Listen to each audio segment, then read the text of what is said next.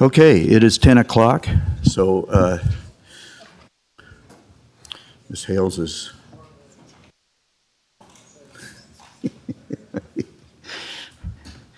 So at this time, I'll call to order the Douglas County Board of County Commissioners meeting for August 17, 2023.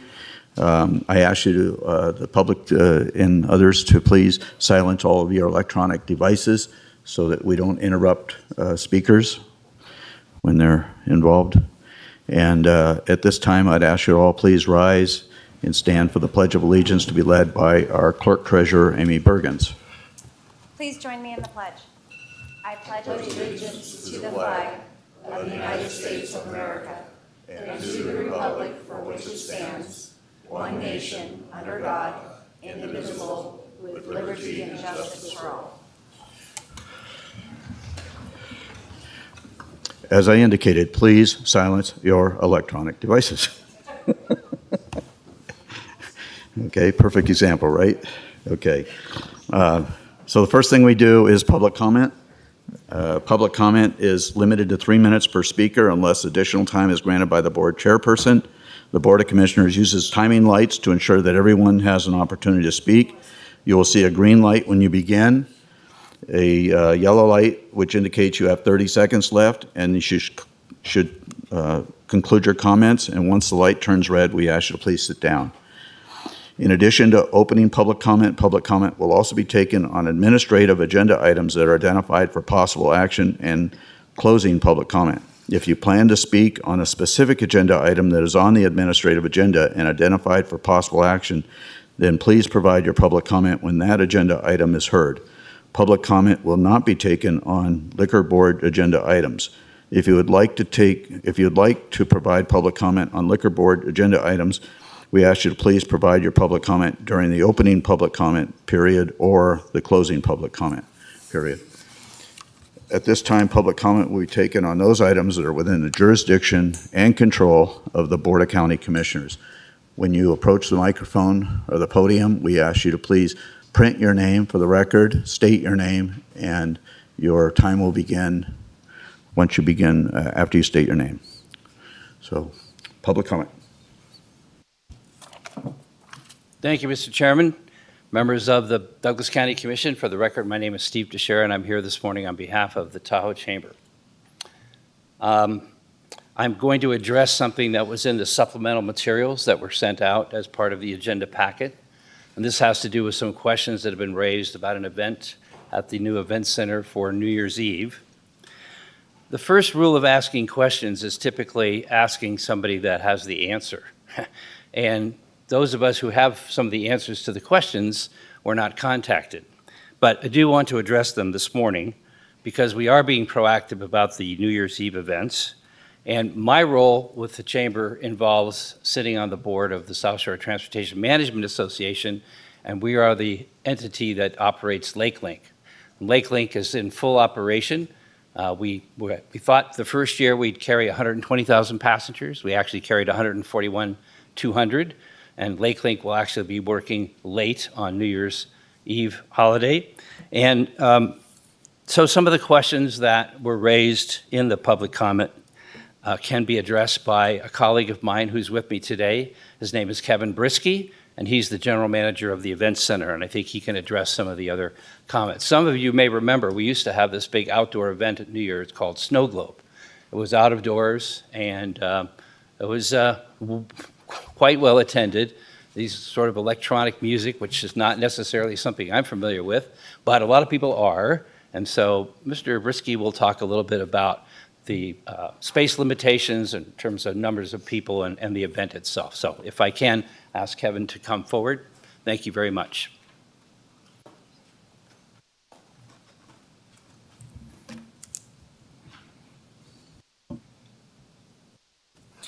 Thank you, Steve, and thank you, commissioners, for letting me speak today. My name is Kevin Brisky. As Steve mentioned, I'm the general manager of the Tahoe Blue Event Center, and I thought with this item on the supplemental agenda, this is a great opportunity. I know I've met some of you before, but haven't had the opportunity to meet everyone, so a great opportunity to introduce myself. And I've been in the community since September 2021, so it's been a while as we've been getting this open here. I have had the pleasure of living down here in Gardnerville since then and have really enjoyed my time. The community has done an amazing job, really, with all the activities they put on and everything. It's been a great, almost 2 years, I can't believe it's been that long, that I've been here and really had an opportunity to really enjoy the community and get involved in a lot of the community things. So as Steve mentioned, to address not only the New Year's Eve show, but really all the shows we do, we will work very closely with all of the entities that go to put a show on, one of those being law enforcement. And we work very closely with Captain Duffy up there and his team to make sure that we do take care of all the work with all the law enforcement, have proper security and staffing needs. And to address one of the questions, that is all paid for by us at the event center. So when we put on an event, all these expenses are factored into putting on an event. None of this becomes an expense of the county or of the residents. All of this is factored into our budget when putting on any show, not just those shows. So that's something we take into consideration. As Steve mentioned, Snow Globe was an event that everyone thinks of when they think of New Year's Eve and this type of an event. Snow Globe was outdoors, and from what I understand, and I hope this information is correct, that was a 15,000 person event. I think everyone here is aware that our event center does not hold 15,000 people.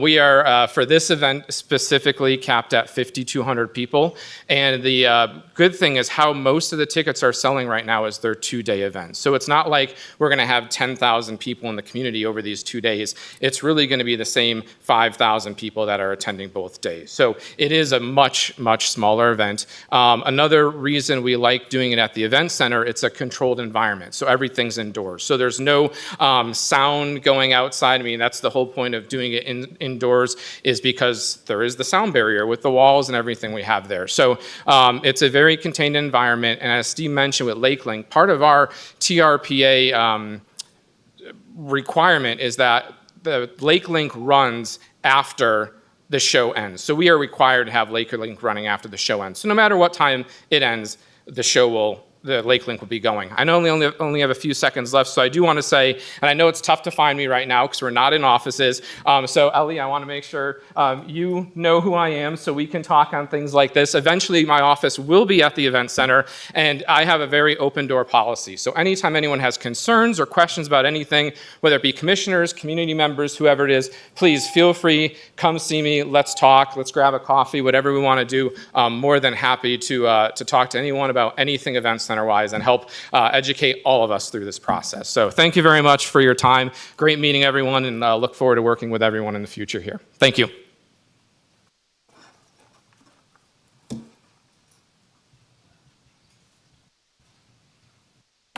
Good morning, Ellie Waller. KGO ABC7 made a mistake stating $3 billion for invasive species.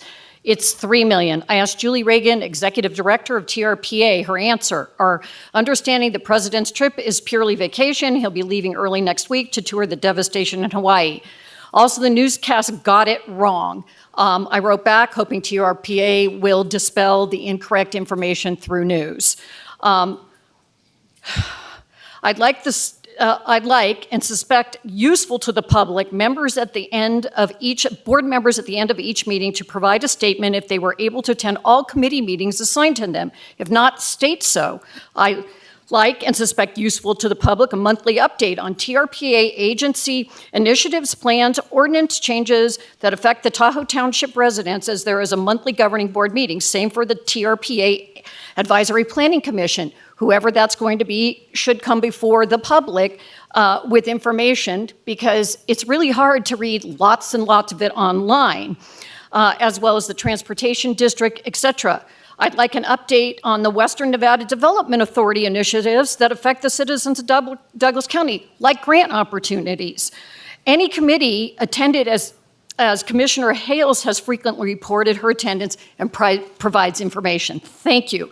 I'm hoping the BOCC will provide a clear and concise expectation and a presentation for possible action on what exactly they want out of the Vacation Home Rental Advisory Committee. As a member of the public that attends all those meetings or provides comment, direction was not clear. My opinion, let the policy go a year, keep notes on issues, and revisit later.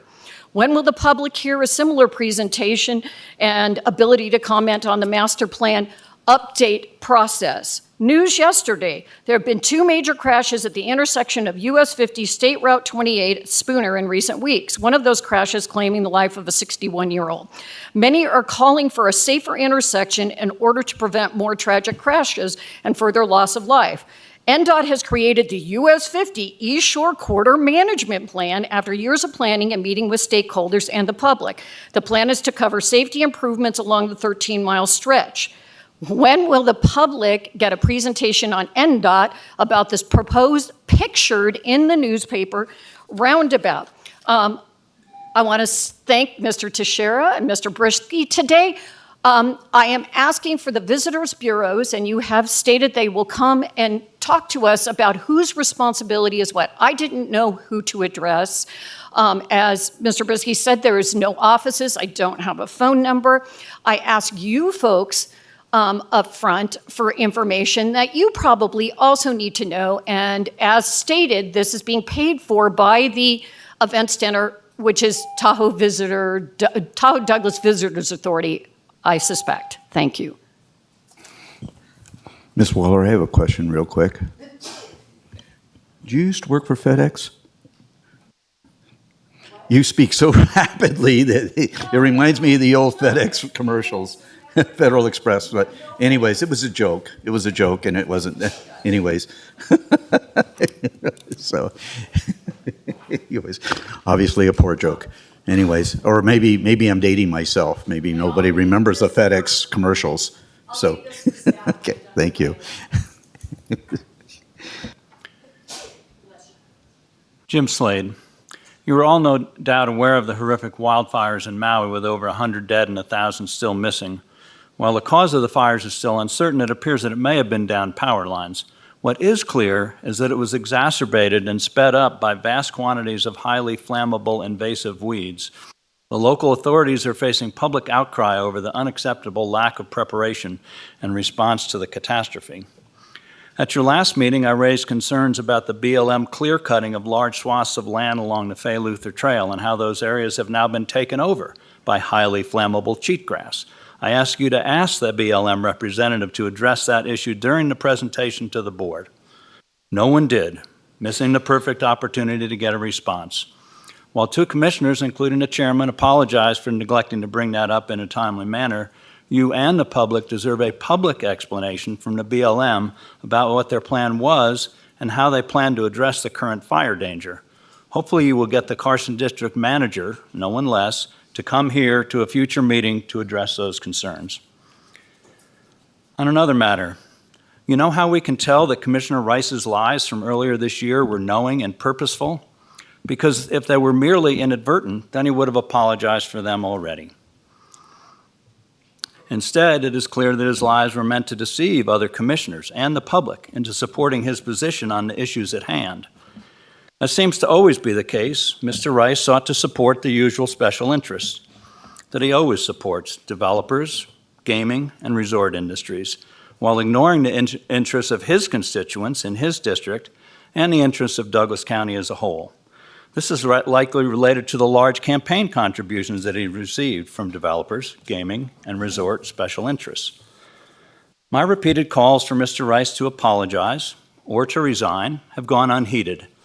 Apparently, he prefers to be called out publicly for his blatant, purposeful lies every month rather than to apologize once.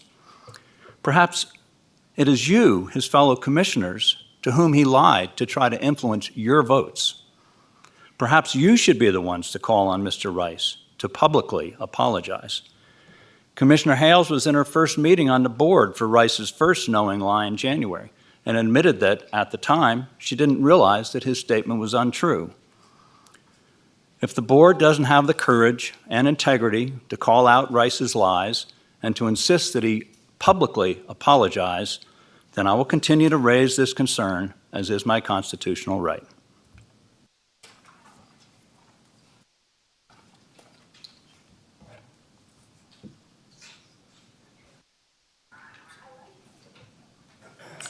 Good morning, Commissioners, Chairman Gardner.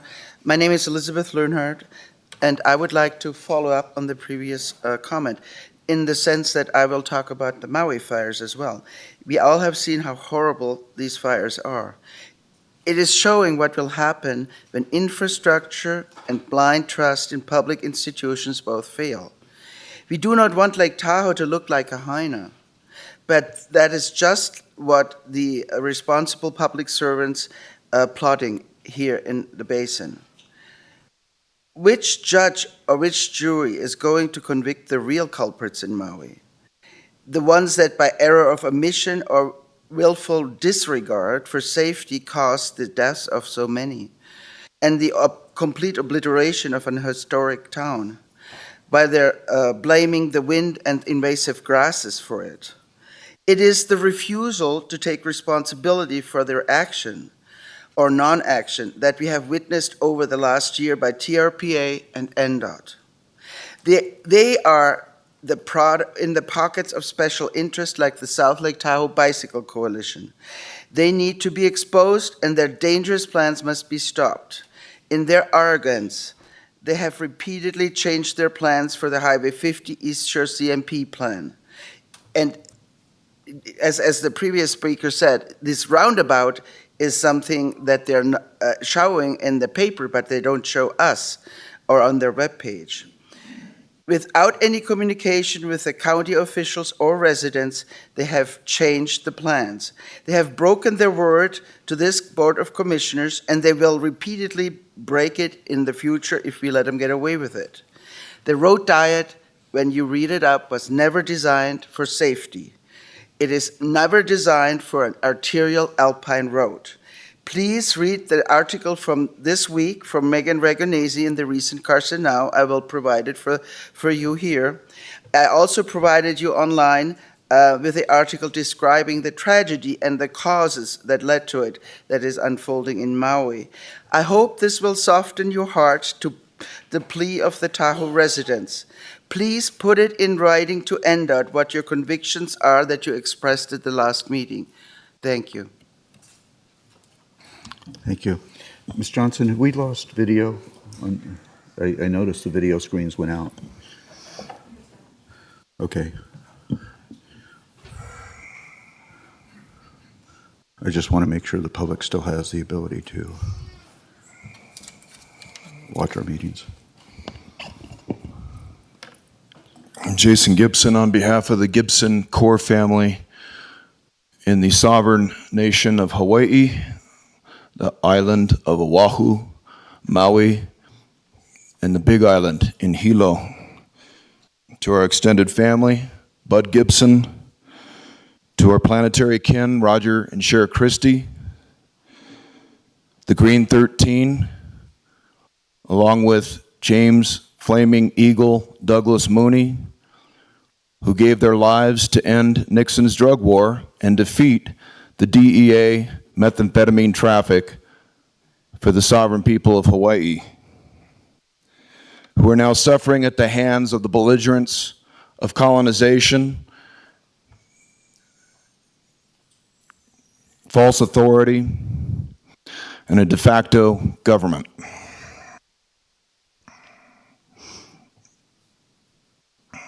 They're doing the same thing here in Douglas County. Same kind of maladministration of our forests here in the Tamarack fire. It's the same thing. You follow the money. The longer it burns, the more money they make. Follow those trail dollars. You know, the ones that were administrated with the American Rescue Plan Act for American Rescue. It ain't for American Rescue. It's lying in the pockets of government, and they all know it. Made a fundamental error in last meeting.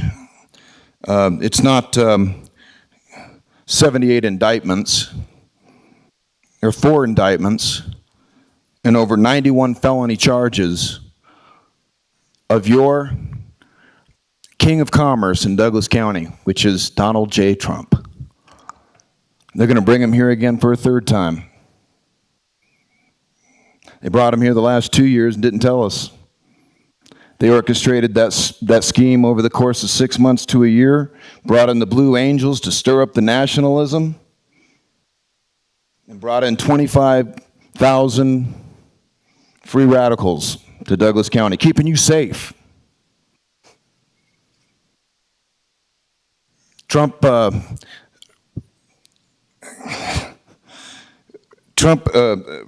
in a public statement is on the record as saying that Dan Coverly and Sheriff Bob Songer are the ideal sheriffs of America, that every law enforcement organization in America should be like Coverly's criminal enterprise in Douglas County. We found over 800 officers in Washington under Songer and his associates on the Brady list. They brought those Proud Boys up there and said, we're not going to enforce your gun safety legislation. I want to pull item R, Stephen Mr. Walsh's Gibson. administrative report Thank you, Mr. Gibson. for You've fraudulent exceeded your- maladministrative practices. Thank you.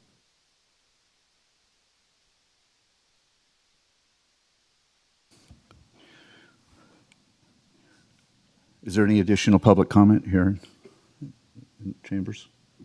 Sensing none, we'll bring it back to the board. Thank you very much for your public comment. Approval of agenda for possible action, approval of the proposed agenda. Entertain a motion to approve the proposed agenda as presented. Okay, motion by Commissioner Rice, seconded by Commissioner Noasad to approve the agenda as presented. Sensing no discussion, all those in favor signify by saying aye. Aye. Motion passes 5-0. Go to approval of the previous minutes for possible action discussion to approve the draft minutes of July 6, 2023 and July 20th of 2023. Regular meetings of the Board of County Commissioners. Entertain a motion to do such. So moved. Motion by Commissioner Rice, seconded by Commissioner Hales to approve the draft minutes of July 6th and July 20th, 2023, regular meetings of the Board of County Commissioners. Any additions, corrections? Sensing none, all those in favor signify by saying aye. Aye. Motion passes 5-0. At this time, we will recess as the Board of County Commissioners and convene as the Douglas County Liquor Board. The Liquor Board consists of the 5 commissioners plus the addition of our County Sheriff, Coverly. So this will have 6 votes available. I'll go to item number 1 for possible action, discussion to approve the on-site retail unrestricted liquor license for the Grill Next Door LLC, DBA The Grill Next Door, represented by owners Jennifer and Daniel Frederickson. Jennifer and Daniel Frederickson have signed a waiver of notice of hearing. The Grill Next Door is located at 1267 Highway 395, Suite K, Gardnerville, Nevada, being presented by Captain Duffy. Mr. Duffy.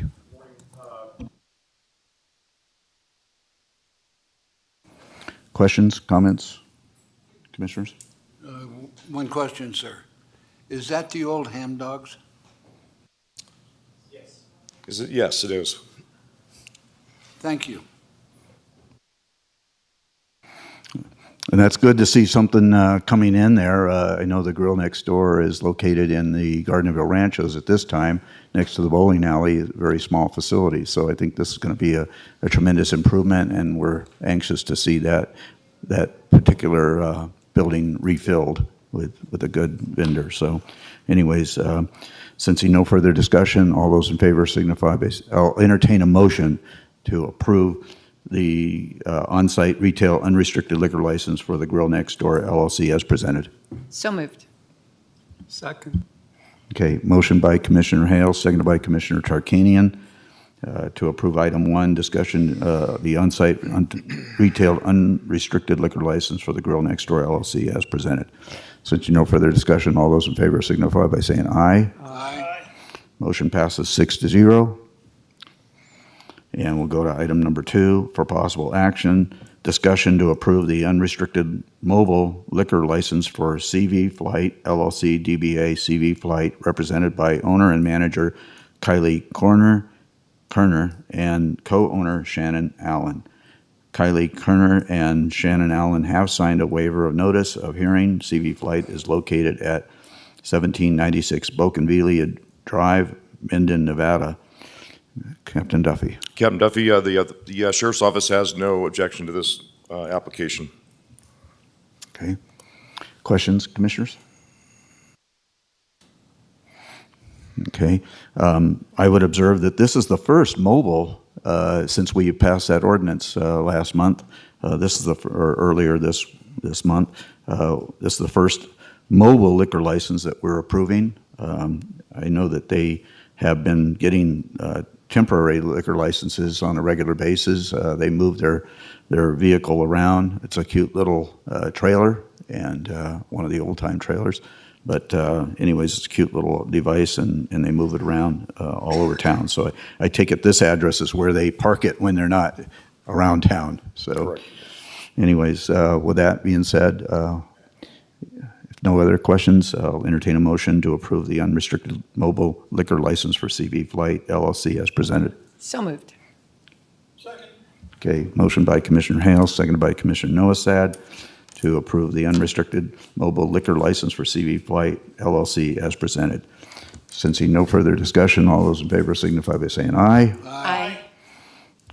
Motion passes 6-0. Thank you very much. We appreciate your attendance. Thank you. And so with that being dispensed with, we'll now adjourn as the Douglas County Liquor Board and reconvene as the Board of County Commissioners. Consent calendar. Entertain a motion to present to approve the consent calendar as presented. Mr. Chairman, I move that we approve the consent calendar items A through X.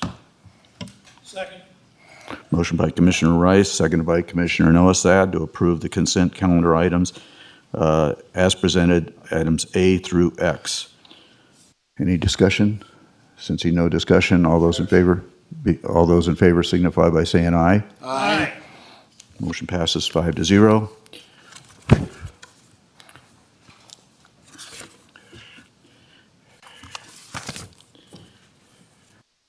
Okay, we'll now go into the administrative agenda, and we'll go down front to do this. This is the, item 1 is for presentation only, ceremonial presentation of proclamation 23P-076.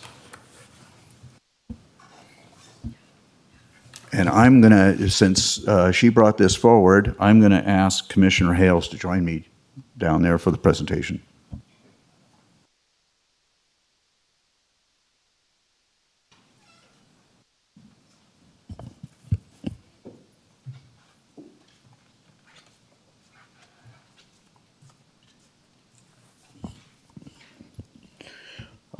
As I hope you understand the process of this, we had an incident occur, well, an incident that happens every year, the 4th of July celebration in Lake Tahoe that wound up the public dispensing around 8.3 million pounds, or 8.3 thousand pounds? 15, okay, well, I'll get this. Okay. Anyways, a large amount, 6,318 pounds of litter. And so this volunteer group took the opportunity to clean that beach up. And so we're proud of that, and we want to recognize them for that effort. And that's the impetus of this proclamation. So I'll read the proclamation.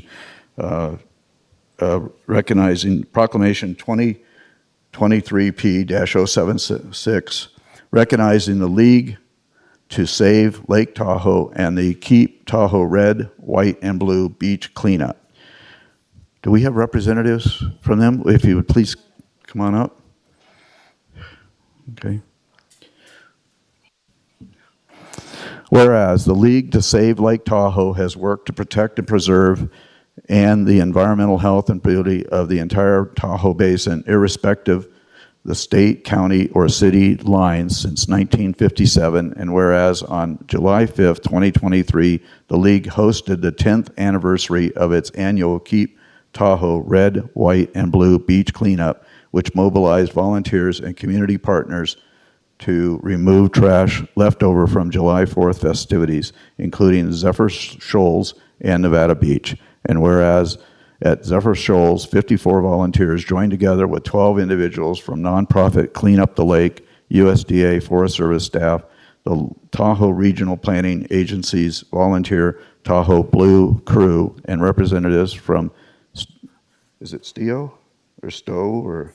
Stio, okay. Mountain Studio in South Lake Tahoe to remove 6,318, I guess 8 million pounds would have been excessive. Okay, wow, that would have been that would have been too much. Okay, not that this isn't too much. 6,318 pounds of litter from the beach, forest, and near shore underwater area, thereby preventing this pollution from further impacting the natural environment. And whereas at Nevada Beach, 93 volunteers worked alongside representatives from Mananalu Pure Water. How's that? I did spend 8 years in Hawaii, so that I mean Mananalu Pure Water, Tahoe Recreation, and Bally's Lake Tahoe Casino Resort to remove 1,550 pounds of litter from the beach, parking area, and trails. And whereas the litter data gathered at this and other league cleanup events stretching back more than a decade have led to litter prevention policies, improved land management, and heightened awareness and public engagement to address the pollution challenges facing Lake Tahoe. Therefore, be it proclaimed by the Douglas County Board of Commissioners, along with Douglas County staff and residents, we recognize the League to Save Lake Tahoe for their time, dedication, coordination for the last 10 years of the Keep Tahoe Red, White, and Blue Beach Cleanup, adopted the 17th day of August 2023, Board of County Commissioners, signed by myself and attested to by our Clerk Treasurer, Amy Bergens.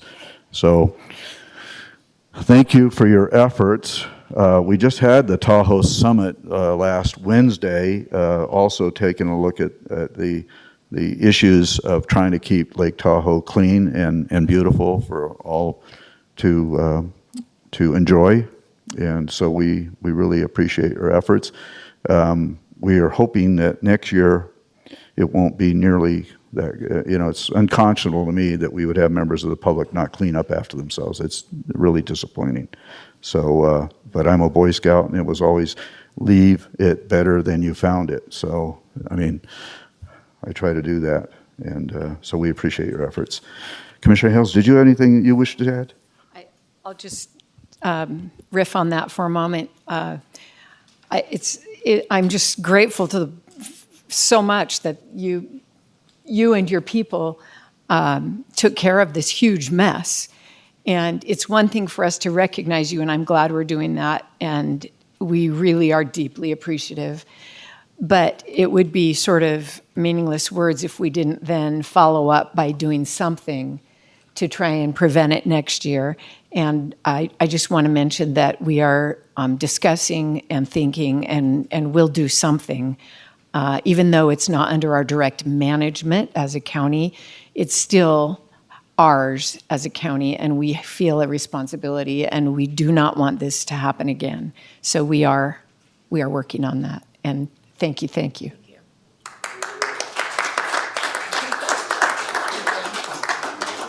Microphone is yours.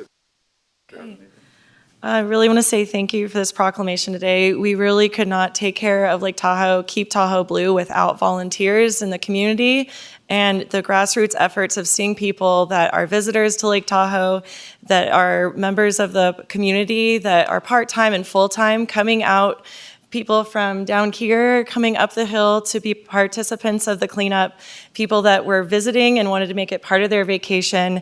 It was really great having conversations. I'm proud to have been organizing this for the past 10 years. I couldn't do it without our volunteers, our staff, our business partners, our county. Thank you to Douglas County for support. And it's really, really awesome. And I'm so proud to see everybody coming together to keep Tahoe Blue, and really want to give kudos to everyone that was a part of it. So thank you so much, and we'll continue to protect the lake and make changes for next year to make it better than we saw this past year, and leave it better than we found it is always the message. And I always like to pitch, choose reusables and think about what you're purchasing. Your buying power makes a difference, and that those single-use items, is there a reusable option instead? So we don't even have that trash generated. All right, thank you.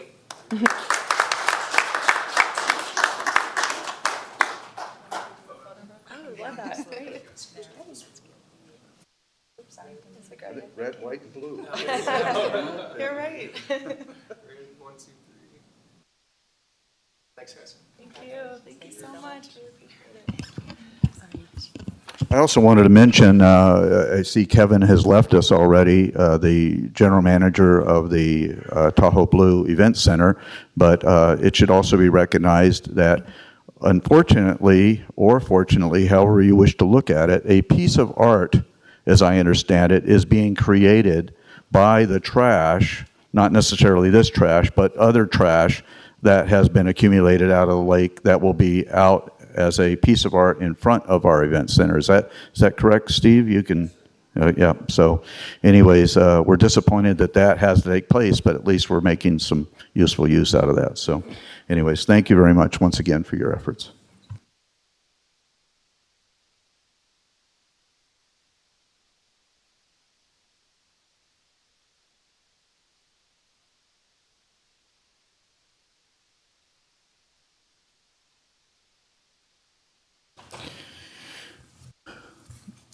Okay, we're going to go in now into the item number 2. I did want to recognize we have an item on the agenda that's item number 6. I know we have some people that are here to speak directly to that, members of the public, and so what we're going to do is we're going to move through the agenda, but if we get through item number 5 by the time noon rolls around, then we're going to take a break for lunch at that time so we can come back and devote the necessary time to that issue. So that may be noon, that may be shortly before noon. It all depends on where we are, okay? But we're looking at probably coming back around the noon, the 1 o'clock hour to tackle that item. So anyways, I just wanted to let members of the public know how this is going to play out. So now we'll go into item number 2 for possible action discussion to nominate a lay member to the Tahoe Regional Planning Agency, TRPA, Advisory Planning Commission for a 2-year term effective August 17, 2023 through May 31st, 2025 in accordance with the TRPA bi-state compact. This is being presented by our County Manager, Jennifer Davidson. Ms. Davidson. Thank you, Mr. Chairman, members of the Commission, Jennifer Davidson, County Manager for the record. This item again appears on your agenda at your direction. We do have a vacancy for the TRPA Planning Commission. This is a citizen representative to be appointed by the County Commission. At your direction, we did advertise this position in both the Tahoe Tribune and Record Courier and issued a press release calling for applications. We did have 3 individuals respond to that call for applications. Their information is included in the packet for your reference. Unfortunately, Mr. Alling indicated he was not able to be present today.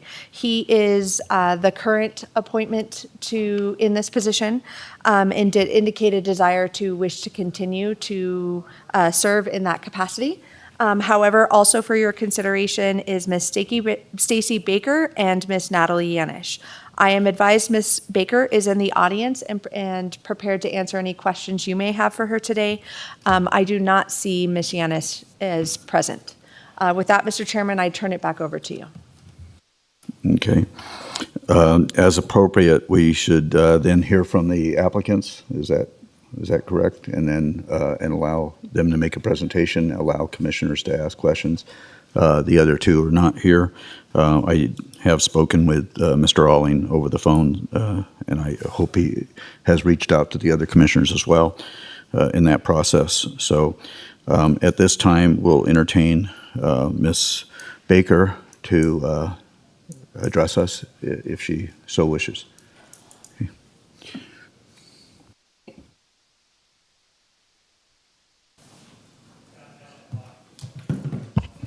It's still morning. Good morning. I am Dr. Stacy Baker. I am a veterinarian. I am licensed in both California and Nevada. In Nevada, I'm one of the first 1,000 veterinarians ever licensed. I have resided in both states, but I'm a 30-year resident of Douglas County. If you have any questions for me, I'm happy to entertain them. Very good. Commissioners, any questions? Commissioner, no, Commissioner Tarkanian. I think, Stacy, you should address some of the things that you would do on the board or what you'd like to do if you were on the planning board. I think this commission would like to hear that. Thank you. I have been a 30-year resident here. I've raised my family here. We are Nevadans. My daughter just matriculated into UNR School of Medicine. I have extreme concern about how the TRPA is doing things. It has radically changed in the last 5 years.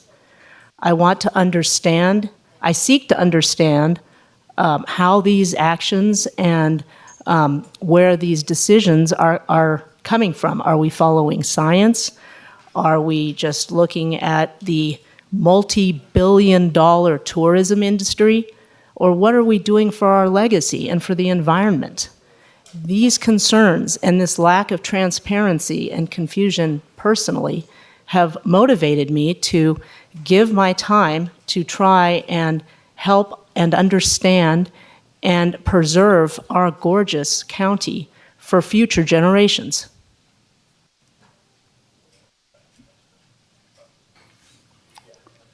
Commissioners, any additional questions? Commissioner Nosat? No? Commissioner Rice? Excuse me, I need to disclose that I've known Stacy for a good number of years, and she brought a tuxedo cat into my life 18 years ago, and that sucker's still running around. So thank you for that. And I sometimes make jokes about my monster cat, but so I need to disclose that I've known Dr. Baker for a very long time. And that has nothing to do with my decision today. I'm happy being called Stacy. That's perfect. And that's kind of my platform, is a platform of kindness and understanding and how we can all benefit.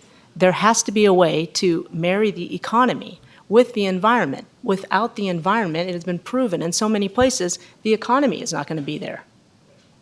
And this is a legacy for all the little Rices and little Bakers and everybody else that we have. It's a legacy. So I implore you to please consider. I understand scientific process very clearly and very keenly. And I want to be sure that we're all kind of doing the right thing for the environment and for the denizens that reside there. Thank you very much, commissioners, unless you have any more questions. Commissioner Ailes? Okay. Thank you very much for your presentation. Thank you, sir. We will now open this up to public comment. Ms. Davidson? Thank you, Mr. Chairman. I just received an email communication and have been advised that Ms. Yanish indicated that she had intended to be available to speak to the commission today. She believed there would be an option for her to participate via Zoom, and we think there may have been a miscommunication. So I don't want her absence and non-attendance in this meeting today to reflect on your decision. I genuinely believe she would have made herself available for questioning, and certainly I would ask that you take that into consideration. Thank you for that information. Thank you, Public comment. Mr. Chairman and members of the commission. Steve DeShare for the record. I'm here this morning in place of Mr. Alling, who I know was on a family vacation, just to say that I serve with Mr. Alling on the TRPA Advisory Planning Commission. I think there's some confusion about the role of the APC, which is pretty limited. The APC does not vote on projects. The APC is really a technical advisory committee. We do a lot of work on code amendments and things like that, and advise the staff and the governing board on those types of things. I think when you look at the resumes in the packet, it's clear that Mr. Alling's resume is superior. No offense to Dr. Baker nor Ms. Yanish. I do not know Dr. Baker. I certainly know Ms. Yanish. But I do believe that this board and this county would be well served to reappoint Mr. Garth Alling to the Advisory Planning Commission for another 2-year term. Thank you. Thank you. Additional public comment?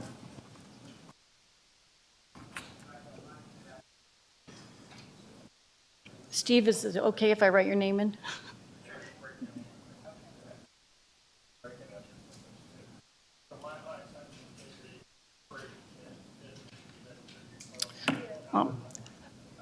Good morning. Ellie Weller, I have no recommendation. All candidates are suitable. Just as I stated earlier, I hope in the future our APC assigned member will come visit this board often with the proposed code amendments. It's much like our planning commission.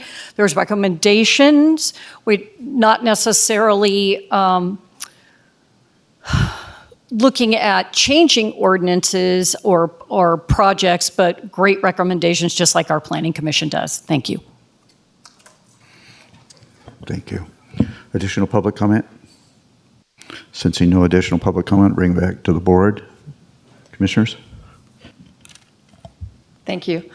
I am pleased to have been able to read about all 3 of these candidates and grateful for their willingness.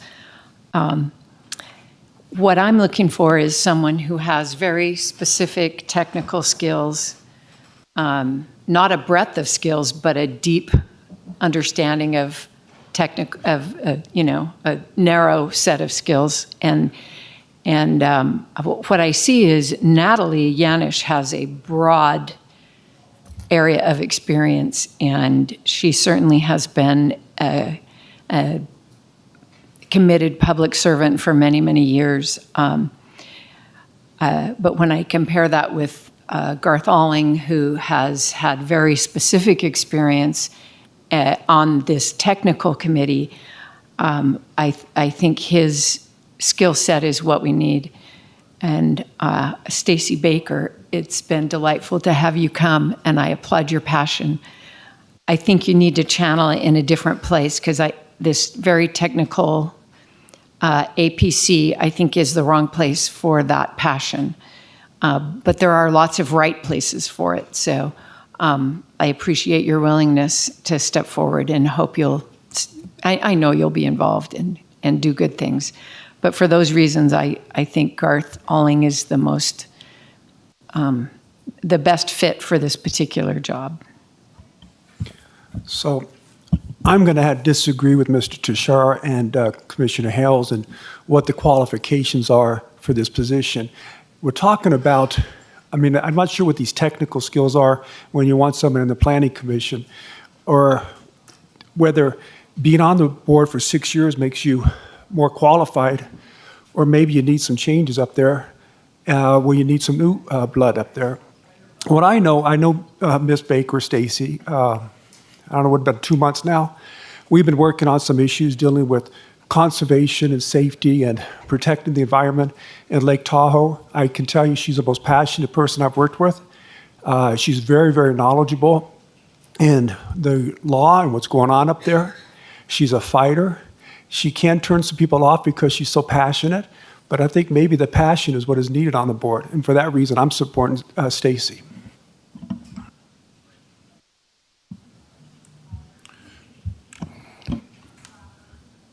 Well, as usual, my friend, the commissioner next to me, stole my thunder. I agree with what he said. Commissioner Rice? Thank you, Mr. Chairman. I've known 2 of the applicants for a very long time, and I highly respect both of them. But seeing the qualifications of Mr. Alling, I'm in support of returning him to the position that he's held for the last 6 years. Thank you. So we tackled this a month ago, I suppose, regarding the appointment, and Mr. Alling presented himself to us and made a very good presentation at that time. And I was inclined at that time to go ahead and reappoint him to that. The commissioners wanted to take this back out to a public search, and so we went ahead and did that, and we've come up with 2 additional names, but I don't see where they outweigh Mr. Elling's experience and knowledge on this board. And so I'm inclined to go in that direction as well. I appreciate what Ms. Yanis brings, and I appreciate what Ms. Baker brings, but I'm not inclined to turn away Mr. Alling at this point in time. Anyways, that's where I sit. So anyways, with that, if there's anything else that the commissioners wish to share, I'll entertain a motion otherwise. I move that we appoint Garth Alling as a lay member to the TRPA Advisory Planning Commission for a 2-year term effective August 17th through May 31st, 2025. Okay, so we have a motion by Commissioner Hale, seconded by Commissioner Rice, to appoint Garth Alling as the lay member to the Tahoe Regional Planning Agency, TRPA Advisory Planning Commission for a 2-year term effective August 17th, 2023 through May 31st, 2025, in accordance with the TRPA by state compact. Any other discussion, gentlemen and ladies? Since none other, I'll entertain a vote. All those in favor signify by saying aye for Garth Alling. Okay, and I'm sorry, I didn't. And those against the motion? Against, no, whatever you want to call it. Okay, so we have a 3-2 vote to reappoint Garth Alling to the board to the TRPA Advisory Planning Commission. So, once again, thank you, Ms. Baker, for indicating your interests. I hope that you heard what Ms. Hales had to say in regards to continuing your involvement up at Lake Tahoe. So, thank you very much. Okay, so Mr. Alling has been reappointed. We'll go to item number 3 now, for presentation only, introduction of ordinance 2023-1622, a zoning text amendment to Douglas County Code DCC Title 20, updating Chapter 20.50, Floodplain Management, and Title 20, Appendix A, definitions and other related matters, being presented by our Community Development Manager, Director Tom Dallaire, and our Stormwater Manager, Courtney Walker. Oh, okay, I was wondering, okay, so you've been hiding in the hallways. Okay. Or lurking in the hallways, however you want to have it. So. Sorry, Chairman. Welcome to our meeting. Thank you, Chairman Gardner. Tom Dallaire for the record. I have Courtney Walker from our Stormwater Division. This ordinance is introductory, so you just had to read it into the record today. It is going to revise our floodplain code section, and I don't know if you have any questions for us about that yet. We did send out a draft version of that ordinance to the engineering community, and we received 3 sets of comments back. And I do have another document that AJ is reviewing right now that has some modifications. It's mainly modifications to the existing code. There's a lot of grammatic errors in the existing code that we're going to propose to fix, and that'll be proposed on the next version that you'll see. But other than that, the Planning Commission did hear it this month and recommended to the board approval 7-0. So I don't know if Courtney has anything else to add. Thank you. Courtney Walker for the record.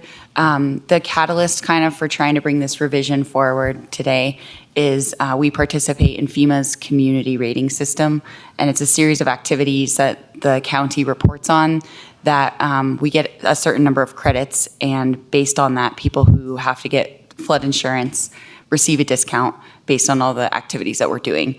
And so they brought to us an issue with the ordinance in regards to manufactured homes. And basically, all we had to do was change an or to an and then we're back into compliance with the program. So we made a couple other minor changes just to try to get some additional credit and clean up a few kind of nuisance things that needed some clarity. So that's really the reason for our timeline is we're currently going through the 5-year audit. And in order to continue to participate, we had to make that very minor change. But I guess it's very important in the eyes of FEMA. So with that, we can take any questions. Just goes to prove that words are important, right? There's a huge difference between shall and may also. People don't understand sometimes, you know. So anyways, commissioners, any questions at this time for the? Go ahead, Commissioner Hales. No question, a comment. I don't know, do I need to, I shared a comment with County Manager Davidson. Should I share it here or is it? Okay. I am not a fan of acronyms. I mean, sometimes you have to use them because it's just incredibly burdensome and unwieldy to use them again and again and again. But as I was reading through this and trying to get a feel for this, the acronyms, I don't know if you say CLOMR, C-L-O-M-R, and LOMA and LOMR-F. There's a paragraph that has those as a title, but they're not spelled out in that paragraph. And I had to kind of really dig to find out what it is in there, but I think maybe if you add the full title, you know, spell out the acronym, maybe in that paragraph, and maybe even add that to the definitions. I don't know. Just make it easier for the person who isn't very familiar with those acronyms to access what they are. But I think this is great, and that's a minor comment, and do with it as you will. Thank you for that feedback. I think you have to look at Appendix A in the Title 20, and I don't know if did you look in there? And okay. I did notice that it was in Appendix A, Yeah. but if you have to go to an appendix to understand what the thing is saying, it's better embed it once or twice. I mean, it's only going to take a couple lines to do that. Not throughout the whole thing. That would be cumbersome. But. Yeah, we can go back and double check. That's what we offered to Jen as well. I can add that to the red lines. And I want to get at least one supplemental copy of that out to the public because I did highlight all the changes between what we presented to the Planning Commission and what we'll be presenting to you next month.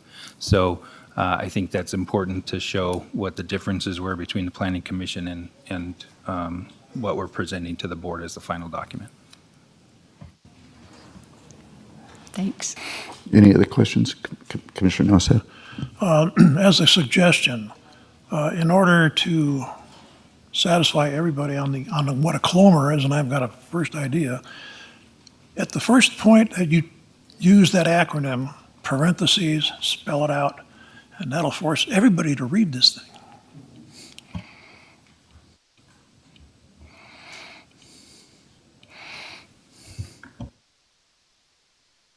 Thank you. I haven't read this entirely, but is FEMA even described in its total?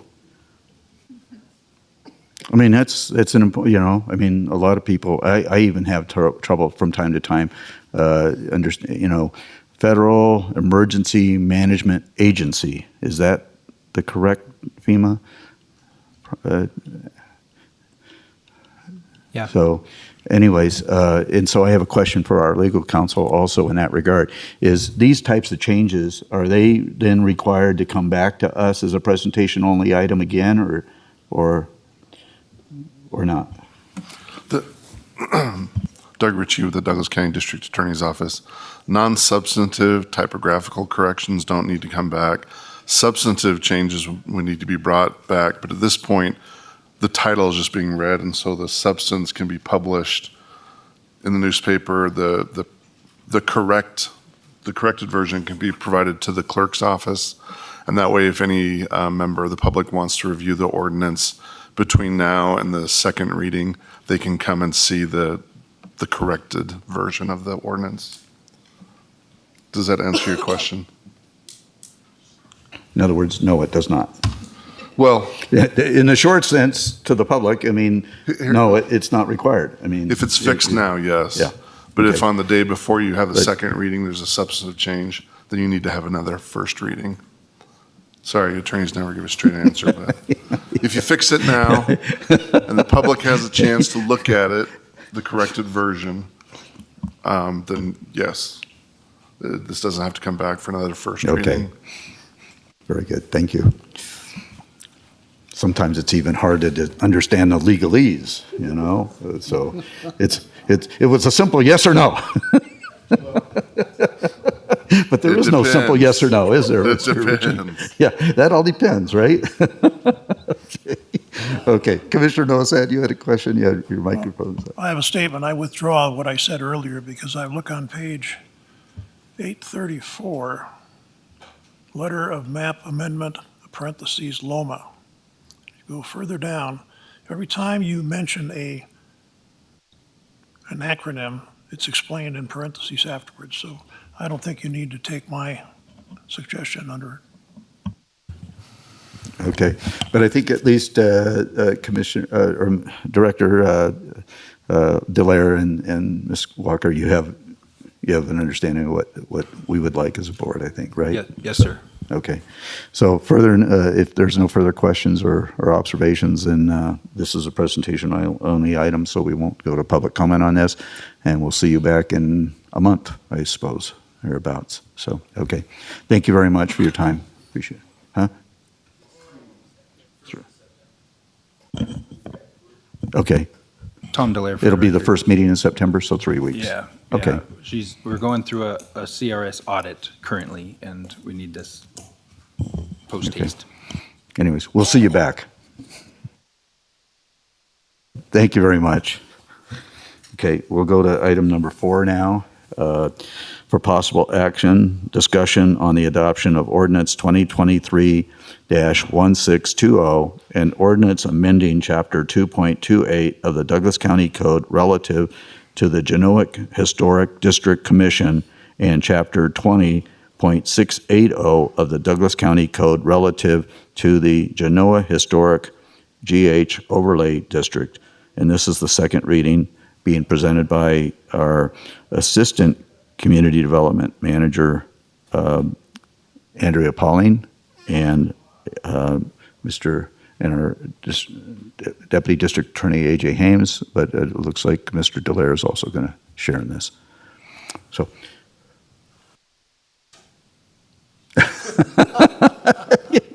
Whatever. I'm sure he'll correct you as you go through this, though, right? So, anyways, okay. Thank you. You may proceed. All right, good morning, Commissioner. Is it still morning? Yeah. Good morning, Commissioners. This is Andrea Pauling, Community Development for the record. This is the second reading of this ordinance, and so we're going to go through this piece by piece today. AJ and I had discussed maybe being able to go through each of the new parts and maybe pausing at those parts for questions so that we can do that as we go through it instead of waiting until the end. But I am open to however you want to do that. I did want to throw in this Genoa Historic District overlay map so you have a better understanding of what the Genoa Historic District Commission is, what they oversee. As you can see on this map, you guys will have a better map in your packet. This is a little squished. We apologize for that. You'll see that those bold purple outlines, the neighborhood commercial and the public facilities, are the only areas that the Genoa Historic District Commission oversees and can make decisions on. So I just wanted to make sure we clarify that. Sometimes there's some confusion. We've been working on this code for quite some time now, and the public even had some confusion on what their oversight is. So I just wanted to make sure that was clear. All right, so we wanted to give you a little bit of history on the historic district, kind of when it began and some of the some of the issues that had come up throughout. I know you guys had some questions when we first read this in July, so I'm hoping this will answer some of those questions as well. I also know that we have our town manager of Genoa here today, David Qualls. We also have a member of the Genoa Historic District Commission, Miss Marion Basser. She's our vice chairperson. She's here today as well. I know they're going to want to come up and speak, and if you have questions for them that I might not be able to answer, they are here. All right, so in February of 1974, bear with me, I'm going to read this to you. In February of 1974, Ordinance 212, you're going to find this on page number, oh, not yet, sorry. This is in my staff report, but so in February of 1974, Ordinance 212 is adopted, and it was establishing the Genoa Historic District and the Genoa Historic District Commission. The purpose is to preserve and protect buildings and places of historic interest within the Historic District of Genoa and that are zoned for non-residential use. So that's something very key here. This is for non-residential use. That's the neighborhood commercial and the public facilities that I had discussed. In January of 1991, the Genoa Historic District adopted the Genoa Historic District Commission Information Guidelines and Regulations. We referred to this last time as the Little Brown Book. So they adopted it. However, that Brown Book was never formally approved or adopted by the BOCC. So again, this is why we're trying to get all of these codes and regulations within our Title 20 to streamline it and make it a little bit more clear for our public. Between the years of 1991 to 2021, property owners gradually stopped following the guidelines of the Brown Book. The GHDC was unable to enforce rules that were designed to preserve and protect the historic buildings and places within the historic district. Again, why we started talking about getting this into Title 20. April 28th, 2021, again, before my time, there was a rather large meeting at the CVIC Hall. The GHDC held this meeting with Douglas County to begin discussing these revisions in chapters 2.28 and 20.680. It was designed to incorporate aspects of the Brown Book into county code, and the GHDC at that time heard and considered significant public comment, from what I understand, and I did listen to those minutes, and it was rather lengthy. So just a little continued history. This is when I came into it, AJ and I. December 14th, 2022, we held a second meeting, and we were not in attendance at the first one. And at this time, we proposed updates to the county code that Sam Taylor and the GHDC had discussed in 2021 with Sam Booth at the time. The GHDC again heard and considered a lot of that public comment at the time. In April 2026, 2023, we again did a third meeting and we proposed the updates of the county code. We heard public comment again, discussed it, and at that time, the GHDC members approved the proposed changes, and they moved 4 in favor, 0 not in favor, and 1 was absent to recommend them to the Planning Commission, and then on to you guys for approval. June 13th of 2023, we proposed the county changes, presented it to the Planning Commission. We heard from staff, listened to public comment, and the Planning Commission did approve and propose the change with minor changes and moved 7-0 in favor. And then they recommended it for, again, your approval today.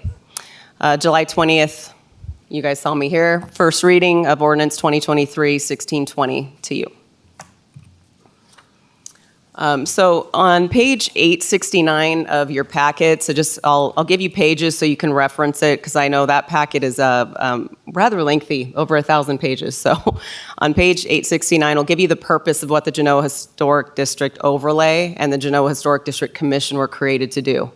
And they were created to promote the general welfare of the inhabitants of Genoa, Douglas County, Nevada, through the preservation and protection of historic buildings and places of historic interest, through development of an appropriate setting of these buildings, places, and districts, through the stabilization and improvement of property values, through the promotion and use of this historic area for the education, pleasure, and welfare of the people, through fostering civic beauty and pride and heritage of Nevada's oldest town, and through providing the objective criteria whereby the district and structures therein may obtain other recognition and funding or tax credits if available and desired.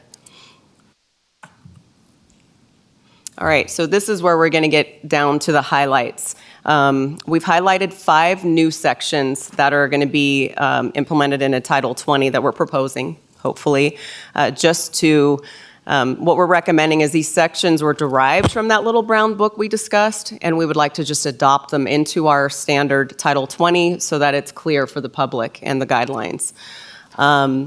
So as of right now, we're looking at signs, lighting, fences, color, and pamphlet of examples, which is similar to that little brown book, but we would like to bring this forward today as we do the highlights.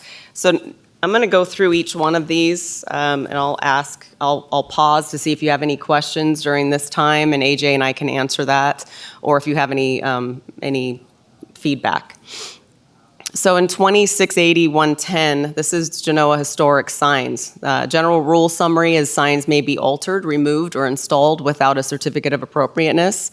All signs must have a design in keeping with the character of the historic district and the building in which the signs direct attention. Something I want to bring to attention, the certificate of appropriateness, we talked to you guys about this a little bit last time. That's something that the Genoa Historic District, it's an application that the Genoa Historic District gets anytime something is within their purview of that overlay that somebody wants to change, signs, fences, colors, things like that. So that's what a certificate of appropriateness is. And right now, that's being brought to the chairperson and then being brought to me as a representative of Douglas County to make sure we have everything that we need to, plans, photos, things like that, and then it's brought in front of the Genoa Historic District Commission. Ms. Pauling, before you go any further, just a couple of quick questions. Number one, who appoints the Genoa Historic Commission? That's the Board of Commissioners. Yes, that is you. And these members that are on that commission must live within a geographical area of Genoa? Yes. Okay. Now, does that geographical area include the areas of Genoa that we commonly call the lakes or the ranch courses? Or is it just a narrower geographical district? I believe. See, the problem. I think it's narrower than that. The problem is the ordinance or the document you had in here. It only states that first priority is within the town of Genoa. Then you have a second area where it says there's a map, and a third area where it says there's a map. But the map's held in the files in the town of Genoa, but it's not part of this. And it's the same questions I have. I've been told that there's people that are on that can be appointed to this committee that are not, well, definitely from the town of Genoa, and can be even outside the geographic areas of Genoa. Now, you just stated they're not, so I'm getting a little bit of conflicting information. It'd been nice if we'd had a copy of those maps. I'm going to refer to legal on this one for more specifics. AJ, did you want to come up and clarify? AJ Hames from the DA's office. I don't have a copy of the map with me either today, I apologize. But essentially, the town's divided up into 3 zones. And then you'll notice in the ordinance, and this is a continuation from the old code, so this is not a change, but the board can appoint people outside of those zones if there aren't enough applicants. And I think historically, there typically are not.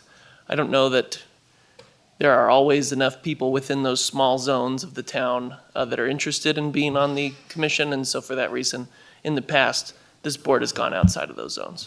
Okay, so I guess, so do you have a copy of the map that we can take a look at? Not with me. Okay, and even if they were sufficient in regards to those representatives, you're saying that people outside those areas can be appointed. So you can appoint somebody like myself from Las Vegas if you wanted to. That was the example that was given to me by one of the constituents. Technically, although I think I don't know that the board has ever done that. I mean, it would be I'll just read the code section. It says, in the event that no person qualified to serve on the commission is available, who also fulfills the conditions set forth in subsections A, B, C, and D, and subsection A is the section dealing with residency. It says the board shall appoint a member at their discretion. So technically the board could appoint anybody. That's what's been in the code for a while. So I do know, for instance, about 4 years ago, I believe it was, Mr. Greg Brown, who lives in Genoa, in the Genoa Lake, Ranch Course area, applied to fill a vacancy, and he was appointed, but that was still technically in what we consider to be the Genoa area. I have sensed that previous boards have worked very diligently and very hard to, probably the same word, to find individuals within the actual Genoa town boundaries, but have ventured out into the Lakes Course and the Ranch Course to find individuals also. I don't believe that I've ever seen or witnessed that they've gone beyond that particular geographical area to appoint members of that commission, but I wanted to, I know that the possibility, but yeah. Just get an answer to that, because you'd made it seem, I think it was you, somebody has stated that they thought that there were people that were appointed outside the districts. Is there an answer for that? This is AJ. I don't know currently. I don't know the current makeup where everybody lives. No, I'm just talking about the historical part of this board. Has they appointed people outside of the Genoa area? Forget the town of Genoa. We know that they're outside that, but the whole Genoa area. And I think you stated when you got up here that you have had a hard time getting enough applicants, so you've appointed people outside this area. Now, Chairman Gardner just stated he didn't think that was the case. I'm just trying to find out what's accurate or not. What I meant was, sorry, this is AJ Hames for the record. What I meant to say was that I believe that in the past, when there hasn't been an applicant available from one of the designated zones, this board has attempted to at least choose somebody who's within the greater Genoa area. I don't know of any past circumstances where somebody outside the Genoa area was appointed. But I do think people who live in the lakes, for example, have in the past served for periods of time. But I don't know for sure who or how long they served or anything like that. Well, let me make this a formal request then. Get us a map of what you consider to be the Genoa area, large enough paper that we can read it. I'm looking at the presentation, or the Genoa Historical District, and there's a lot of colorations and different representations. I would prefer to have it in something I could read. Andrea Pauling for the record. Yes, we will get that for you. We do have it. We just didn't bring a copy with us today. Okay. It does exist. Okay. And we appoint members to this commission just as we appoint members of all of our other advisory boards on an annual basis for selected periods of time, right? They serve at a 4-year capacity. How often, and my other question was a follow-up question to this, is how often does this actual commission meet? Is that monthly, quarterly, annually? What's their general operations? Andrea Pauling for the record. There's not a routine that they meet monthly or quarterly. It is as needed. When applications come in, we set a meeting as soon as possible so that we can post and agendize. Okay. And just who sets up that meeting then? Is that us, or is that the chairman of the historic district, or what? Yes, Andrea Pauling again. So we set it up through Douglas County and the chairperson. So usually the chairperson will contact me. We get it set up, we get it scheduled, we get it agendized. I usually do all of that myself. Yes. And that has to occur within 60 days. So. I mean, obviously, I think if I'm reading the minds of the other commissioners properly, is that we want to make sure that the people that are controlling and constraining this code have a vested interest in that. Okay, somebody that lives in Topaz Ranch Estates, Lake Tahoe, East Valley, Ranchos, they don't have really any skin in the game. So we certainly would want, I think, to make sure that we try to appoint members that have a vested interest in this area and keeping it to the historical aspects that we so much appreciate and enjoy. So, I don't want to speak for the rest of you, but I think I think that's the gist that I'm getting, right? Commissioner Hales, you had? Oh, no, I was just going to point out that in 2.28.050, it talks about meetings. You asked about that. It says they'll be held on a regular day each month unless there are no applications, which I think most of the months there are no applications. And then the chairman must notify an applicant within 10 working days of receiving, and then 60 days to hold a meeting. So it's all in there.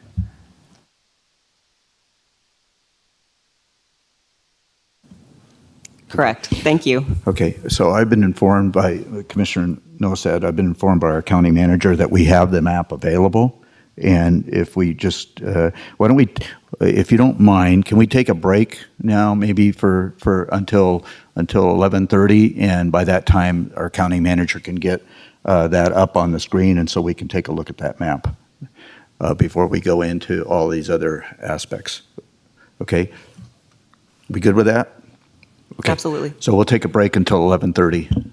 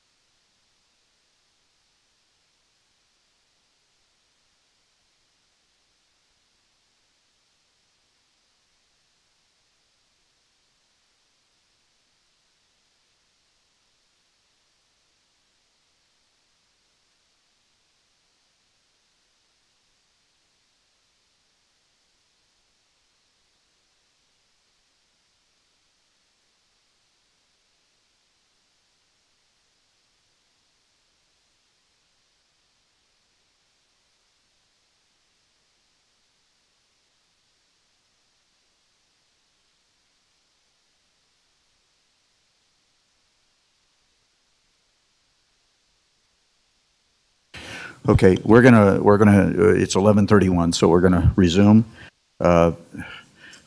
And so I guess before we go into this, there was some concerns by the commissioners that the current process indicates in the selection of those commission members that they had to live within the historic district. No, they didn't have to. There was no requirements. However, so as I understand it, the current makeup of the board, which is 5 members, is all made up currently of members that live within the town boundaries of Genoa. That's my understanding, but perhaps I'm wrong. Andrea Pauling for the record. They live in certain zones of Genoa, our current 5 members, but not all of them live within the historic district of Genoa. I believe our chairperson lives in Genoa Lakes. Just outside the zones, yes. So just to clarify that piece. When he started on the board, he did live within the zones of Genoa, though. Okay, so, yeah, I do know that there have been times where we have had difficulty finding members to serve on this commission outside of this particular map area, and that is allowed by our code, or maybe not code, but by our advisory committee assignment discretion, right? It is by code. Okay. I guess, and I wasn't going to bring this up until our questions at the end, and I don't know if maybe I should just wait until then. It leads me to question why we have the committee if we can't get enough people interested in serving on it. Do you want to bring that up now? You want to let them finish the presentation? And Yeah, I think we should probably finish this presentation, and then that's a more specific question as to whether or not, yeah. Okay, why don't we do that then? So we'll go into, I was just curious about those other questions. So anyways, we'll go into where you left off in the general rule summary, and that's regarding the signs. Is that where we were? 20, yes, okay, thank you.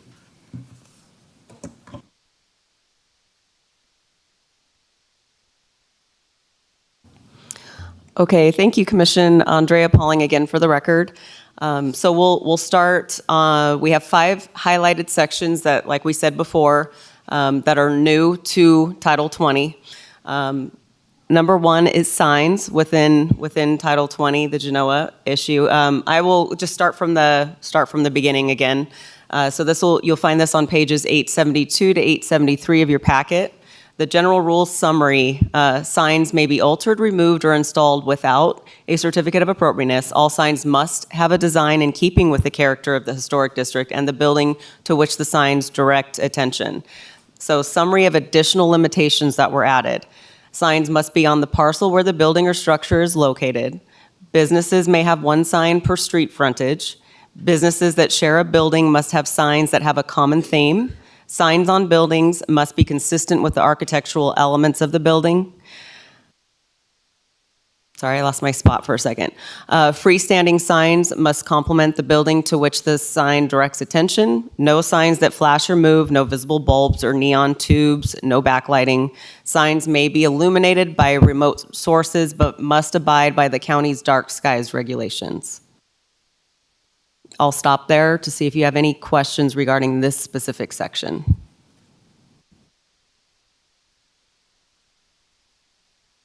Doesn't appear so. I don't see any red lights coming on, so. Okay, our next section that we highlighted was lighting. You'll find this on page 873 of your packet. The general rule summary, exterior light fixtures and lighting may be altered, removed, or installed without a certificate of appropriateness. All light fixtures and lighting must have a design in keeping with the character of the historic district. So a little summary of additional limitations that we threw in there. Lighting, glare, and reflections must be contained within the boundaries of the parcel. No floodlights or other lights which illuminate upwards or horizontally. Light fixtures should match the style of the buildings to which they are attached, and light fixture style must be consistent throughout a building and/or parcel. Any questions regarding lighting in the new section? Or feedback? So I understand these are all historic buildings, so is that type of lighting still available? Should they lose a lighting source? You know, that if you know, do you understand my question? I mean, is there still that type of lighting available, I guess? Yes, we believe it is, and if there's anything that needs to change, they would bring that in a certificate of appropriateness application and bring it in front of the Genoa Historic District Board. So towards the end, we'll explain a little bit, but what we're trying to do is gather a pamphlet for, it's not going to be an exhaustive pamphlet, of course, but it will be, it'll have examples of certain lighting, certain colors, certain fixtures, things like that, just to help those individuals who are going to be changing something within that Genoa Historic District overlay. Any other questions on this one? Okay, the next section that we were adding to is fences. The general rule on this, also on page 873 of your packet, fences may be altered, removed, or installed without a certificate of appropriateness. All fences must have a design in keeping with the character of the historic district. Summary of some additional limitations that we added to this was fences are limited to lesser of 6 feet or maximum permitted heights in section 20.690.030 under F. And 2, no chain link, corrugated metal, plywood, pallet, or barbed wire fences will be allowed. Any questions on that one or feedback? All right, moving right along. Next section is color. Again, also on page 873 of your packet, the general rule on this one, the color of buildings, signs, light fixtures, and fences may not be changed without a certificate of appropriateness. All colors must have an appearance in keeping with the character of the historic district. There was no additional limitations that we added to this one. Questions, comments?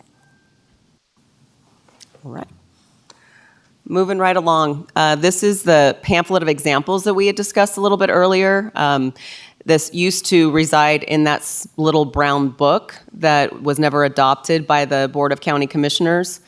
So this will be on pages 873 to 874. Just to summarize this, the GHDC would like to prepare a non-exhaustive pamphlet of examples showing signs, lighting, fences, colors, other exterior architectural features that meet the requirements of the ordinance. Community Development will maintain that pamphlet and distribute copies upon request. This will be a work in progress, not something that has already been built out. It's something that'll be new, and then we would bring this back. Any questions on that one? All right. All right, so just some highlights that we also wanted to go over regarding the ordinance. In addition to the 5 new sections that we just discussed, the ordinance makes small procedural changes and clarifications, just better clarification for the public so they can follow. So within 20.680.035, this is on pages 869 to 870 of your packet, the county may only issue building and similar permits within the historic district if the applicant has already obtained a certificate of appropriateness. So some of the issues, and I'm just going to expand on this just a little bit, some of the issues in the past was the applicants would come to community development and they would submit for a building permit and not go to the Genoa Historic District first.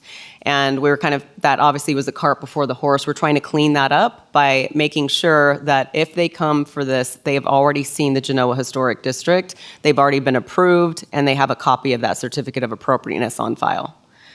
The next section, also on pages 870 to 871, 680, 040, and 060, the county will process applications for certificates of appropriateness and schedule meetings with the GHDC chairperson, and then the GHDC meetings must still occur within 60 days, and I can tell you it occurs in less time than that already.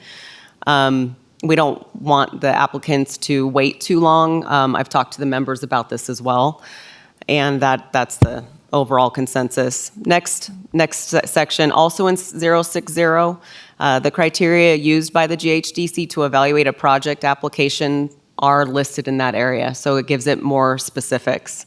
And then under 210, that's page 874, enforcement of this is pursuant to DCC Chapter 20.34. We had mentioned this before, and so AJ and I did clarify this. This is the enforcement of all of the code changes.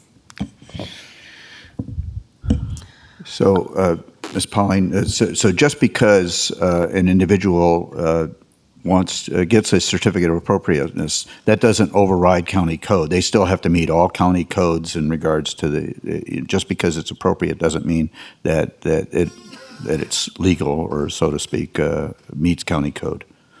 That is correct. The certificate of appropriateness is for the Genoa Historic District Commission to make sure that they're approving the design, the color, those kind of things. If they believe that it's appropriate for the Genoa Historic District, they will still have to bring that to the county and follow county code. Yes. All right. This is in the staff report, page 877. Just putting this in there that we did have findings for the revisions. We were able to make all three of these findings. It's explained a little bit more in the packet.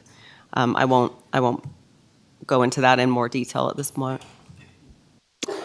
All right. Any questions? We'll leave that open.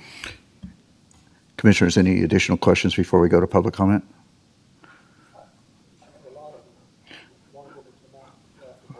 Why don't we go to public comment, and then we can come back and we can ask our questions before we make a motion. Okay. So at this time, we'll go to public comment on item number 4 of our packet. Is there any public comment here?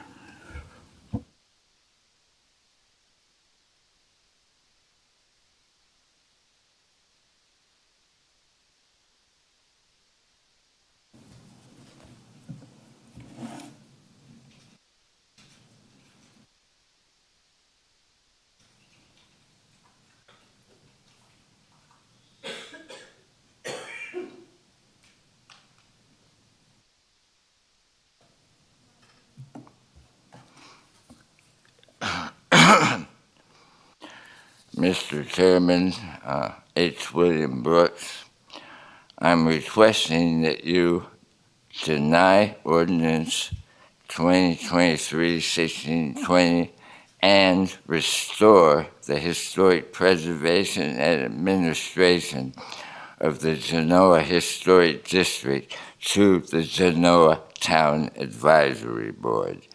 In my 8 decades of Genoa residence and 50 years in the historic district, I have never seen a proposal requiring this type of scrutiny and regulation.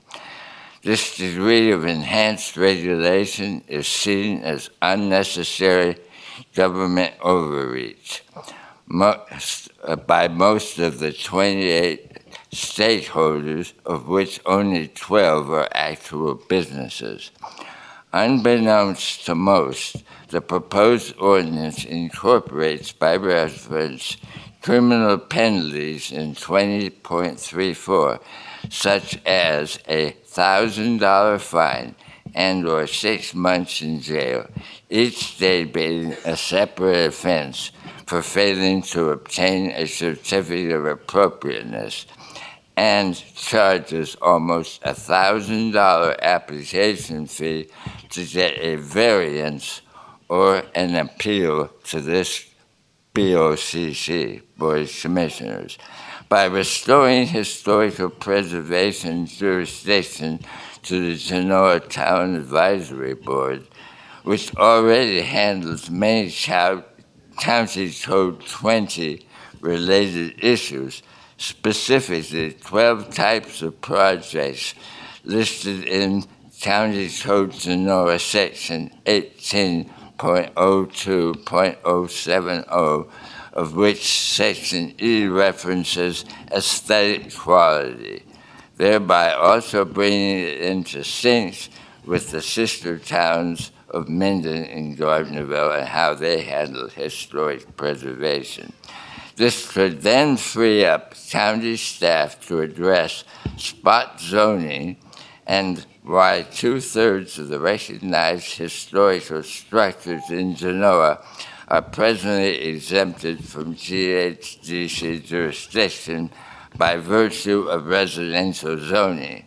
By unnecessarily enhancing this moribund dysfunctional entity, you are allowing non-resident appointees to dictate what color I can paint my house, what type of fixtures I can attach to it, what type of fence I can put around it, what type of wall I can support it, and making me a criminal if I fail to comply. I doubt that you would easily accommodate such an intrusion at your house. Thank you. Additional public comment? Sensing no additional public comment? Oh, okay. Okay, that's fine.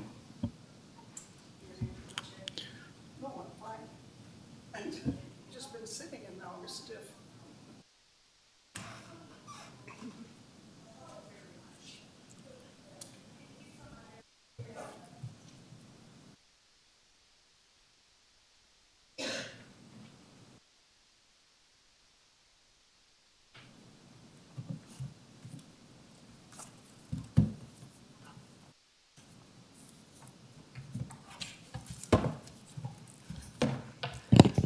Marian Vassar, for the record. I am a member of the Historic Commission. I don't know why the county chose to change the board from being, at that time, the 3 town board members plus 4 members appointed by the county to serve as the commission, Historic Commission, and those 7 people had the jurisdiction. I think in about 1996, the change was made when they chose to enlarge the town board to 5 members, and then they chose to separate the Historic Commission from that and appointed a 5th member, so each of the boards are 5 members. We do come basically from Genoa. I live on Holton Court, which is a mile out of Genoa. One of our members lives in Genoa Lakes. 3 of them are within the town. I am so happy for Andrea and AJ taking the time and the effort to go through all of this process of changing these codes. It needed to be done. This is a little brown book that people refer to, and it is a wonderful book, but it was never adopted by the county. So it did put the Historic Commission in a difficult position because when things would happen, people were not always obliging. Anyway, my biggest problem is right now the process of people coming to get the certificate of appropriateness is that they present their packet to the president of the Historic Commission, who looks at it to see that everything that is required from our commission is in the packet. If it is not, they will just say you need to, you have to finish this, do it right or whatever. And then they come to us and we do our due diligence, and if a certificate is appropriate is issued, then they go to the county. And I believe that this is a much better way of doing it. First to the commission, because if the county is now going to get the application first, they're not going to look at it from a Historic Commission perspective. And then if it's okay by the county, and then they come to the Historic Commission, and we say it doesn't fit that criteria, and they have to go back, they're going to say to us, well, the county says it's okay, so why isn't it okay with you? I do think it is better for them to get that certificate of appropriateness before they come to the county for their other permitting. And now with the new system, where I guess it's the permitting department has now the capability of somebody coming in there and something will pop up and say, this is a neighborhood commercial, you have to get this certificate of appropriateness. I just think it's better if it comes to us first. If it goes to the county, then they approve, and then it comes to us and we don't, then it has to go back. And I think it just drags it out for the applicant. I've never known anyone who has had any difficulty finding the president of the Historic Commission to do this. And we do try within 10 days to have either the applicant back to the applicant with things that need to be changed, or a meeting set as quickly as possible to approve that. Anyone who's having a project that they I am want sorry, to, but you have exceeded your 3 minutes, and so I need to cut you off there. I've exceeded that? Yes. Oh, I'm yes. sorry. Okay, that's fine, so. I'm sorry. I would have a couple more things to say. But I think we got your message. I think we got your message. You got the message? Yes. You did? Yeah, Okay. I think so. Anyway, I just congratulate Andrea and AJ for all the work they've done in helping us work through this. Thank you. Additional public comment before we bring it back to the board? No? Okay, then we'll bring it back to the board. I know that commissioners have several other questions they wish to ask. Commissioner Tarkanian? You know, I agree completely with what you're trying to do with the specifications of 1 through 5 up there. And I agree with the speaker that you certainly want to have this done before it comes to the county. I guess my question is, why isn't the town of Genoa's board, the advisory board, making this decision because they're elected instead of an appointed group where you're having a hard time finding enough appointees within the areas? This is AJ Hames from the DA's office.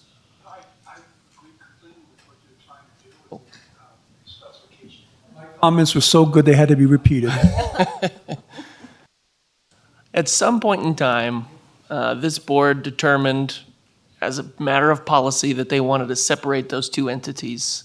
And I think Ms. Vassar, who just spoke, was present, but even she has a hard time remembering all of the rationale that went into that separation.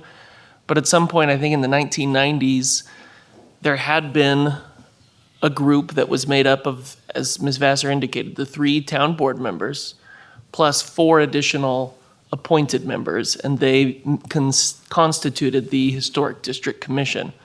And then when they increased the size of the town board, they decided at that time, and I don't know the reasons, but the policy decision was made to separate it. So now they have a 5-group Historic Commission and a 5-person town board. Now that would be another policy consideration that this board could discuss. It's not part of this current ordinance. And so if that's a discussion that the board wants to have, that might be something that would need to come back in the form of a completely different ordinance, but that's kind of the history. So, you know, I understand that part of it, but I was trying to understand the reasoning why there's this diversion from elected officials making these decisions to appointed people. Again, some of them not in the direct vicinity, if even in the area of Genoa. How does our vote today affect the ability to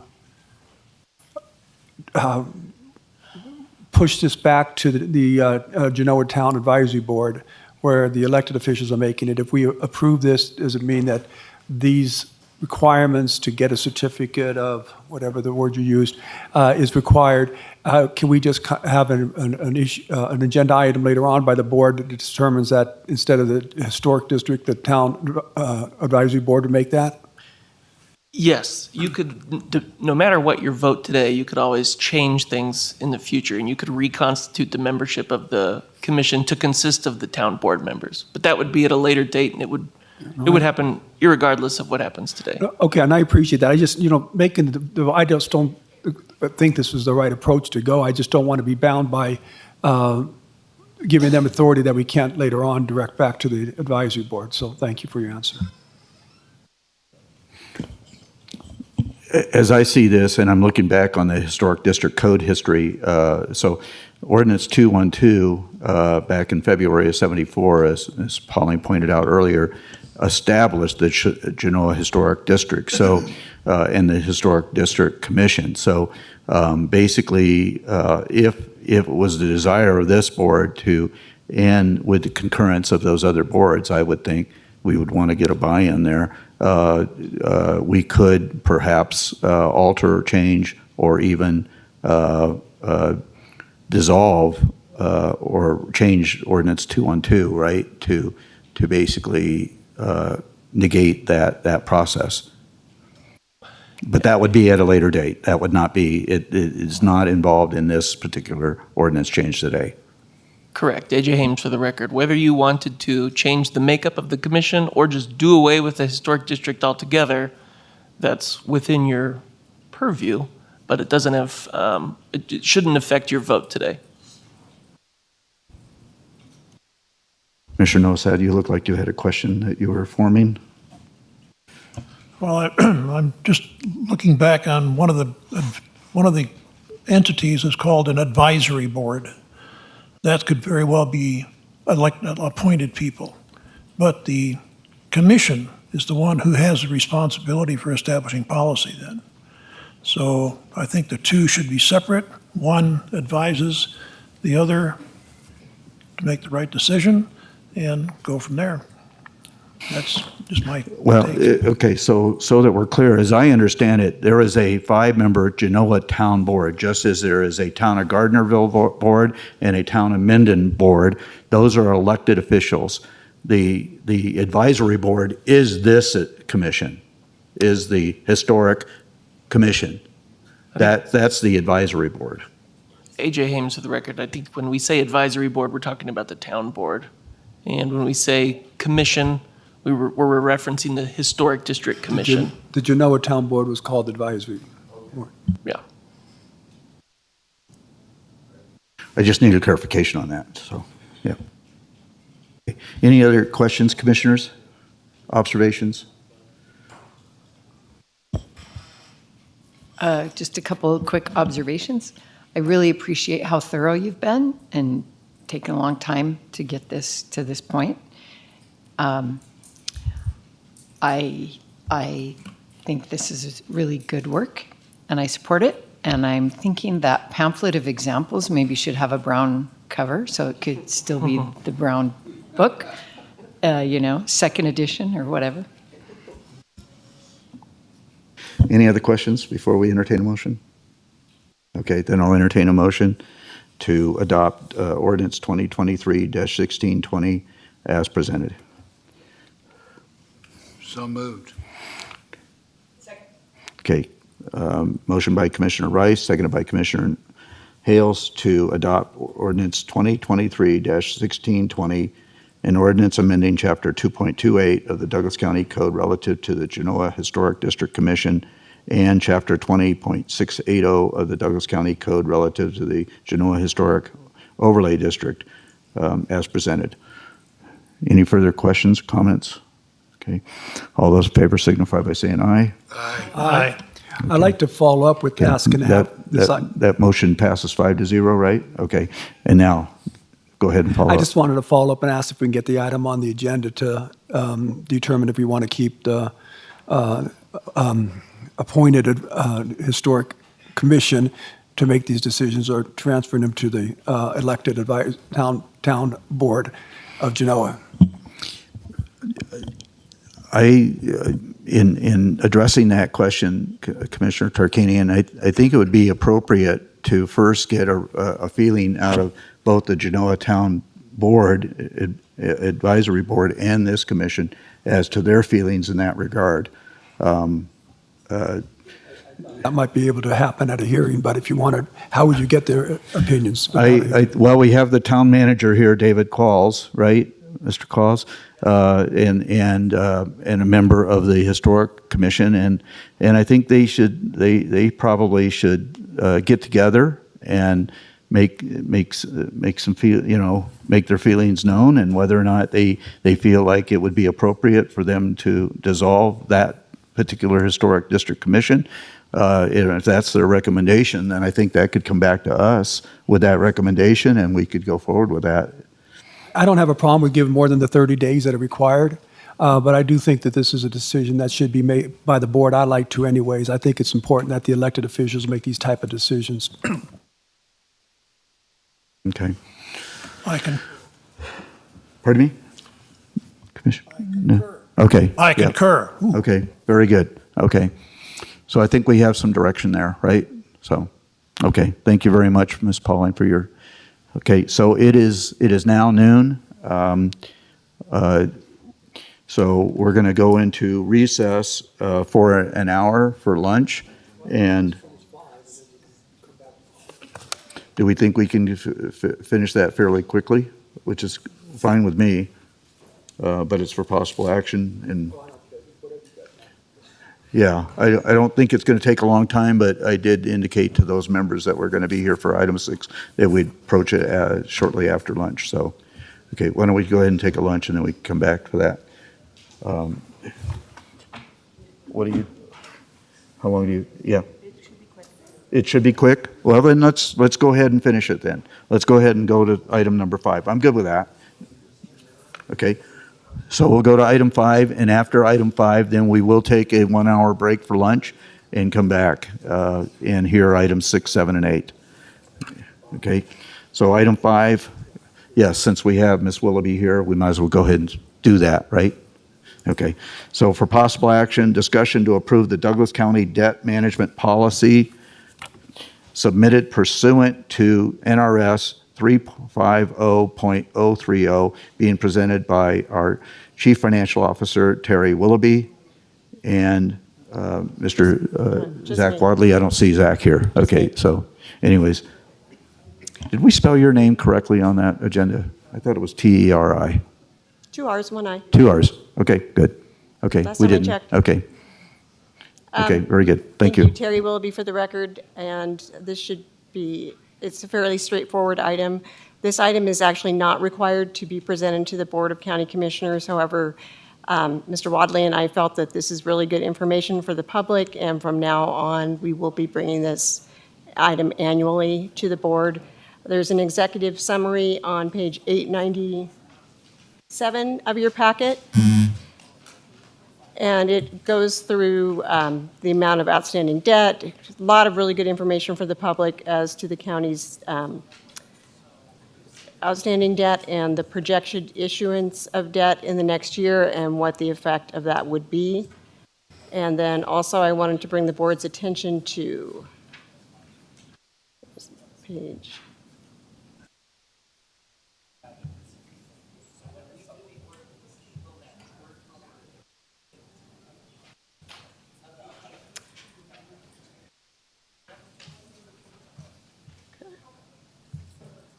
On your packet, page 911,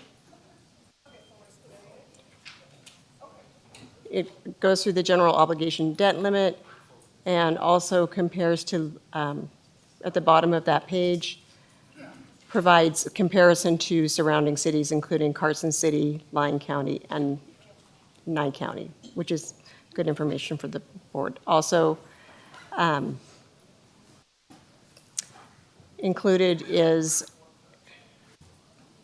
on packet page 934 is the best practices from the Government Finance Officers Association as to a debt management policy. There's a difference, of course, between what is required under law and what is a best practice. So we'd be working to incorporate some of those items into this policy and standardize the format to other county policies in the future.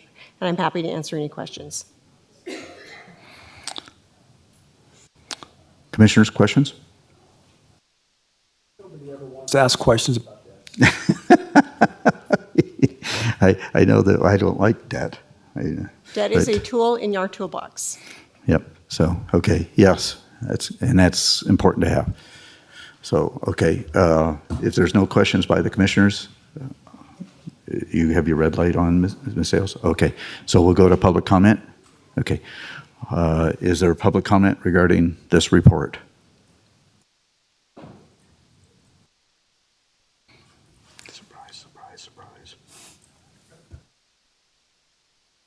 Jason Gibson with the Maladministration Audit Committee for Douglas County. About 1,300 pages were dropped on the public, like usual, 3 days before the meeting. So in order to find specifics to the agenda item and to the consent calendar, you have to scroll through the entire 1,400 pages. It'd be helpful if they had the action items cited in the document so that you could just go straight to that action item and I could be in better form than I am now. But when I took a look at some of these numbers and realized how much debt this county is carrying and how much more debt they're going to bond us to bind us to put us in bondage with the JLEC facility, which started at $35 million, which Gardner continually downplayed, saying, well, we only have a $60 million budget. We could never afford something of $40 million or $50 million or $60 million. And now, with the interest, the land, and just the bare bone basics, that facility is going to be $62.5 million, not including all of the money they're going to spend to build on the floodplain. Brilliant governance. They don't have a plan for it because they don't want you to know what it's really going to cost.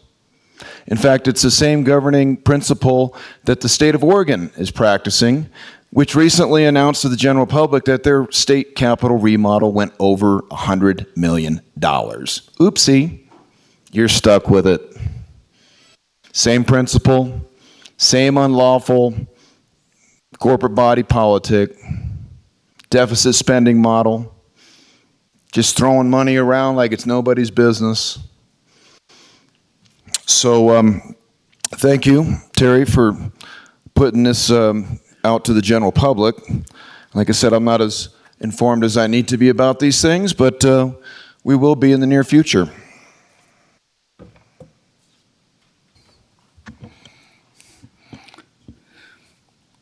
Additional public comment?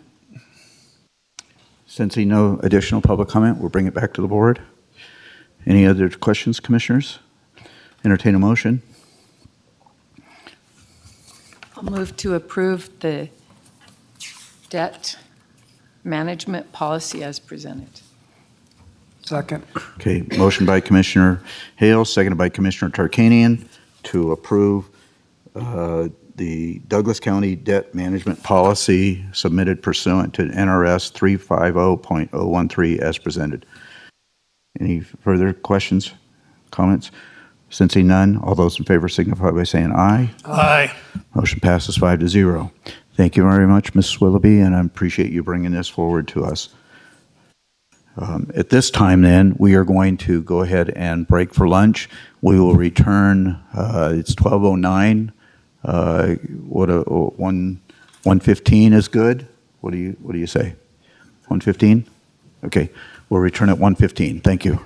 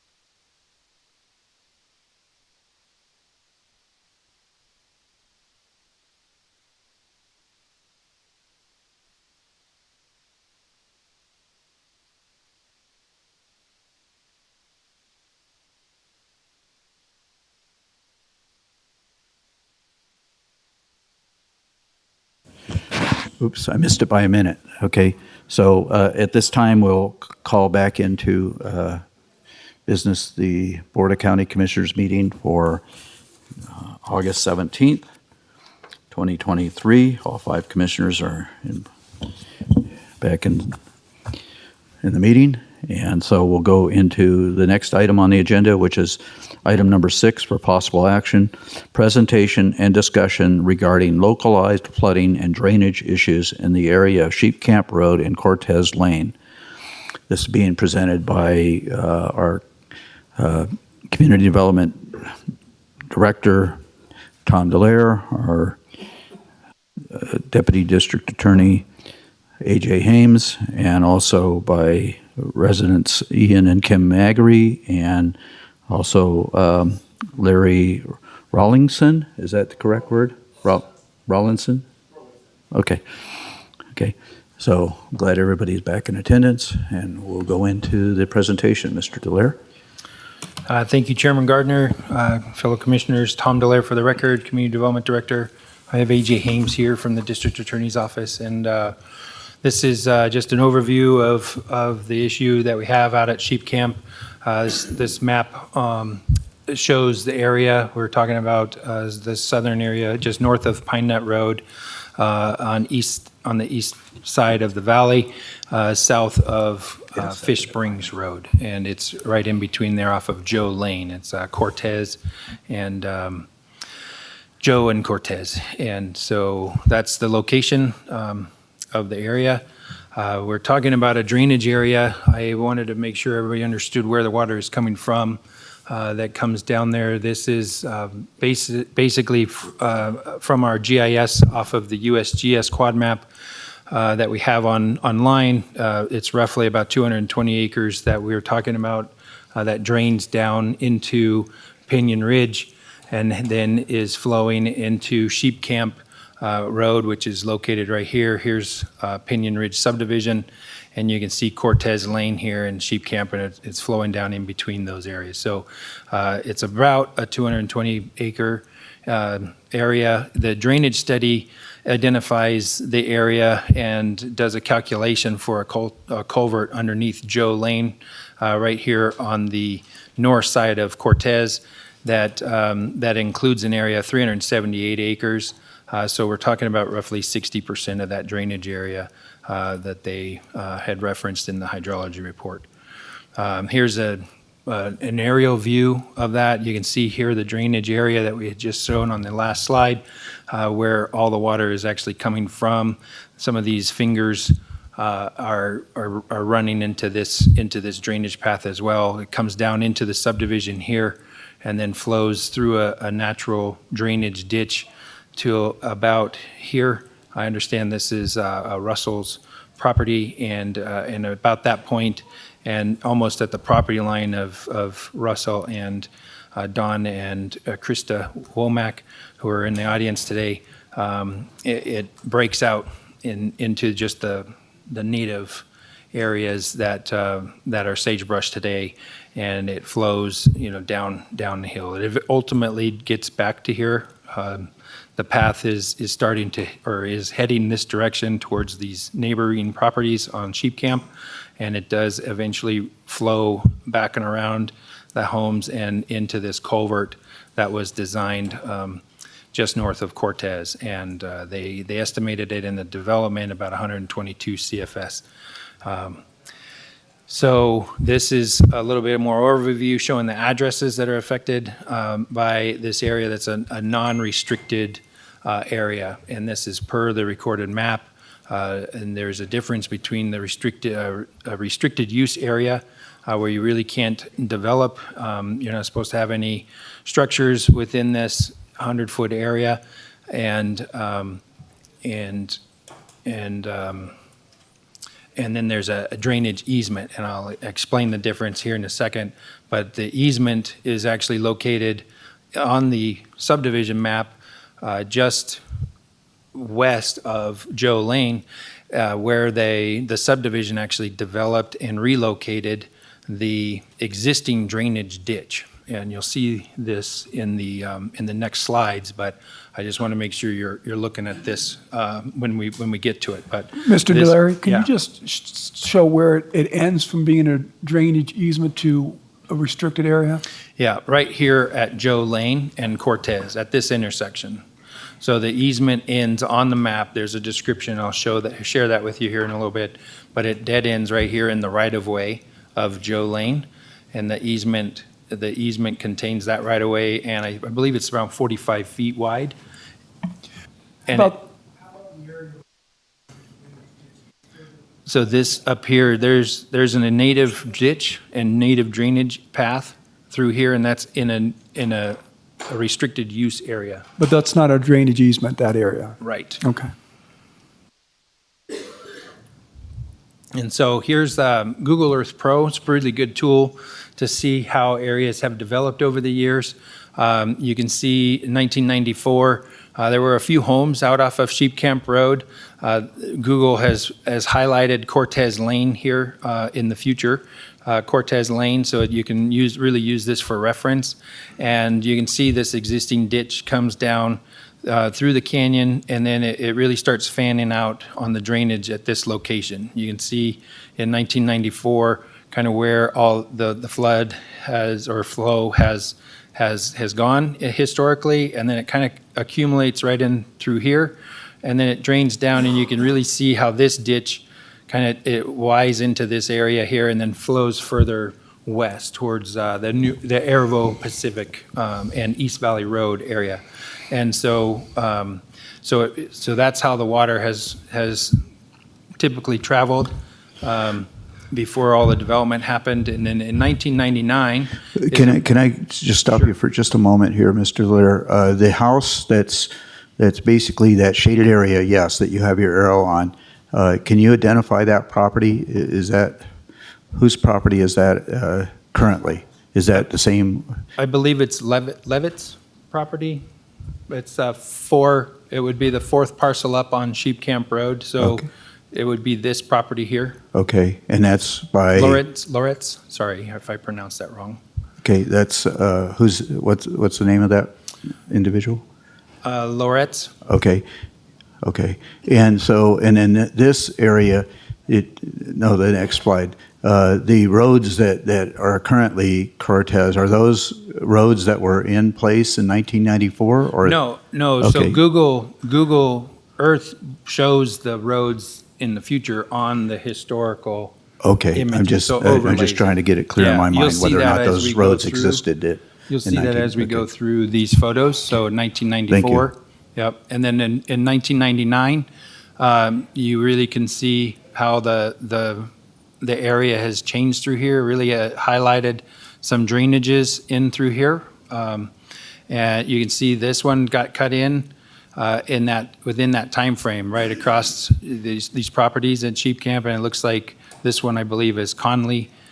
His property, and it started to be developed then, or was developed, and you can see that there was some ditches that were starting to form over there in that area. And then we get to 2014, the development was done in 2003. The photos in Google Earth at that time weren't all that great, not as clear as the 99 photos for some reason.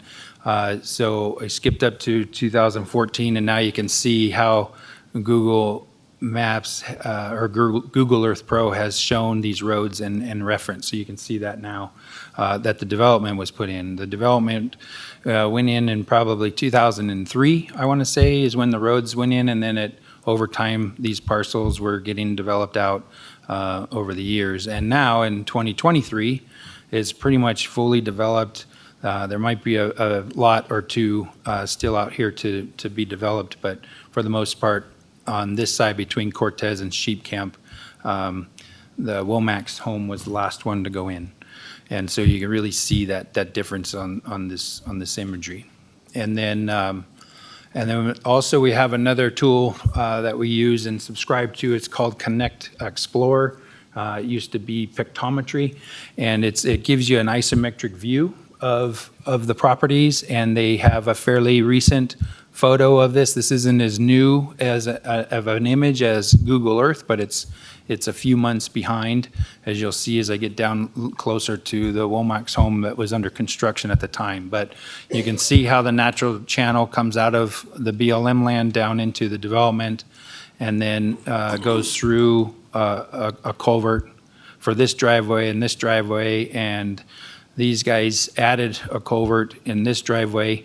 And then you can see here where this is utility trenching to this home, and it has eroded. This event that happened this year eroded that area, pretty good. I didn't go out and walk this because I didn't have permission from the property owner or even ask for that, but you can really see it on this photo that there was some erosion that had happened, and the sediment just continues to go down the hill, and then pretty soon the ditch just kind of tapers out. So we're looking at, this is Womack's home. This is the third property on Cortez, and this is Lorenz. That's the home that you saw on the original image, and you can see how the ditch just kind of peters out, and then there's smaller ditches into smaller ditches here. And so you've got upstream, you have an actual natural channel that's deeper and wider, can carry some volume, and then once it gets down here and the ditch gets smaller, it overflows the banks and starts just flowing downhill, and the folks on Sheep Camp are downhill of that ditch. So that's what we're discussing that today. Right now, the development had put it, that channel had outlined it. There was a ditch, I believe a small ditch, that was a channel that they had identified when they created the map in 2000. And it basically went from the end here of this natural ditch down to the culvert, which is located here on which was proposed in their development. And that culvert is where all the water in this area would drain to. So all of this area drains down into this one culvert to cross under Joe Lane. And so you can see some of the damage. I took both of these pictures because the volume of water here, it looks like it's a lot more than what actually crossed Sheep Camp Road further up the hill. And you can see in this photo, this is the tree that you can see here on the right in this photo. So there is an area and a larger drainage area up in the mountain here that does come down and flows across Sheep Camp Road and then down this roadside ditch here where the culverts were installed for driveways to the homes at Sheep Camp. And so you can see that erosion that happened here. Also, you'll notice this little section here from the side is another drainage basically coming from the one we're talking about on Pinion Ridge that is flowing through, or what ended up in McGarry's property, and then flows around that lower property right here. So this is what we're talking about, is this area. So the water came down, flowed around McGarry's and through, and you can see the sediment piled up here, and then it flows. You can see how it eroded the properties, but I can't remember his last name. I met with him on site, nice gentleman, and we walked this, and he's proposing an encroachment permit to clean this up. But right now the water is draining around his property, and then it ends up down here into this culvert or over the road in some cases, and then drains into the actual ditch that was constructed for this development. Pine Nut Creek, this is the water, shows the rainfall for this season. I took this for the meeting that we had a few months ago, just so you can compare what we had last year in flow. We had roughly 9.4 inches of water that was tracked in 2022. For the same time period in 2023, we had about 17.77, so almost double the amount of water this year as last year. And this is basically that whole time period. It didn't account for the fact that we probably had frozen ground, there was snow on the ground, and then we got rain. So there was a lot of water coming out of the mountain. Here's the subdivision map, final subdivision map, LDA 01083. So this was the land development application 01083 for the county. It was signed and recorded in 2003, roughly September. There is this maintenance note, number 3, on the actual recorded map that came to this board and was approved.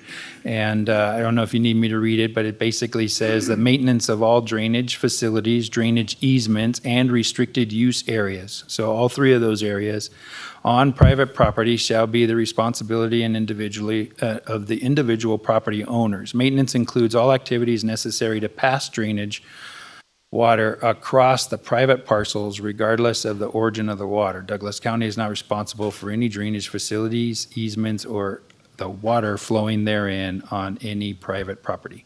One quick question. Yeah. Mr. Delarry, how can somebody who has a restricted use area maintain the passage of the water through their property if they can't touch?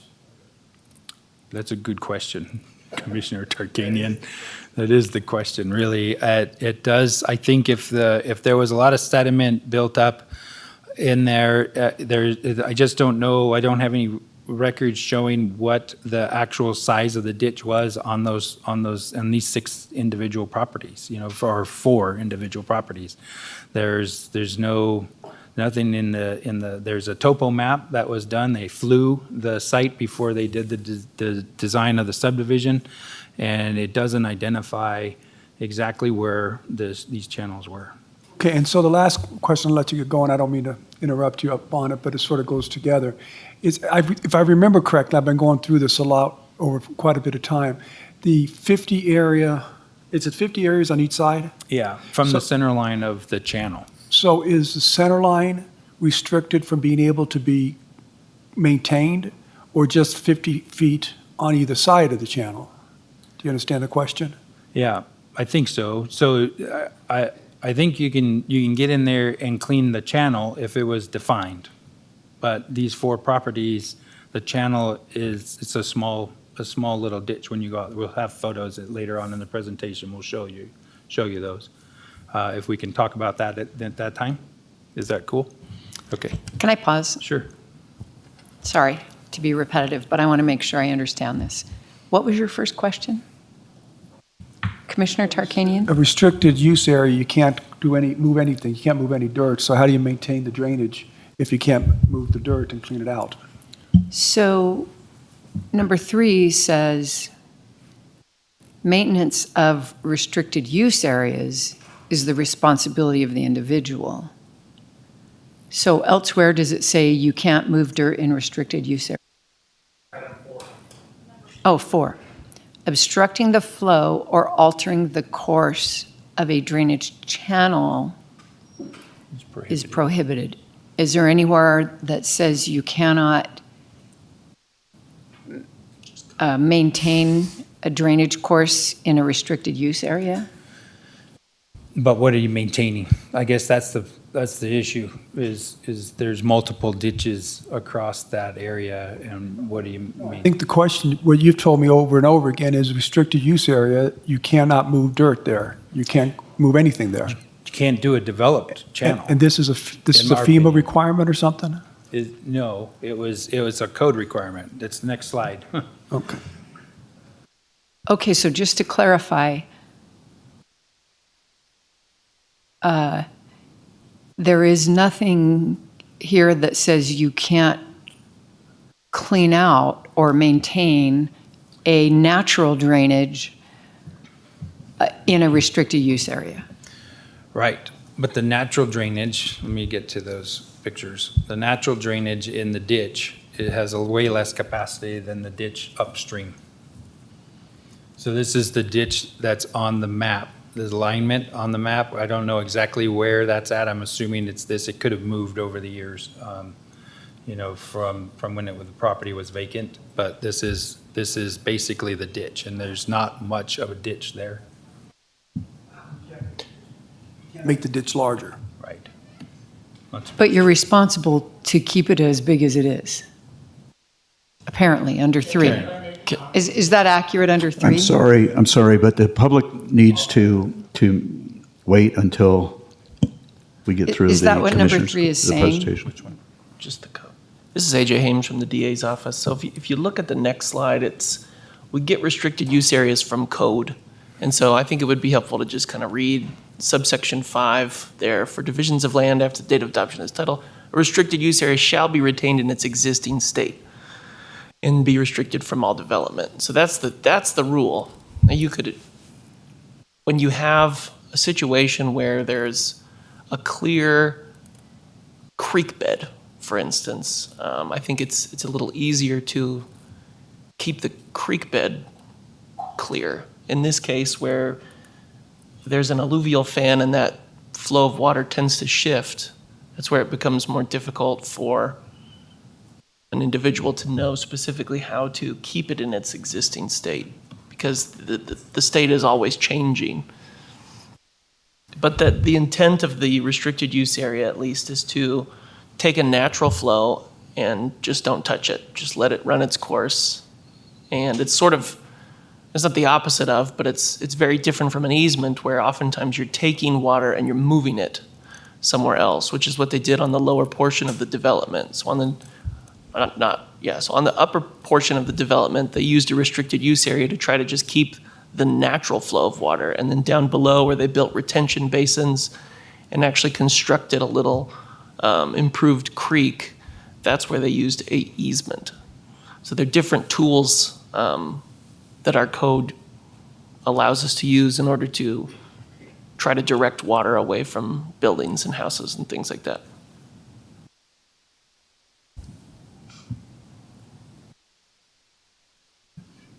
That answer your question, Commissioner Hales? Okay. All right. Moving on. So this is the section, I don't know if you want to read this into the record at least. So there, where did you leave off, AJ? Minimal, so excluding minimal grading required to construct the public utility services or roadways adjacent to the properties where no technically feasible alternative route or construction methods exist. Any restricted use area must be shown as such on a recorded final map. In all zoning districts, a restricted use area shall extend a minimum of 50 foot from the following features, and it features E is a perennial stream and major drainage ways, including but not limited to all streams and drainage ways delineated by the U.S. Geological Survey on the 7.5-minute quadrangle map, topographic map series.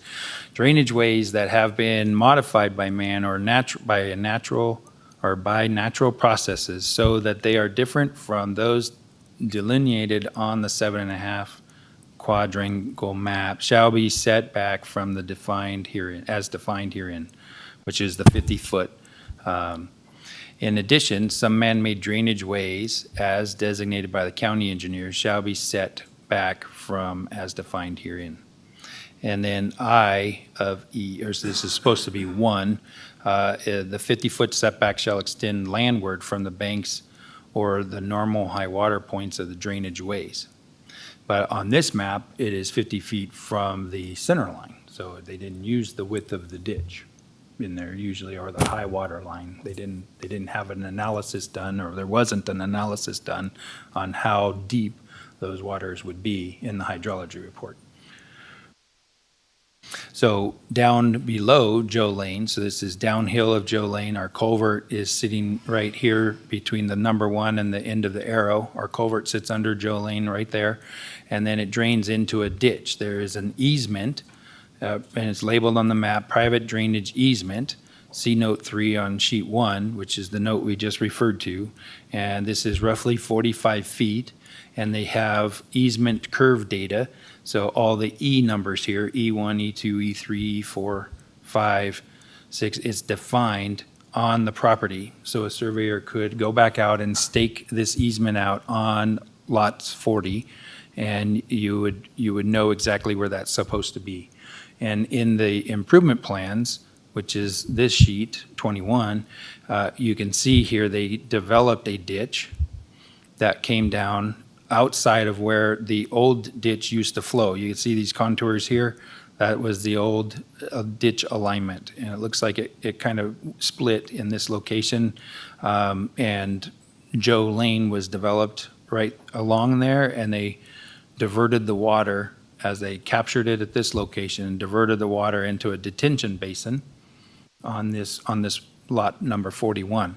And then the detention basin overflows and flows down into another ditch that was developed in another culvert at the end of Joe Lane at East Valley Road, crossed under East Valley Road, and then went into another open ditch at Airvo Pacific, which is the large industrial building right across the street from this intersection. So it goes along parallel and then discharges back into the alignment of the ditch off of Airvo Pacific.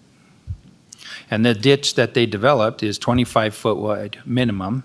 It's a drainage easement, they call it, but the drainage easement is actually wider than that. I don't think this is accurate. And the 10-foot channel bottom depth, I did confirm that, and they did do some riprap edges. It's about 2 feet, 2.5 feet deep. I'll show some pictures of that here in a second. But they did do this development. They did build this ditch, but they did not propose anything upstream. There was an easement for landscaping, and it was basically a hole in the ground with some riprap that allowed the water to flow into into this new culvert that was put in. It's a 5-foot by 3-foot culvert. Any questions? Mr. Dillon, who is it that built this particular area here? I believe Greg Painter was the original developer of this project.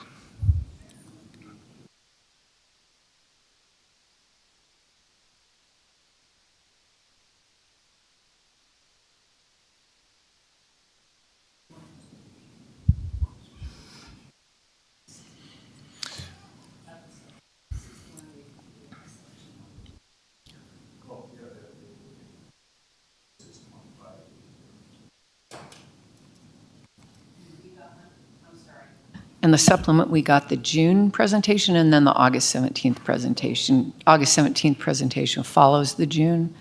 So I think 60, 61 is about where we're at. Sorry about that. I want to make sure we're all on the same page here. Right. So the easement that we were talking about earlier stops at the right-of-way line on Joe Lane on the west side of the road where the ditch actually starts to relocate the drainage water away from the original channel. And then you'll see on the map, the next page on the parcel, on the subdivision map, you'll see that right here at this location. This is Cortez and Joe Lane, and you can see that easement line right here. It does not referenced on this map, but that's what's on the other page where it shows that it's an easement. And then this is where the restricted use area, 50 feet either side of the existing private drainage channel, and see note 3 on sheet 1. And they just showed the center line. They didn't show the width of the ditch. And then That's my question. It goes back to what Commissioner Hales has stated.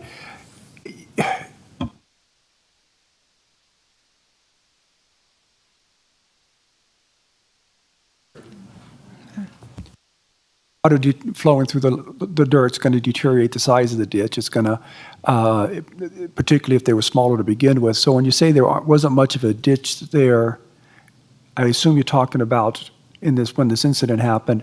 Do we know what it was like when the final maps were done? Was there no ditches out there at that time? Tom Delaire for the record. I think in McGarry, on Ian's and Kim's slide, we can see what was shown. They provided the exhibit for that was located in the hydraulic study, and that has some contours. I wasn't able to find a blown up version of those contours. It was just in the actual drainage. So that goes back to the point of whether they're maintaining that. If they're allowing the ditches to deteriorate in size, then they're not maintaining it. And you're saying they could have continued to maintain it even in a restricted area. Well, right, but the water flows, I mean, every year it's different. You saw the differences between 99 and 94, right, on the what happened to my image? That's fun. To go and explain that, everybody understands there's different water flows each year. Yeah. Well, But I guess my question is, if you don't maintain the same size of the ditches over a period of time, then you're not going to maintain the ditches. They're going to disappear like you're saying they did now. Right, but I don't believe that the ditch was ever large enough to convey the full amount of water coming out of the mountain on these properties. Up above, the ditch was much larger, and you could easily maintain that. These ones, it's just a little path through the sagebrush, and there's lots of them. And so anyway, the restricted use area was put in basically from Cortez and the project boundary, which is the solider, more bolder line, and this is the Sheep Camp Road parcels that were created by a written description rather than a map that was allowed early on in the state of Nevada. And so when this came forward in 2001, they needed to prepare an actual map to do a subdivision. And so this one had the subdivision, they identified it. You can see here where it really starts to be an alignment, and it starts, the lines goes from being fairly straight to some wiggly. It's pretty wiggly in here, and it's I believe that's the actual location of the channel that they had identified in their aerial view. And you can see on the next page, which all the parcels that this restricted use area affects, all the way up past the corner on Cortez. And there's this lot 32 has a tiny little section of it as well. But this was the natural drainage course that they had identified, center line of the existing channel. And then at this location, I don't know if there was an actual ditch here or if they just drew that on there because it was part of their project boundary, right? They can only go to this point when they were proposing these improvements. That's it. Otherwise, this stuff would have been off-site. These parcels would have been off-site of their project. They didn't own that land. It was just this boulder line. And then that one, this map references the center line of the existing channel. And then we did go out and look. This is Womack's property, their shop, and where the ditch is at. You can't see it here. It's in the sagebrush back here. You can kind of see it on this location, and where that area is, the structures. There wasn't supposed to be any grading. I don't know exactly how far this is for the exhibit, if this was actually 100 feet from this line to that line or whatever. I just drew it as an exhibit for you guys. But when you're standing on Womack's property looking uphill, this is the ditch. You can kind of see where that was flowing. And then you turn around and look, and you just have this tiny little area here on the property. Back in, this was in April when we were on site that we took this photo, and you can't really see an actual channel. It goes through all the sagebrush in this location. You can kind of see some erosion here and here and here and over in here. So this is a little bit further downhill. You can kind of see where the water was flowing. It's just scattered on the surface of the land.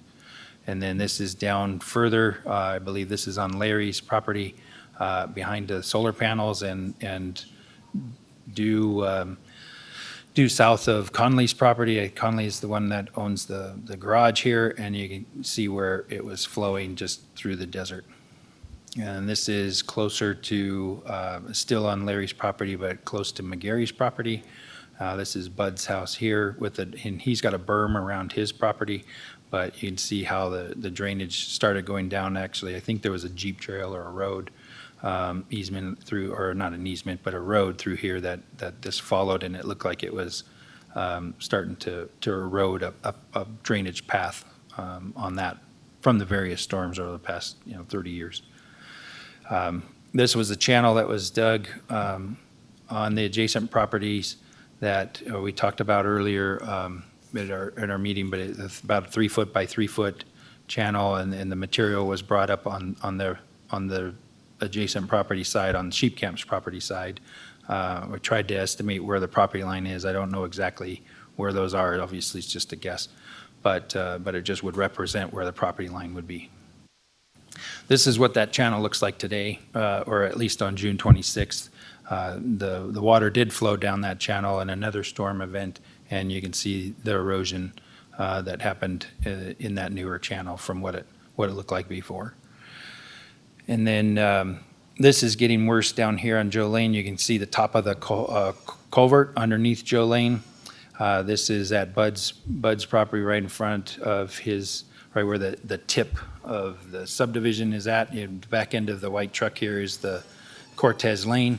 This is Joe Lane, and there's a small roadside ditch, and then this is another ditch that comes in parallel, and this is the ditch that came down the property line, and very big scars, a lot of sediment going downstream, and the second storm actually overtopped Joe Lane, and the roads department went out and cleaned the ditch out and actually cleaned the culvert out as well. It got totally full of sediment. So this is what it looked like, the culvert looked like on April 21st. You can see the erosion pretty close to the power pole and a guy wire. There is another roadside ditch coming in. I'm standing over it basically on Cortez Lane, looking at the stop sign and the pipe that's for the storm drain pipe. More pictures of that area, just at different angles. You can see the two ditches along Joe Lane. This is Bud's property here with the fence and the berm, and it eroded quite a bit of material along their property, on his property as well. I believe the right-of-way is right here where this stake is at. That should be the property corner. And so we got a lot of right-of-way in there that he's proposing to put a new ditch in here and do an encroachment permit so we can get this cleaned up and protect him a little bit more in the future. The sediment, this really shows the sediment level in April, and here's what it looks like. I don't know if I think today it would still look like this. I don't think we've received too much water since then that this would flow, but the Courtney's crew, stormwater crew, came in and cleaned out this culvert, and either the roads crew or the stormwater crew cleaned out the ditch in front of the culvert. But there's still sediment. This is April. You can see the rocks there on the perimeter. Remember that detail was 10 foot wide of the basin, or I'm sorry, not the basin, the channel was 10 foot wide with some riprap side slopes. You can see those slopes here. And then this is what it looks like today after that last event. You can see the sediment really built up in this channel, and this landowner is responsible for cleaning that up. Not the county. Mr. Lair, excuse me, I do have a question. When I go back to this page 57 of 83 and go back to that note, maintenance of all drainage facilities, drainage easements or restricted use areas. So the homeowners are responsible for the maintenance of these drainage ditches. Mm-hmm. However, it doesn't explain to what level. Right. To what level. So who determines the level of maintenance? I guess that's my question is who determines at what levels the maintenance occurs? This is AJ Hames from the DA's office for the record. With regard to the restricted use areas, you just have to go off what's in the code. And we read the code together. It just says to maintain it in as natural a state as you can. And ultimately, there's no specific definition beyond that. Okay, so if they had maintained it, let's say 2 feet, that might not have handled the water. If they had maintained it at 10 feet, that may not have handled the amount. We don't have any way of determining, do we, of the level of maintenance that is required to handle the amount of water that we got during this storm in March. No, I don't think we could determine that. I think the best way you could try to determine that would be to look at the historical photos, and you can see that, what it looks like when we get a large amount of water coming down the hill, it creates these maybe a couple feet wide, not large, but they don't seem to even be able to handle the flow, because even with a 2 or 3 foot wide channel, it still kind of meanders all around the property. And so with the restricted use area, you aren't supposed to go in there and dig a large ditch and build a drainage facility. That's more of what an easement's for. You're just to try to maintain it in as natural a state as you can. And so it is difficult to interpret when you have a situation like this and there's not a clear channel, but there is not a more detailed definition to follow in the code. Mr. Ritchie. Doug Ritchie with the District Attorney's Office. Just to be clear, you have to maintain what is naturally there. If there was infrastructure there, like a detention basin, the county code would have specifications for, riprap or how far deep it has to be, or there'd be engineering plans for how much cubic feet must be conveyed. But this isn't, it's nature. So to answer the question, ultimately a judge would have to decide, what do you have to do to maintain what nature has intended? Because there are no county standards for what a natural alluvial fan should convey during a storm event. Interject real quickly. So we have a lot of private owners here that probably don't have a lot of money to spend.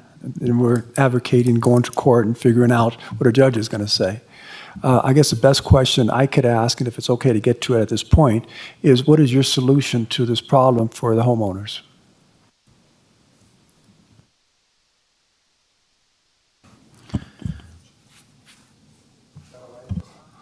We should probably wait for the applicants, or they're not applicants, but the people who believe something should be done to say what they think should be done.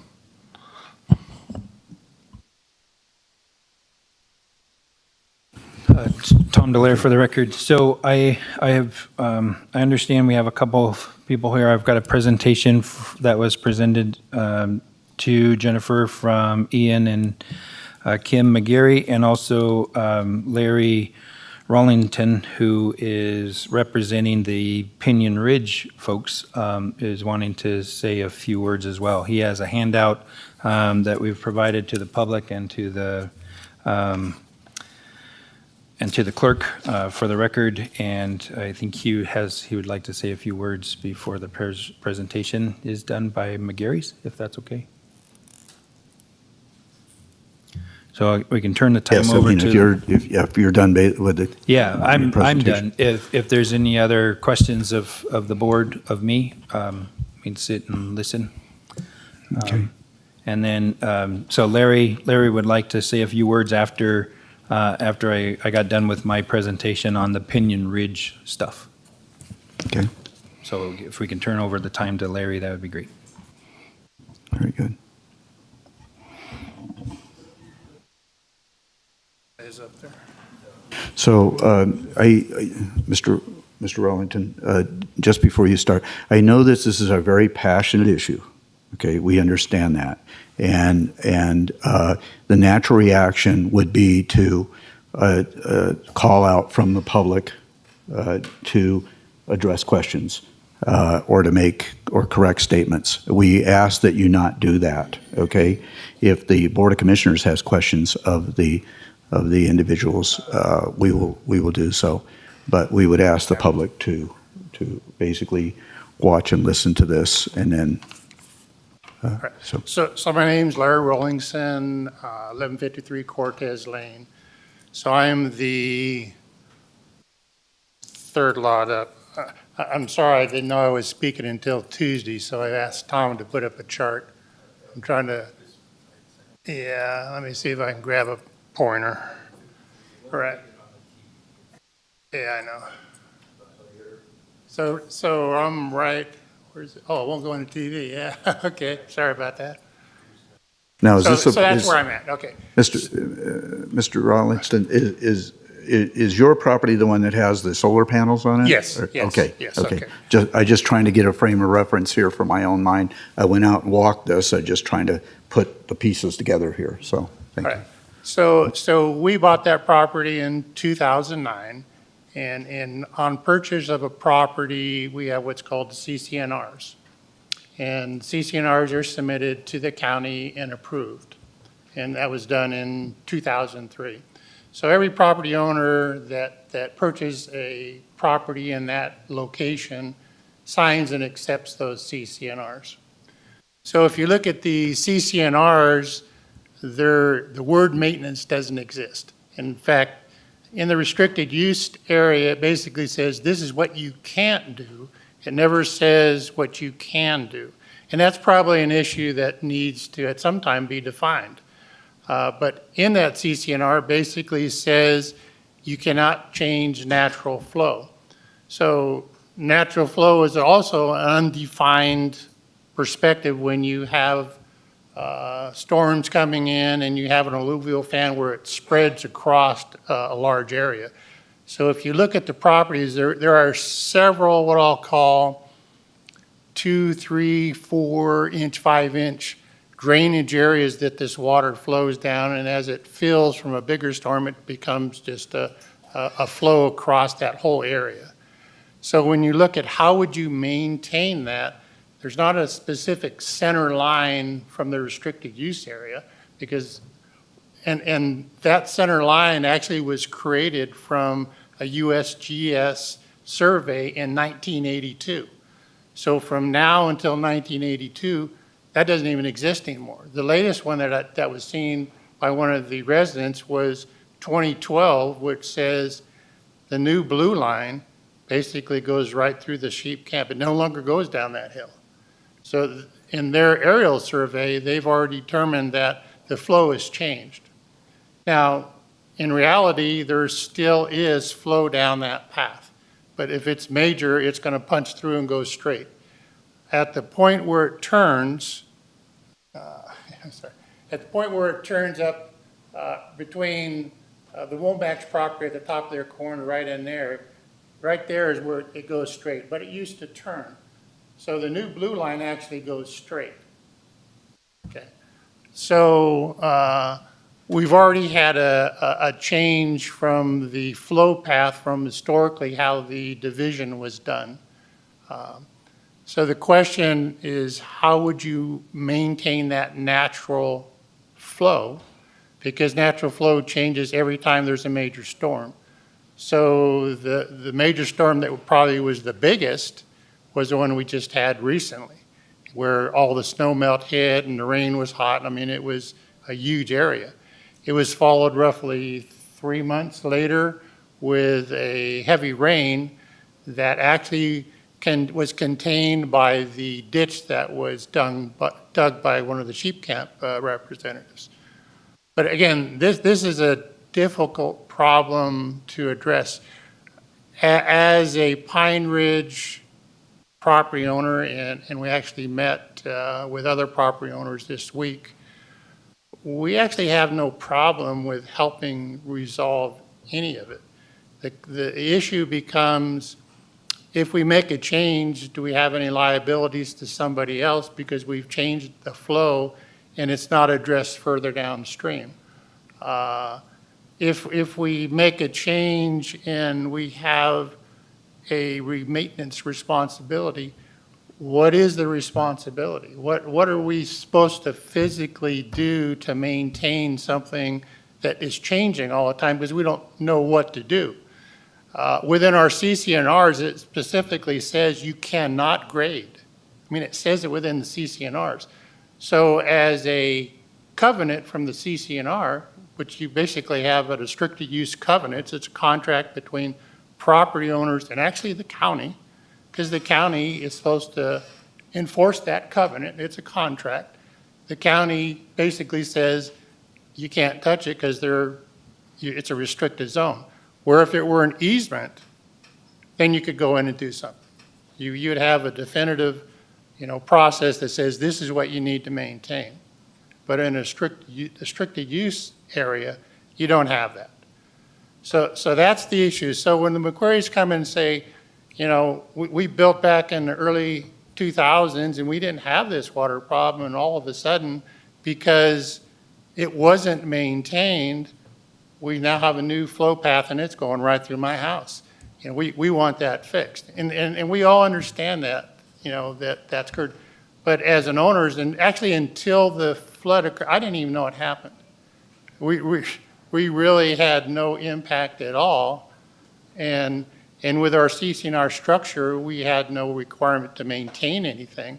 There was no need to go and research any maps or historical type things because the CCNR was definitive to us, accepted by the county, saying you don't touch it. And so that's kind of where we came from. So we kind of looked at, you know, I researched restrictive use covenants, I researched drainage, I read the historical hydrology maps that actually looked at this subdivision property. Again, I'm a engineer, worked 37 years, basically solving problems. So I looked at all the flow diagrams, I looked at all the measurements and stuff like that. Personal opinion, the culvert that's Jolene Cortez is probably undersized if you were to create a defined, focused drainage path of any size, because now you have water coming from Jolene, you have water coming from Cortez, and then you have this new path. So if you had a storm like we had in these last two ones, you probably would overflow that area and put quite a bit of sediment in that location, and so you would overflow that road. Now, that may be an acceptable risk, I don't know. So anyhow, we looked at what could be done. So if you look at the area where the ditch was dug and a berm was put up, you can see the little path right there, that handled the second storm, which was less than the first. It flowed heavily, and I think Kim probably has pictures of that, or maybe even Mike does, I don't know. But that handled that. So it caught the water coming down from the main flow area in the upper lots, and it basically caught it where the blue line said it was going to go, and it flowed down that ditch, and there was no flooding or damage to any of the properties. So that could be a resolution, but the problem is it's a utility easement, okay? It's my understanding there's damage being done to that. Say it again? It's my understanding there's damage being done to those power lines that it's going through. Well, that's questionable. So the ditch goes in front of a pole line, okay? Poles are dug maybe 6-7 feet deep. You could mitigate that pretty easy by putting a pipe 10 foot long in front of that pole line so you don't get the erosion. That would mitigate that. But that's an easement where today, if you said, let's do a variance of the utility easement and add a drainage path, you could easily grade that all the way down to Jolene, and then you'd have a defined, you know, drainage area that allows the water to flow. It would be defined, and it'd be something that you could maintain because you would know exactly how deep it is, how wide it is, and you could maintain it because it's definitive. Everywhere else in the Louisville fan, it isn't. There's no place that you can say, this is 2 foot, this is 3 foot, this is flat. There is no maintenance directive that you could ever hope to do. So if you went down that utility easement and protected pole lines, because obviously you need to do that, it flows right down and it then catches the restricted use area, okay? So that's where a request for a variance to merge an easement and a restricted use area would have to be resolved. It all goes down into the design drainage at Jolene and Cortez. It then goes through the Jolene culvert into the ditch and the retention area. So that's a solution. My concern is if we ask the sheep camp people to fill that ditch in and take that berm down and provide a channel through their property to sheep camp, we would have worse problems. It would solve our problems, but I'm not looking at solving our problem. I'm looking at solving the problem for the community. So if you had them do that, then Sheep Camp Road would become the dump for all the water, and the water is not maintained. There are no channels there. It basically washes out Sheep Camp Road. the McQuarries would be flooded. I mean, they truly would be because there's no way to handle that volume of water. The house across from Mike's house would get hit direct because there's no changing the flow. So when I looked at how to potentially do that, going down the utility easement was an answer. Okay. Now, if you could go into the restricted use area, and again, from a property owner, I've not experienced that being used, and it's typically used to mitigate flood issues and stuff like that. But my first question in that is, well, what if I got a bunch of grass and I needed to clear an area for a fire safety zone and I can't go in there and grade it? What the heck, you know, I can't protect my property.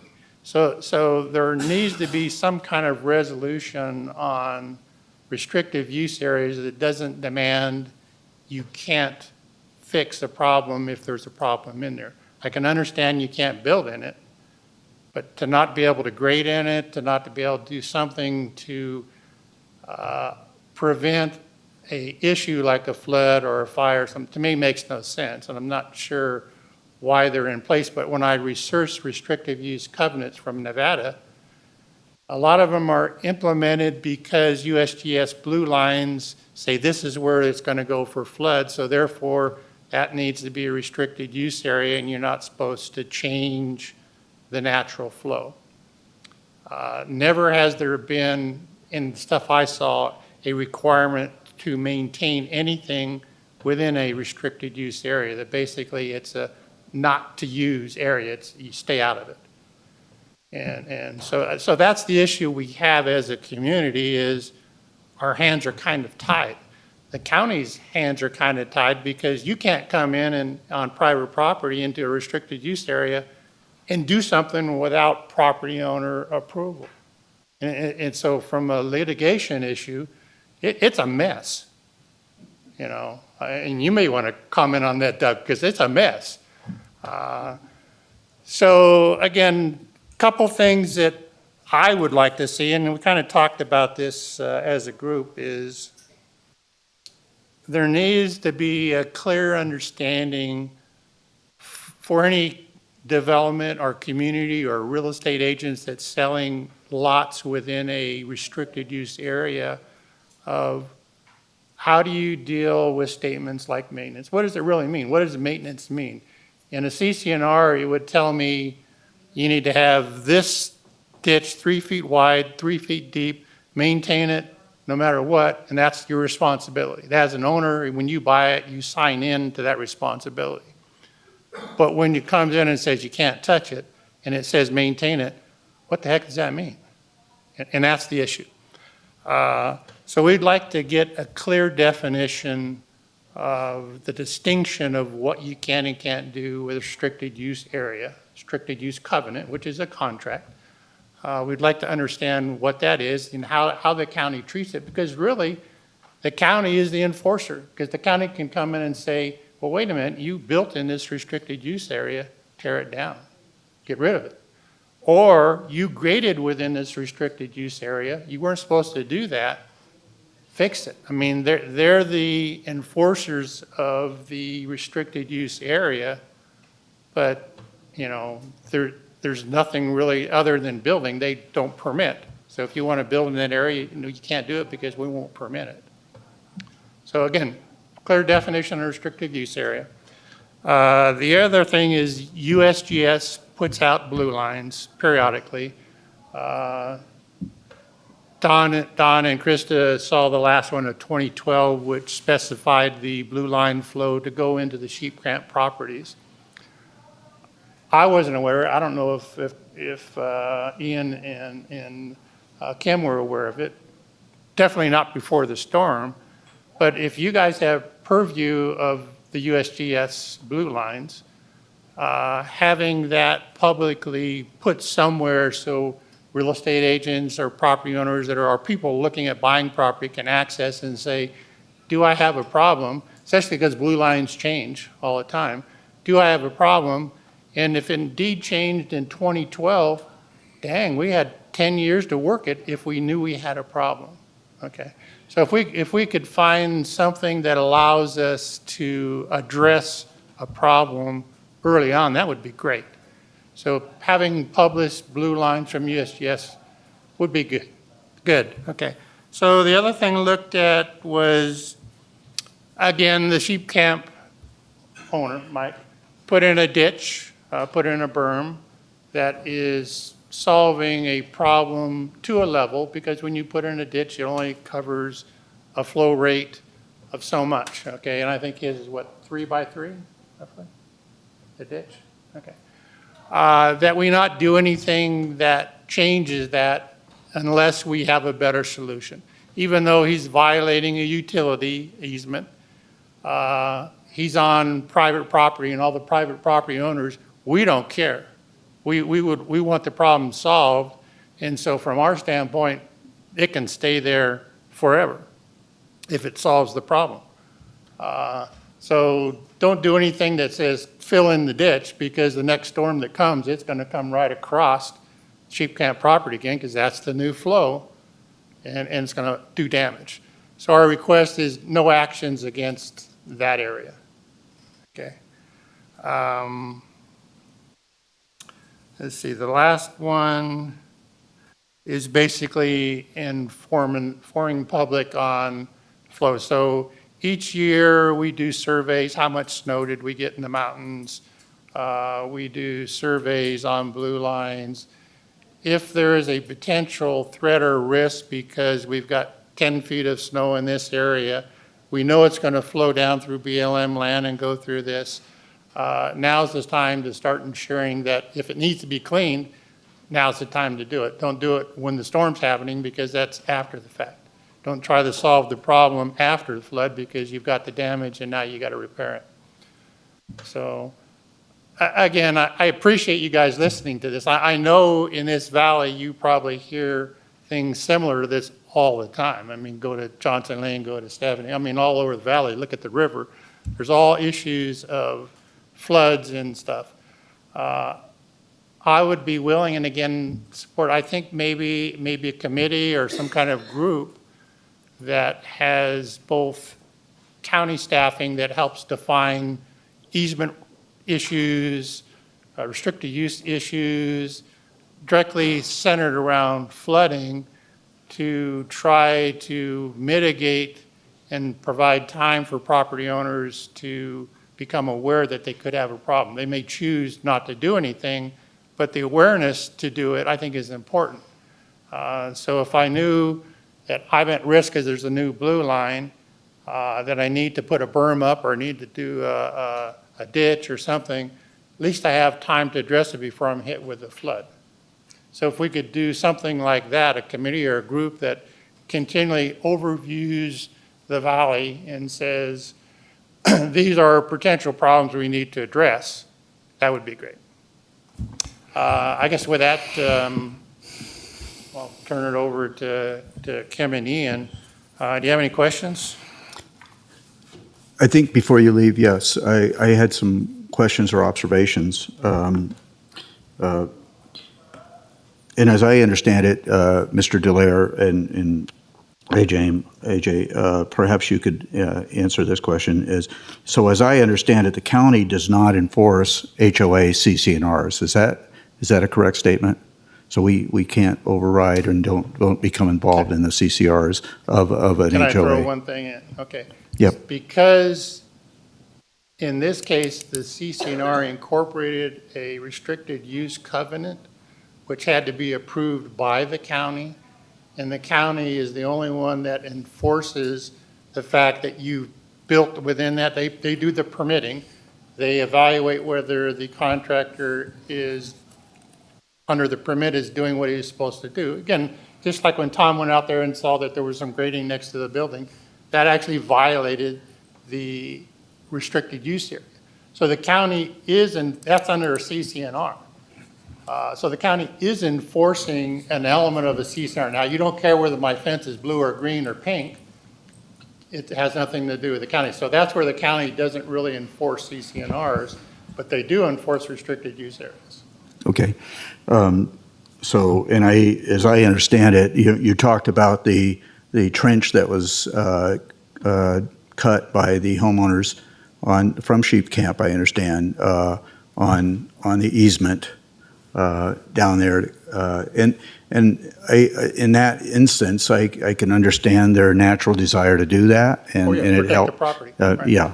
But I don't know that we have any plans on going in and plowing that back into its previous the position it was in previously to this storm. So I don't know that that's the case. I'd like to see us somehow resolve this issue. I am concerned about other developments that we may have approved that have blue line streams running through it, not maybe this board, if we haven't approved any developments. But I do know, for instance, there's a blue line stream that it goes down through the western side of the Rancho Sierra project, if that ever gets built out. Right. Yeah, And that's something that we need to be concerned about, because this same course of action could raise its head. Even though that's a dry stream bed now, that doesn't mean it's going to be a dry stream later on. And if we have residents that are possibly going to build, there's homes that are planned to build on that, and so that concerns me as well. My concerns are, and I don't know that, and I guess I could speak for myself. I don't want to speak for the rest of the board, but if there's a method for the county to allow the trenching, so to speak, behind your properties there on Cortez, between Cortez and Sheep Camp Road, how deep, how wide, at what levels, and will that ultimately resolve the issue? I don't know. What happens if it doesn't? Then what's the problem? So those are the conundrums this board has been trying to face. And trust me, this is not the first time we've heard this. We have been studying this issue with staff and as a board for a lot of time prior to now, today's meeting. So and it has become a conundrum, and I know that we all have our guts tell us somehow we need to resolve this issue, but we're not sure exactly how. So personally, I would say never implement a restricted use area because it ties your hands. Do everything with easements. Call it a drainage easement. Handle that way. You can go in and you have a standard that you're trying to maintain within that easement. When you put in a restricted use covenant, your hands are tied because it's telling you what you can't do. You don't have the latitudes to go in, especially when it's specific and says you cannot grade. So if I have that in my CC&R restricted use covenant that I can't grade, I can't do anything. I could even if I knew the flow was going to come, legally I can't go in there and touch it. And so my recommendation is don't use restrictive use areas because it ties not only the homeowner's hands, it ties the county's, the city's hands, because you have no choice. You have a contract that says, don't touch it. I appreciate your presentation. I think it's been very enlightening and very good. So Commissioner Tarkanian had some questions.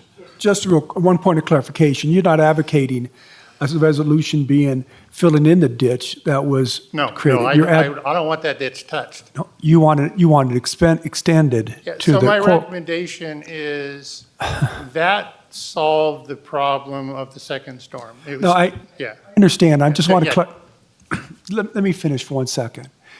You didn't advocate to fill it in because I think that's what Mr. Chairman Gardner was asking. You're advocating that we extend it to the culvert, and that could be one of the possible solutions. I'm more interested in finding a solution now instead of going this route.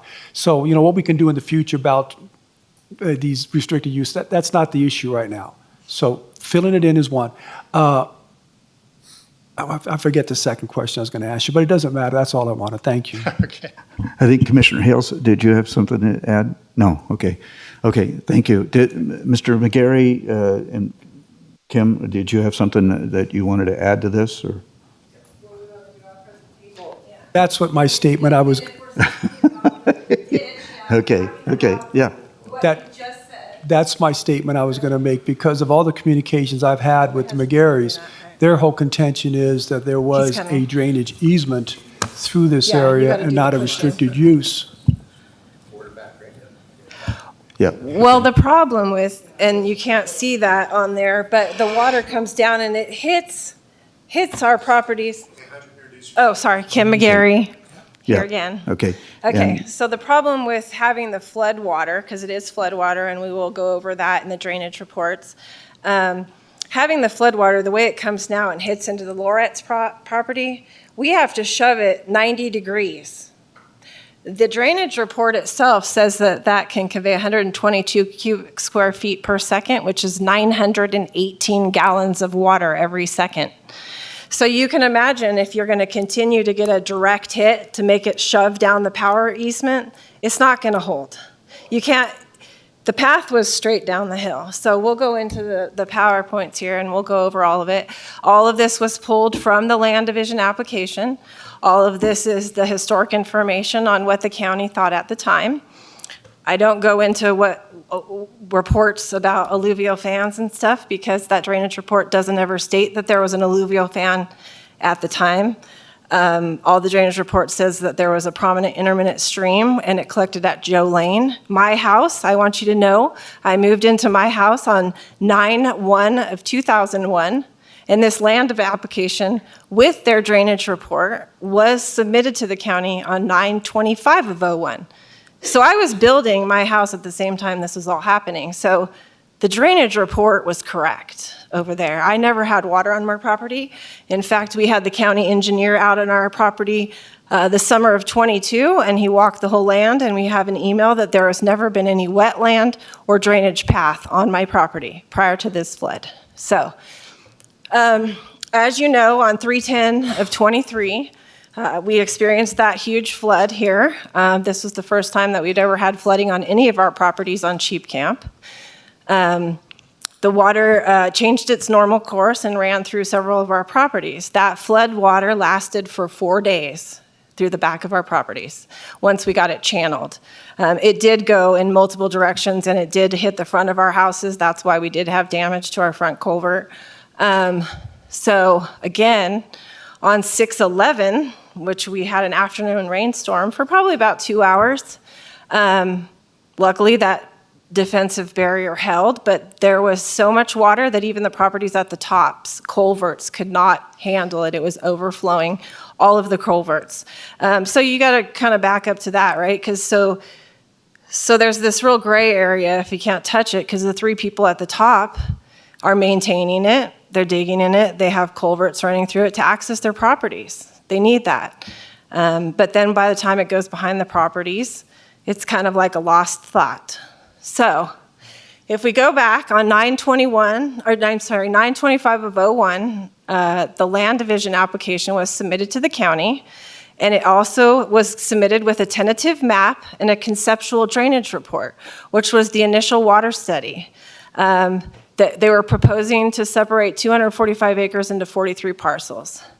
This is, in the blue, we've mentioned all the places where you can actually find this historic information because we've pulled everything from the documents. It looks like Mimi Moss and her crew at the time met up, the planner, and on 11/13/2001, they came up with a several-page document called the Conditions of Approval and what that was going to be recommended to the county. I believe on 12/6, which is the day before the letter went out to the builder, the county met with you commissioners at the time, and they approved what was supposed to be the conditions for the subdivision to move forward. On 12/7/01, that conditions of approval letter was sent out to the builder, and it was detailing out ultimately what was needed to approve the neighborhood, what it was contingent upon, based on the water reports that they had got and everything moving forward. So now, if we go to the conceptual drainage report that was submitted to the county and where they came up for the rules for the land division application and the conditions that had to be met, well, the conceptual drainage report does state on page 8 of 150, this is the existing and proposed drainage going on within the land. And if you look, it says that there's some historic sheet flows and on parts of the project. But what we're going to focus on is where that red arrow is, and it says on higher angle slopes within the project, flows are collected in 3 intermittent stream beds. And these flow northwesterly direction, collecting at Joe Lane and a FEMA-identified A flood zone. So they're explaining here that this is where these flows were and that they identify that it does create a FEMA flood zone because there's so much water that comes out of those streams. Here, again, on the conceptual drainage report, it's talking about how they're going to reroute it. These were, sure. Just, can you go back to that slide? Sure. Do we have this? You should, yeah, we gave you it's in the conceptual drainage report. It's page 8 of 150. We made sure we referenced it. We gave all the documents. So that's in our board packet. Tom Delaire for the record, it is. It's even on, on our exhibits as well. It's on the downhill side where the developed channel is located. On the west side of Joe Lane, downhill of Joe Lane. Do you want me to pull it up? Yeah, the flood zone A, right? That's what you're talking about, flood zone A.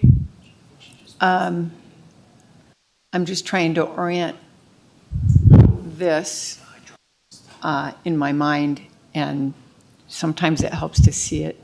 We have a map. We can show you. This is actually the drainage map. So you can see this was done by the water experts, the engineers of water. You can see. Ms. Magary, if you just hang on a minute, we all want to get on the same page, okay? Okay. So anyways, what? Commissioner Gardner, Yes. members of the board, we are on in the vicinity of packet page 946. Board packet page 946 talked about the previous slide, and then this particular map is beginning on page 948. Okay, so we're in the regular agenda package here, where in the Mr. Delaire's presentation, we were in the supplemental. Is that right? Yes. Okay, so we're on now page 946. Is that what you're? This is 948. 948. Okay. So what you're saying is, in the conceptual drainage study dated September 2001, on page 8 of 150, it says, on higher angle slopes within the project, flows are collected in 3 existing intermittent stream beds. Correct. These flow in a northwesterly direction, collecting near Joe Lane and a FEMA-identified A zone. Correct. Okay, I'm with you. Okay. So on the next page, in the conceptual drainage report, they had, and this is again where the conditions of approval came from. The tentative report was given to the county, Mimi Moss at the time. It said that tentative locations for retention infiltration structures are shown on Exhibit 2. Final design location will be based upon site-specific grading and existing conditions. 4 drainage paths have been identified on Exhibit 2, which is the map we'll show you.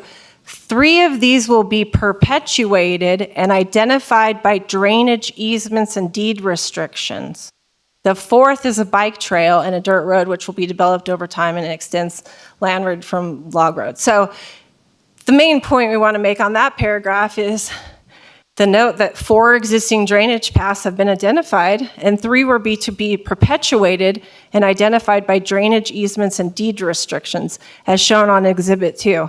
Page 4. So the next 2 slides are going to show you. We're going to show you one as the page looks, which is the actual drainage report. But since you can't see the paths as well, we're going to zoom in just on the map.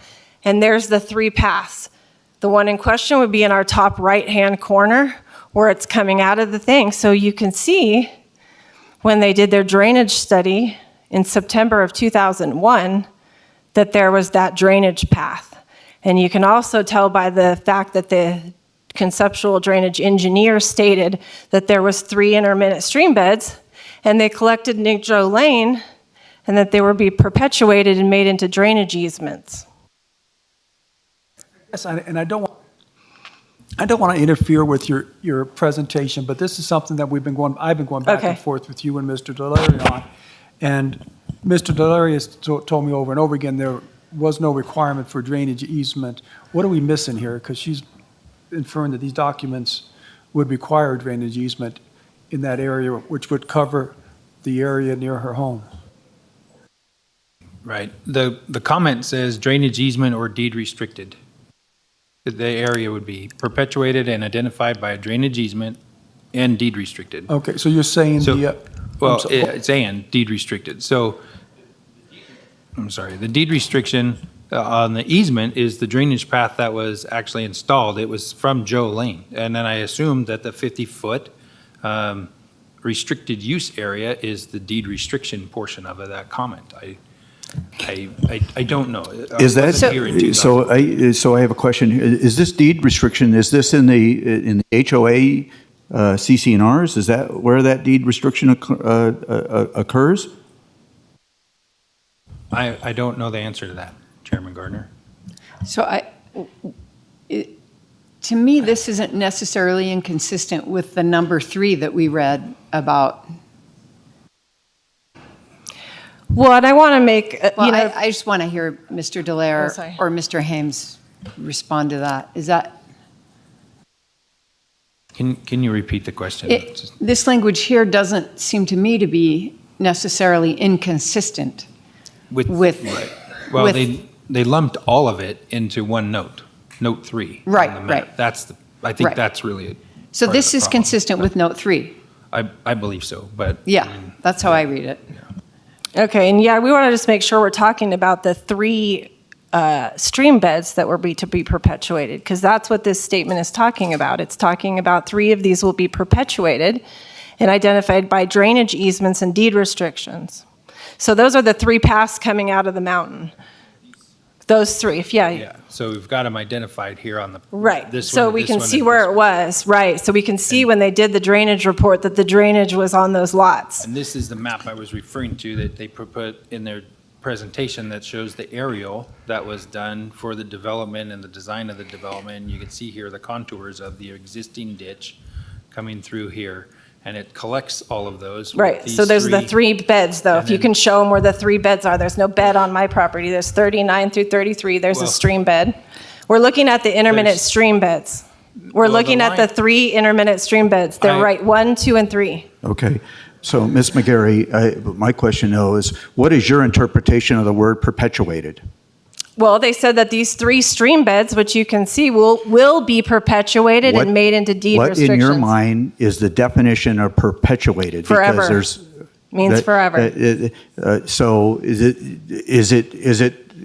is it also, can we interchange the word maintained? Is that what your contention is, maintained versus No, I perpetuated? don't think maintain. It just means that the water will remain on that path. But Ms. McGarry, we don't have any way of controlling Mother Nature. So what are we supposed to do? How Well, are it we was, supposed to if you let me finish my presentation, it says that it was to be maintained. Okay. Okay, so it showed it Okay, was a channel. We don't want to be contentious here, Ms. okay? We McGarry, want to listen to your presentation. I interrupted you, and I apologize, because I wanted to get this, as you know, it's been an issue that we have discussed back and forth. So I'm sorry if I took you off of the issue. That's okay. I just want, what's that? You trying to hold my hand, or? Okay, just the only thing I want to clarify is, you know, I'm a lawyer, I have a little bit of a legal background. Mr. Haynes, if it says and instead of or it says and instead of and or, wouldn't you have to have both? A drainage easement and a deed restriction for those 3 identified areas? Not an or, which is what I think Mr. Delary and Commissioner Hales was saying. If it's an and, I would think you need to have both. AJ Hames for the DA's office. Yeah, I think an or would have been, well, clearer, but I think what I think we're not, I think it's important that everybody understands the process where a subdivision is approved. So there's 2 maps that get filed, right? The first is the tentative subdivision map, which is board approves, and then later on there's a final map. And then, but before all of that, before you even get into maps, the developer conducts studies. There's certain requirements that they have to meet. And so the developer commissions this study, and this is the study that the developer essentially purchased, right? He paid somebody to do it. It's presented to the county. At a later date, the developer comes before the board and he says, here is my tentative subdivision map. It's consistent with the study. And so I guess this is a preliminary document. It's a conceptual drainage study. It's sort of the basis. It's kind of the starting point, but it doesn't impose any legal obligations or duties on any one person. It's a conceptual study at the very outset of the development process. Number 3 on that final map requirement is supersedes what this would say, is what you're saying. Correct. Okay, well, yeah, so this was the study of where the water was at the time, where it flowed, done by the engineers. Okay, so then this is actually directly from the conditions of approval. So as I said, there was several pages of conditions that needed to be met. And I think that the county actually referenced this item 8 previously. However, there was some words that were omitted. It says right here on item G, well, it says that the applicant shall comply with the final map restrictions and some county codes, and additionally, the final map shall show. And here's 8G again. And unfortunately, in the previous presentation that you had, there was some words omitted, but this is what it actually reads. It reads a restricted use area and drainage easement extending lanyard 50 feet from both sides of the high water mark of the blue line drainage course running through the property as identified on the USGS 7.5 map and on the topography map, which we will show you. All drainage easements shall be shown as private. Synonymously, they use the word private drainage with drainage easement multiple times through. This reads this way in multiple places. It reads it on the initial conditions that were submitted to the county to approve. It also reads that on the letter sent to the builder in December, and that it also reads it at the end, which will show you where the county physically went through every condition and initialed that those were met. Here's a picture of the topography report. Again, we'll go with this because it shows June 8th, 2001. This was the aerial that they were speaking of was done. And again, if we zoom in on that, it's going to show you exactly where that stream was, running through lots 33 through 39, the exact same path that it shows on all the final map documents. It said that to begin with. It said that on the drainage reports. It showed that this stream collected at Joe Lane, and it showed it was a prominent stream. It was an intermittent stream, a blue line, which now looks like it's in our living room. So it's been displaced because of no maintenance. Again, just to go over it again, these are the 3 lines that we're talking about. This was the drainage report. This is still the conceptual drainage report, which was the initial drainage report.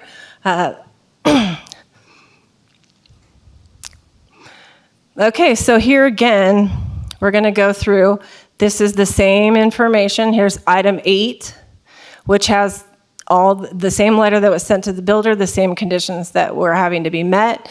And it looks like a county staff on 9/2 of 03 signed off on each section. We're going to look at 8G again. It says a restricted use area and drainage easement extending lanyard 50 feet from both sides of the high water mark.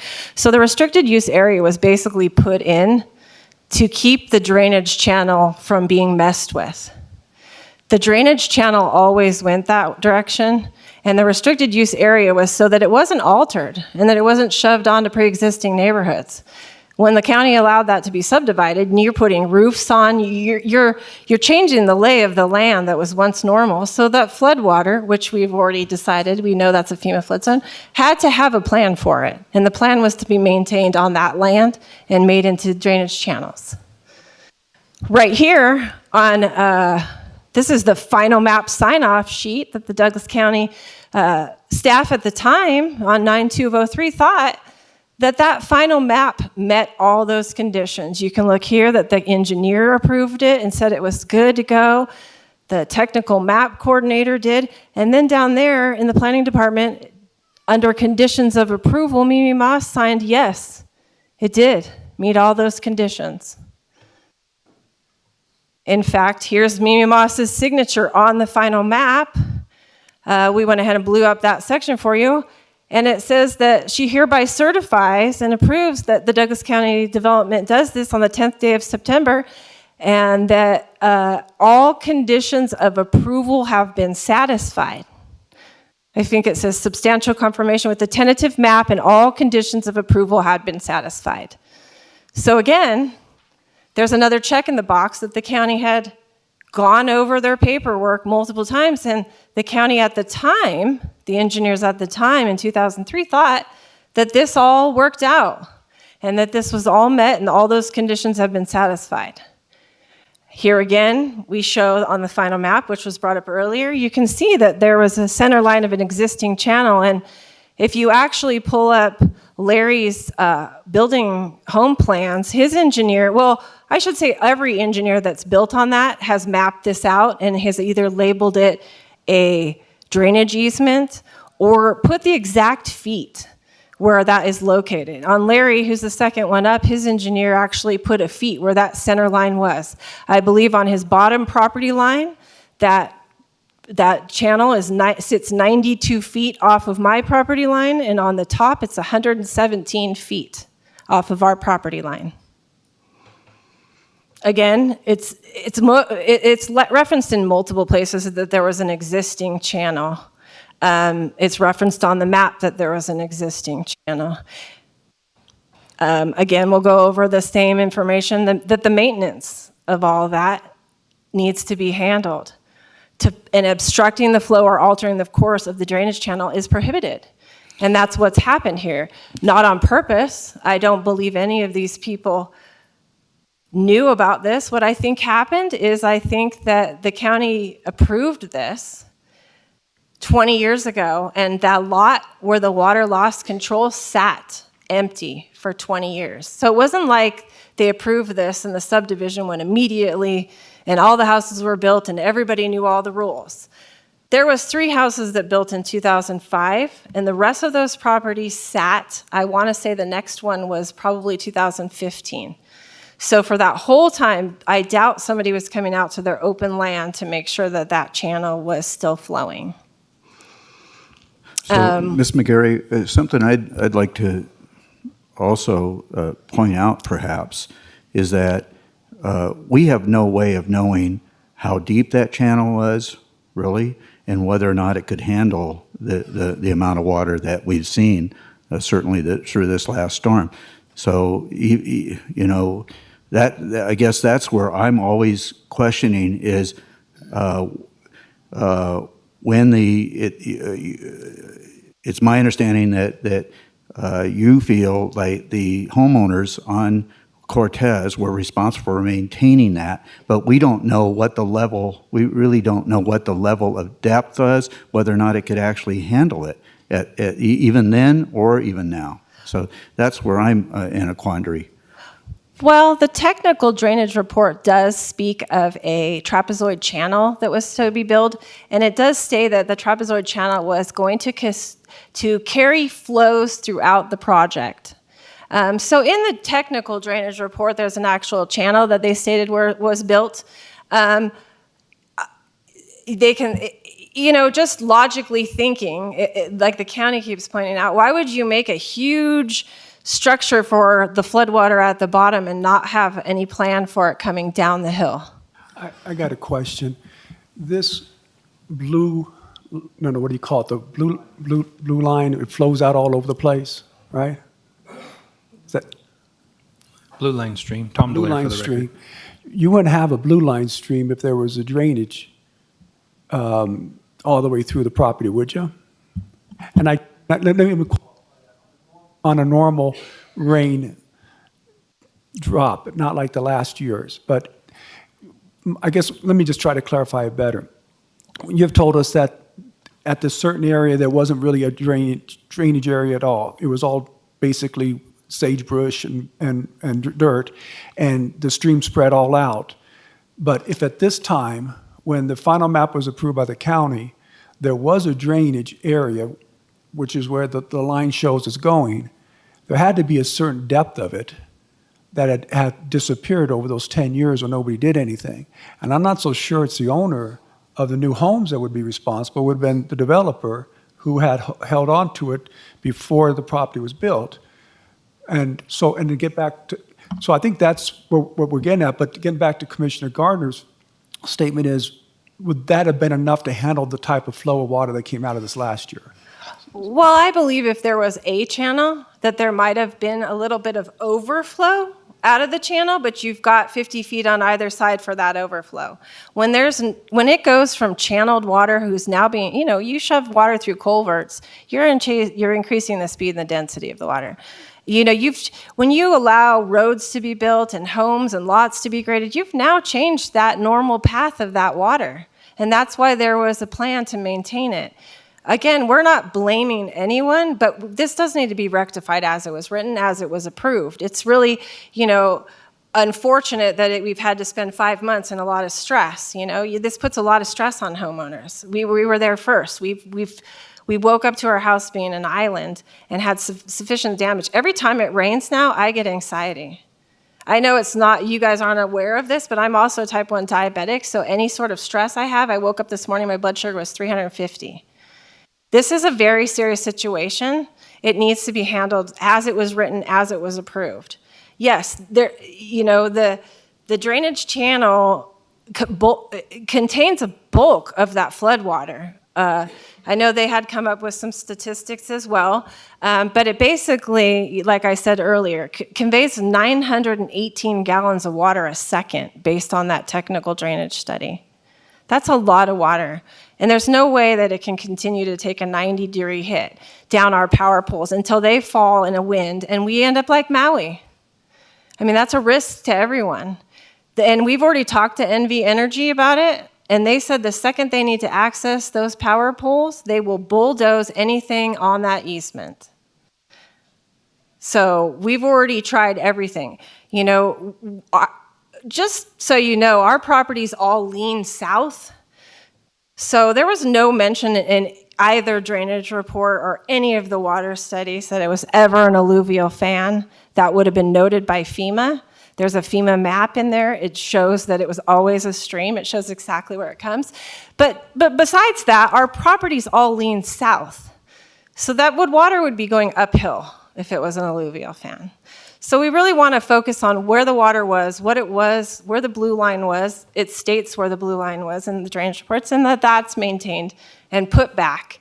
The reason that there is no channel there now is because erosion comes down, dirt comes down. Nobody maintained it for the 20 years that the lot sat. So of course it looks like an alluvial fan in the area now because it had been running willy-nilly for how many years, I don't know, because I don't walk to the back half of my property and check out the water all the time.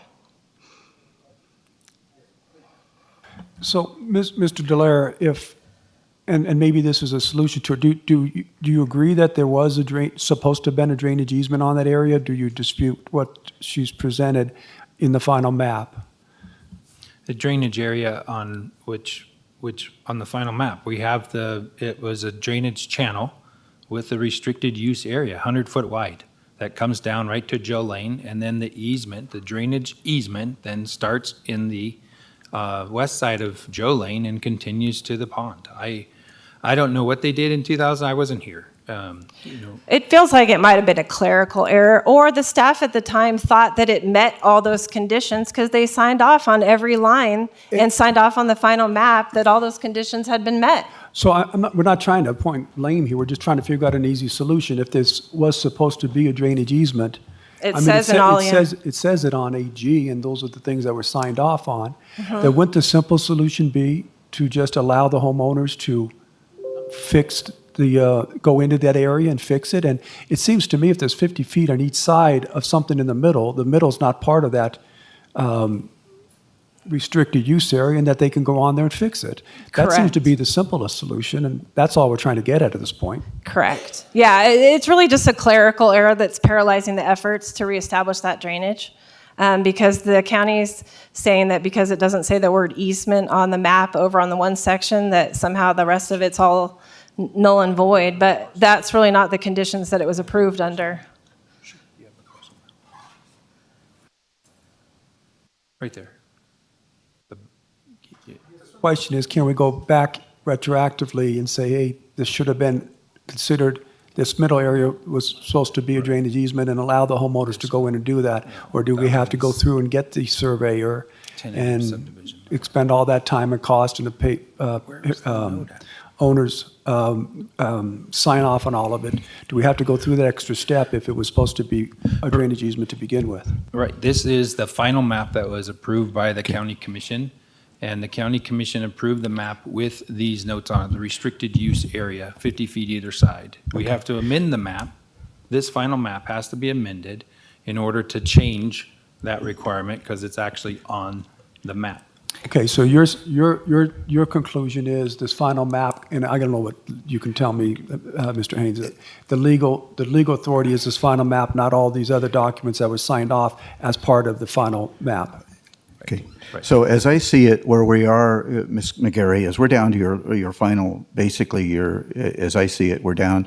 We visited the floodwater hazards page, and then we're down to the Sheep Camp and Pinion Ridge request for assistance from BOCC. Is that correct? Well, right, but let's go back to that final map where he just said is the ultimate be-all of all the things, because again, Mimi Moss signed that all these conditions had been satisfied. That is on the final map. I don't know that we can correct that. That's what I'm saying. I don't know that we can correct what Mimi Moss did in 2003. Well, I'm saying what she agreed upon to have the subdivision move forward.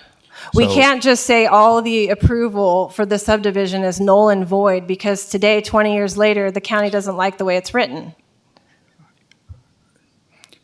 I'd like to get down to what you have here and what you're asking the Board of Commissioners to consider today. We're asking you to fix the clerical error that's impeding this fixing. If the county is stuck on the fact that a word isn't on the map, although all the documents synonymously use the word private drainage with drainage easement, synonymously, and we've pointed that out, that if this is really the reason why we are going to not have help with floodwater destroying our land and our property, then we need that clerical error fixed, because what I'm trying to show you is they knew it was floodwater.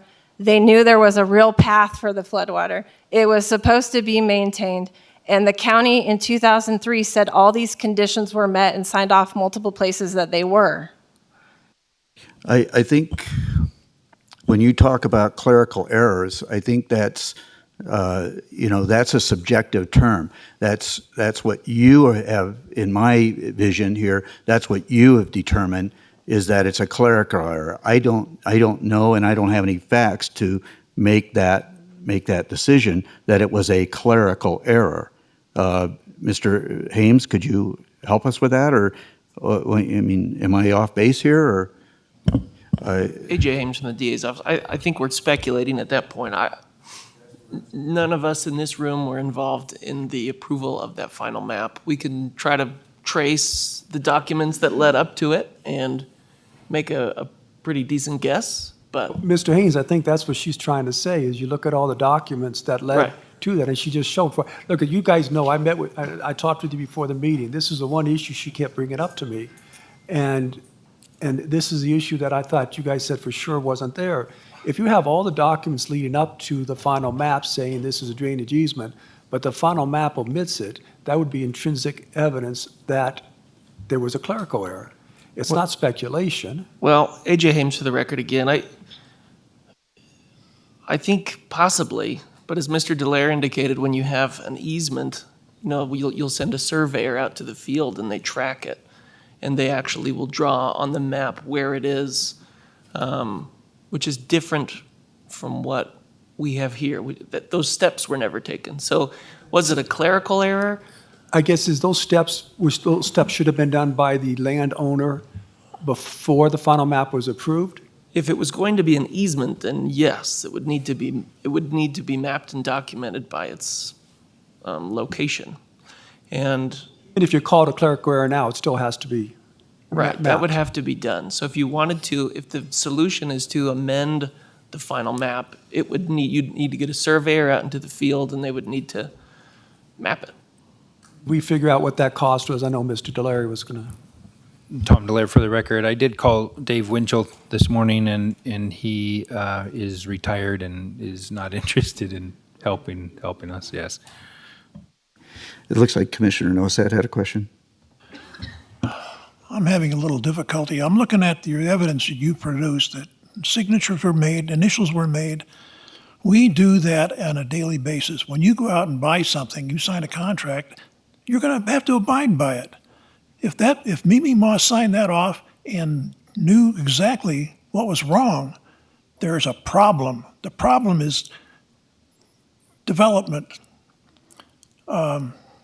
Anybody here been here since 1997? What did we have in the valley that year? A big flood. How about 2007? Same area, same flood. We have a lot of evidence that that happens. I have a potential solution, but I'm going to hold my breath for a while. Okay, so. He wants to hear What's it. that?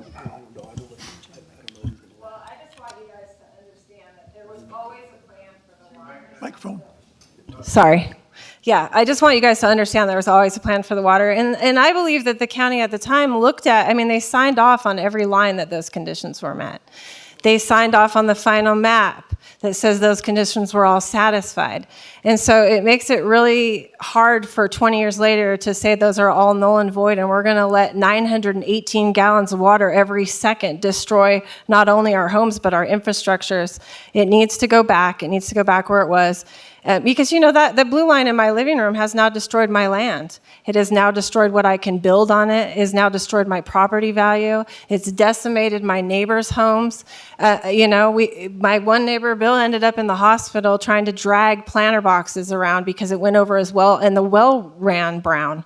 It almost came in his front living room. That's a massive amount of water, and it's unlogical to think that it should hit the utility easement and then be shoved 90 degrees. How do you control that much water permanently taking a 90-degree turn?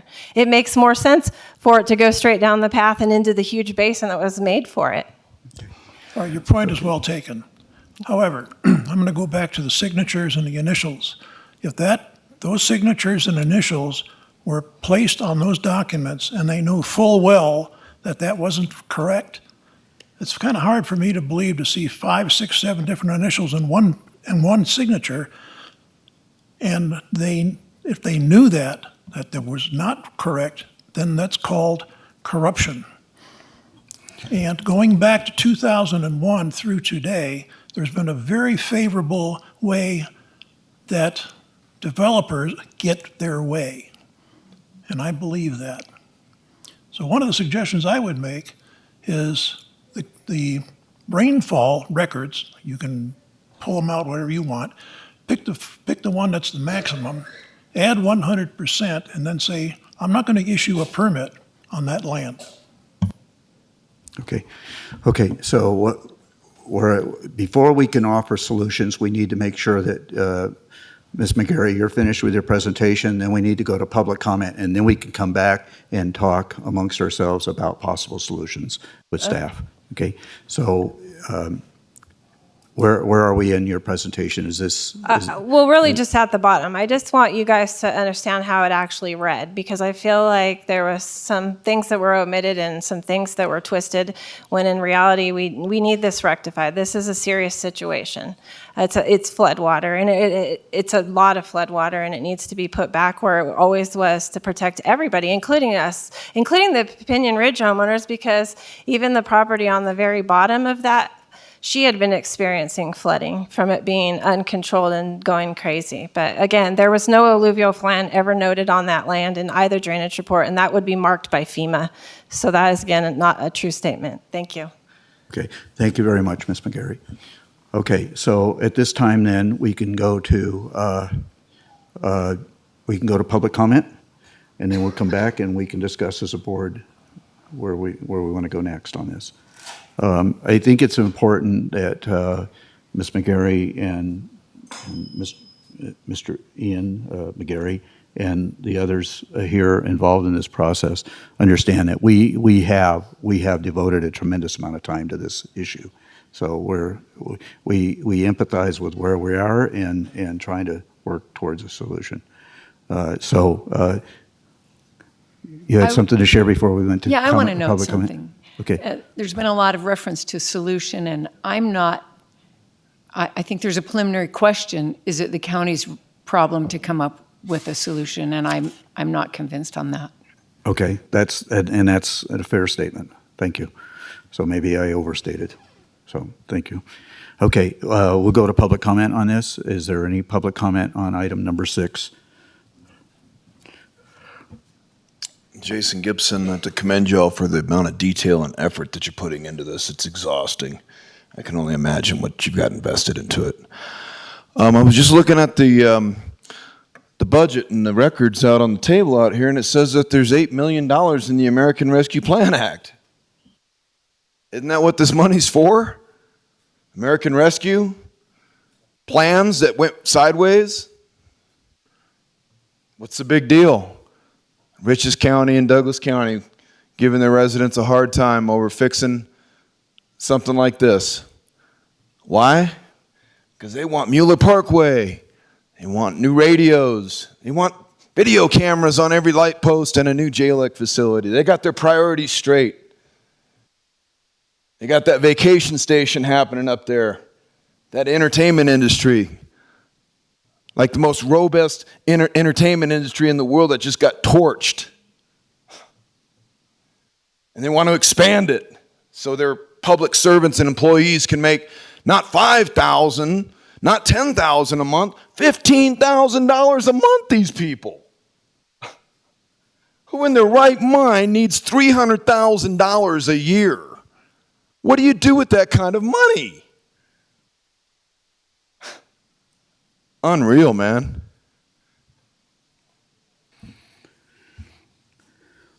Is there additional public comment on item number 6 specifically? Good afternoon. I'm Bill Connolly, and I live at Sheep Camp Road. And I just want to,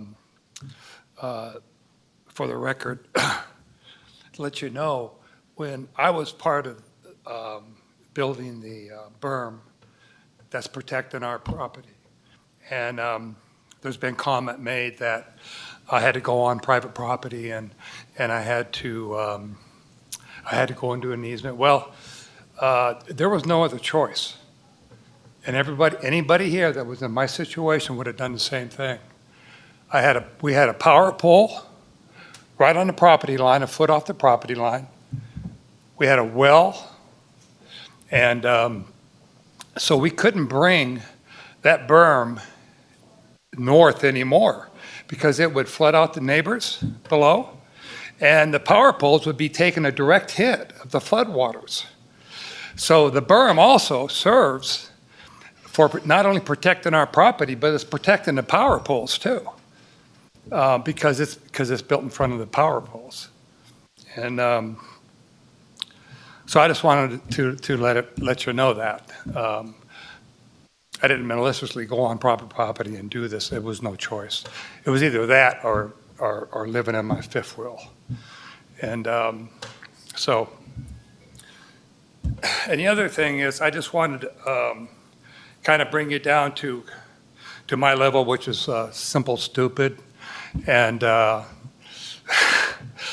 you know, if you look at this whole situation and you see the, over the 15 years that I've been driving by, the drainage situation has always been a mess. It's never really worked properly. And it seems that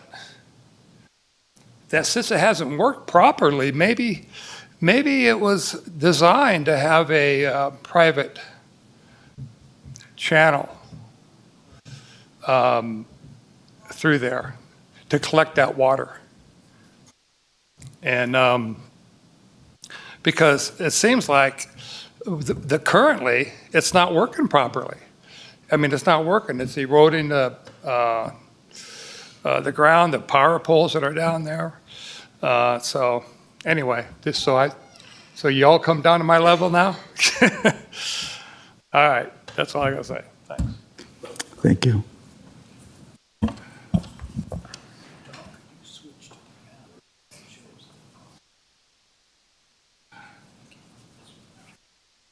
That's great.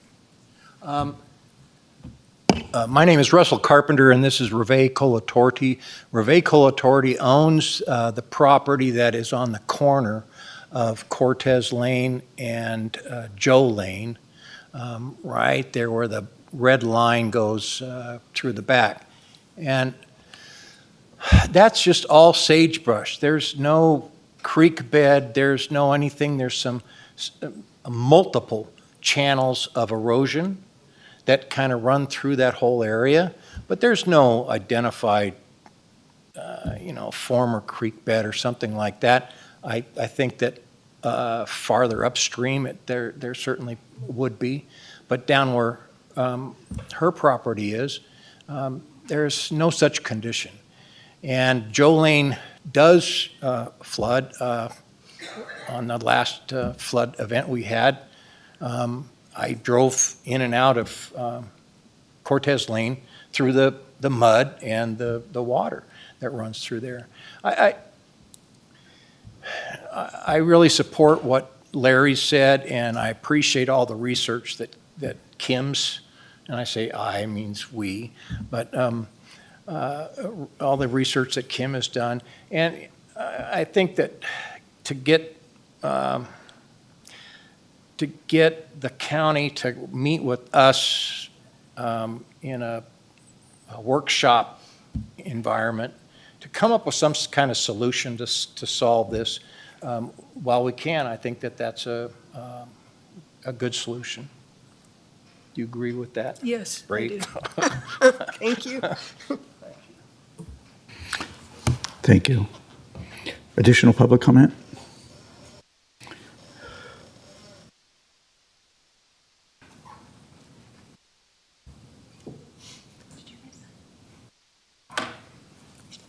Oh.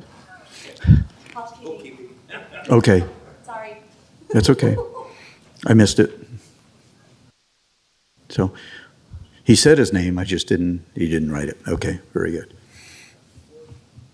So, okay, we're back to the board? Okay, yes, we're back to the board. Commissioner Tarkanian. Okay.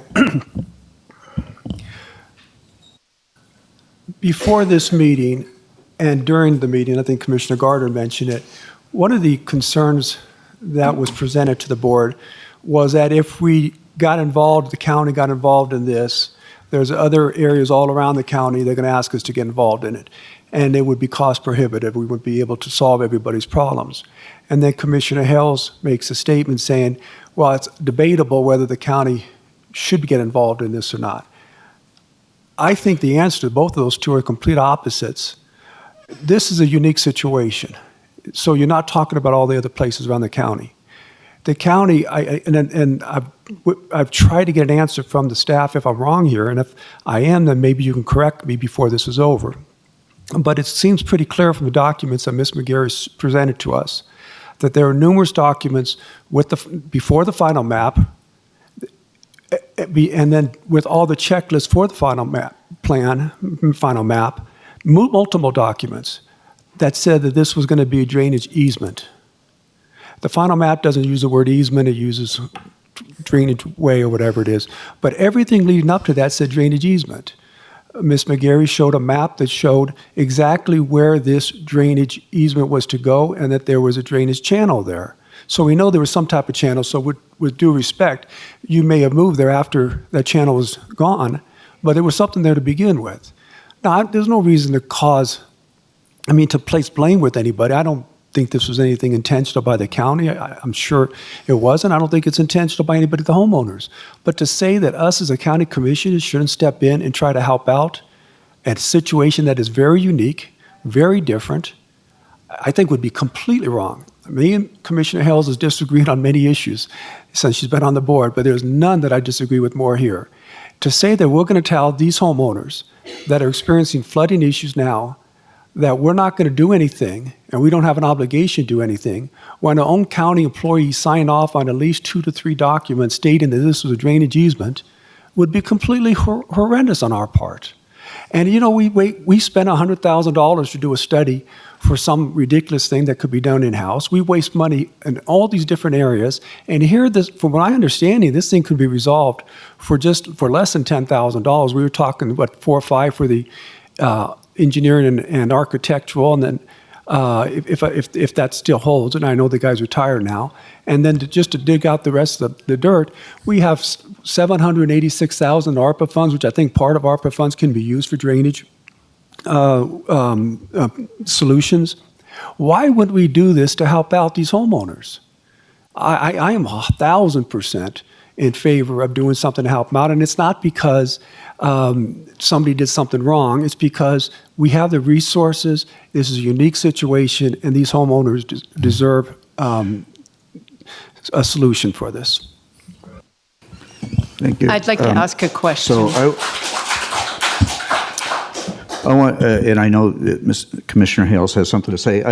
I need to, Mr. Tarkanian, you're misinterpreting my comments. I did not say anything about not being able to financially support this. I did not say anything financially. What I did say, or the capacity, what I did say is that I have concerns about other areas, other developments where we have blue line streams running through them as well. Not that we're going to solve those, and not that we don't have the financial capabilities. I don't know. I don't know where those blue line streams are. But please don't misinterpret what I said. I did not say anything about financial capacity. Now, if there is a method, if there is a method that we can help these homeowners discover a pathway for the correction of this issue, I'm in favor of helping and assisting them in establishing that pathway. All right, so I can understand we've had disagreements in the past, and you may think that this was some type of a shot at you. It was not a shot at you. It was what was discussed in our 2-on-1. That, you know, and it's the same thing with the road situation. There's so many problems in this county that needs financial help, and we can't. If we solve one, then we open the door to others. This wasn't a personal shot at you, and I didn't mean it as a personal shot at you. Okay. All right, I'd like to speak. I didn't say that you didn't say that we had the financial means for this one. I'm saying that we have to, one of the concerns was that we had to be careful about helping a specific one when there's so many problems throughout the county. Nothing personal, Mr. Chairman. Thank you for the clarification. Commissioner Hales. Yeah, I want to say that I was misrepresented too, but moving on from that, 2 questions. The first is, what does a blue line stream mean?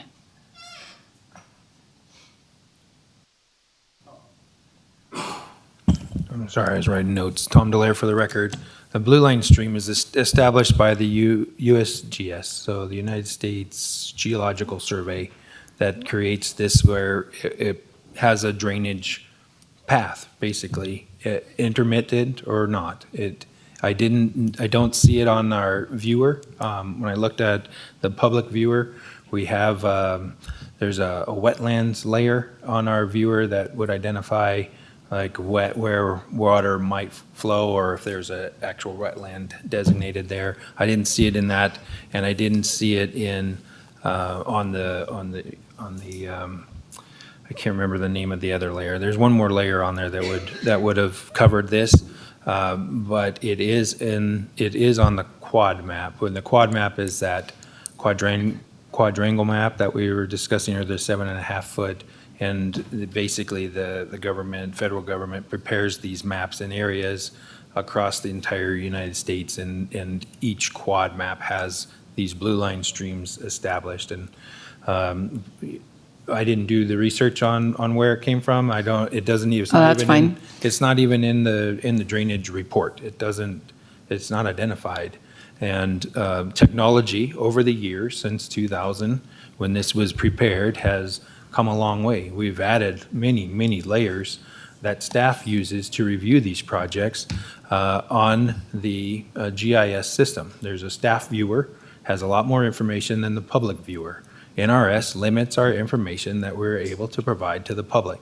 That's not the county. We want all that information out there. It can't be because of the NRS. And so there's stuff on there that the staff can look at, but the public cannot. And is mainly regarding utilities. But we have a lot of other layers, and it would get pretty cumbersome to have somebody from the public to figure out all the layers that we would have available, to the public. So it ends up being, quite cumbersome if we are having to review conceptual drainage plans to figure out what notes are on there. Now, this particular note, I have no idea the process back in 2001 on why community development didn't have the note verbatim written on the map. I don't know why. I have no idea why. The map was recorded with the handwritten note. So whatever note they provided in the AutoCAD program that created the final map that the surveyors used to prepare it, that note was wrong, and they hand wrote it on there. That's why note number 3 is handwritten, and it didn't meet the criteria at the time. And instead of printing a new Mylar, they erased it and hand wrote that note on there. And I have no idea why it's not verbatim. It would make more sense if it was. It would make this a hell of a lot easier to deal with if it was. But that's not what we have today on the record at the recorder's office. Okay. And that's where my issue is. This is the information I have. I get we've got all these reports. Absolutely. But why wasn't a drainage trench actually constructed to the mouth of where that natural channel meets the existing grade of the hill, which is the alluvial fan part? So I know there was some topo on the drainage report. If I can just answer one more question. Also, I'll have the mic. I clicked the wrong one. So the topo that was blown up,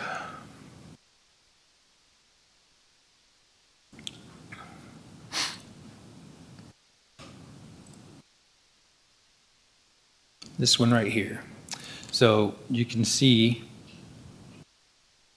we have all the topography, but the airplane flies over the area. So an aerial is the airplane flies over the property, and then they can identify the elevation differences back in 2000. And they developed this in a digital fashion. So you can see here a channel was existing with these contours, and the way this actually runs, you can really see how defined that is. So this line right here is the elevation of that channel. Here's the width, here's the top slope, and then it looks to me like it goes down one, maybe 1.5 contours from where that contour would be straight across, right? Sure. The elevation that's level, right? And then you've got 1.5 contours. So if those are 2-foot contours, then you would expect that to be about 2.5 feet deep in that location, right? And you can see that right here also. And then it doesn't go one contour, right? So it seemed to be a fairly small channel, very narrow. It almost looks like just a line on the map. And with the other lines that they drew over the top of that was the channel that they defined. But these contours are flat. So is there really a channel there? According to the aerial in 2003, no. There was a channel here, but you can see how big these contours were and how narrow. So it's a very narrow, deep channel that these homes had to actually build their driveways through to get to the house that they built on the other side of the channel, right? And so you can really see that definition of the actual channel in this map. And then it stops, and then it starts up again. This also, it appears that there was a fairly large road. I mean, it looks like this is an actual dirt road, but there was a drainage channel over here and over here. And I don't know if this is just a roadside ditch, like a Jeep trail back in the day, and then they turned it into this right-of-way at this subdivision. But right here was the convergence of all of those drainages. And we have more water coming down from Joe Lane and also from Sterling Ranch that hits Joe Lane and then comes down and drains into this as well. And that's what was identified as the 378 acres on the drainage, on the conceptual plan and on the drainage study, and also on the final drainage study.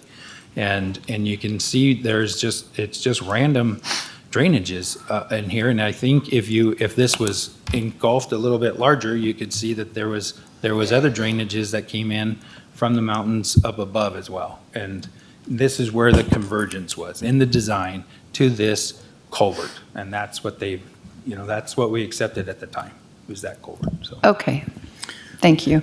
Can I continue? Yeah. Okay. Question for the attorneys.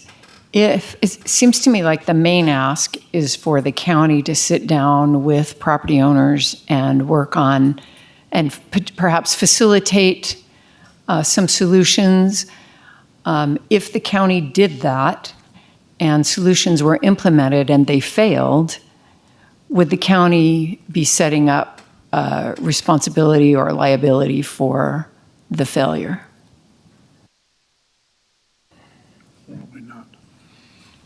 Doug Ritchie with the Douglas County District Attorney's Office.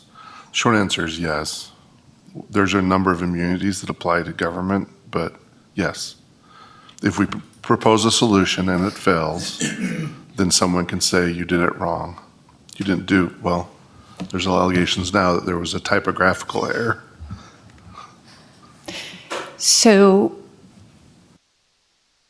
I'll just take another minute and share my thoughts on this, and then I'll be quiet. That's when I look at all of the, when I look at this, I keep coming back to note 3, which in my mind says, property owners, you are responsible, and the county is not responsible. I don't want to do anything that changes that. And drainage is so complex that if you think you have a solution and you put the solution in, Mother Nature can trick you again and do something different. And I normally am a person who loves win-win-win, who loves coming together, collaborating, and who loves focusing on solutions. But in this instance, it feels to me that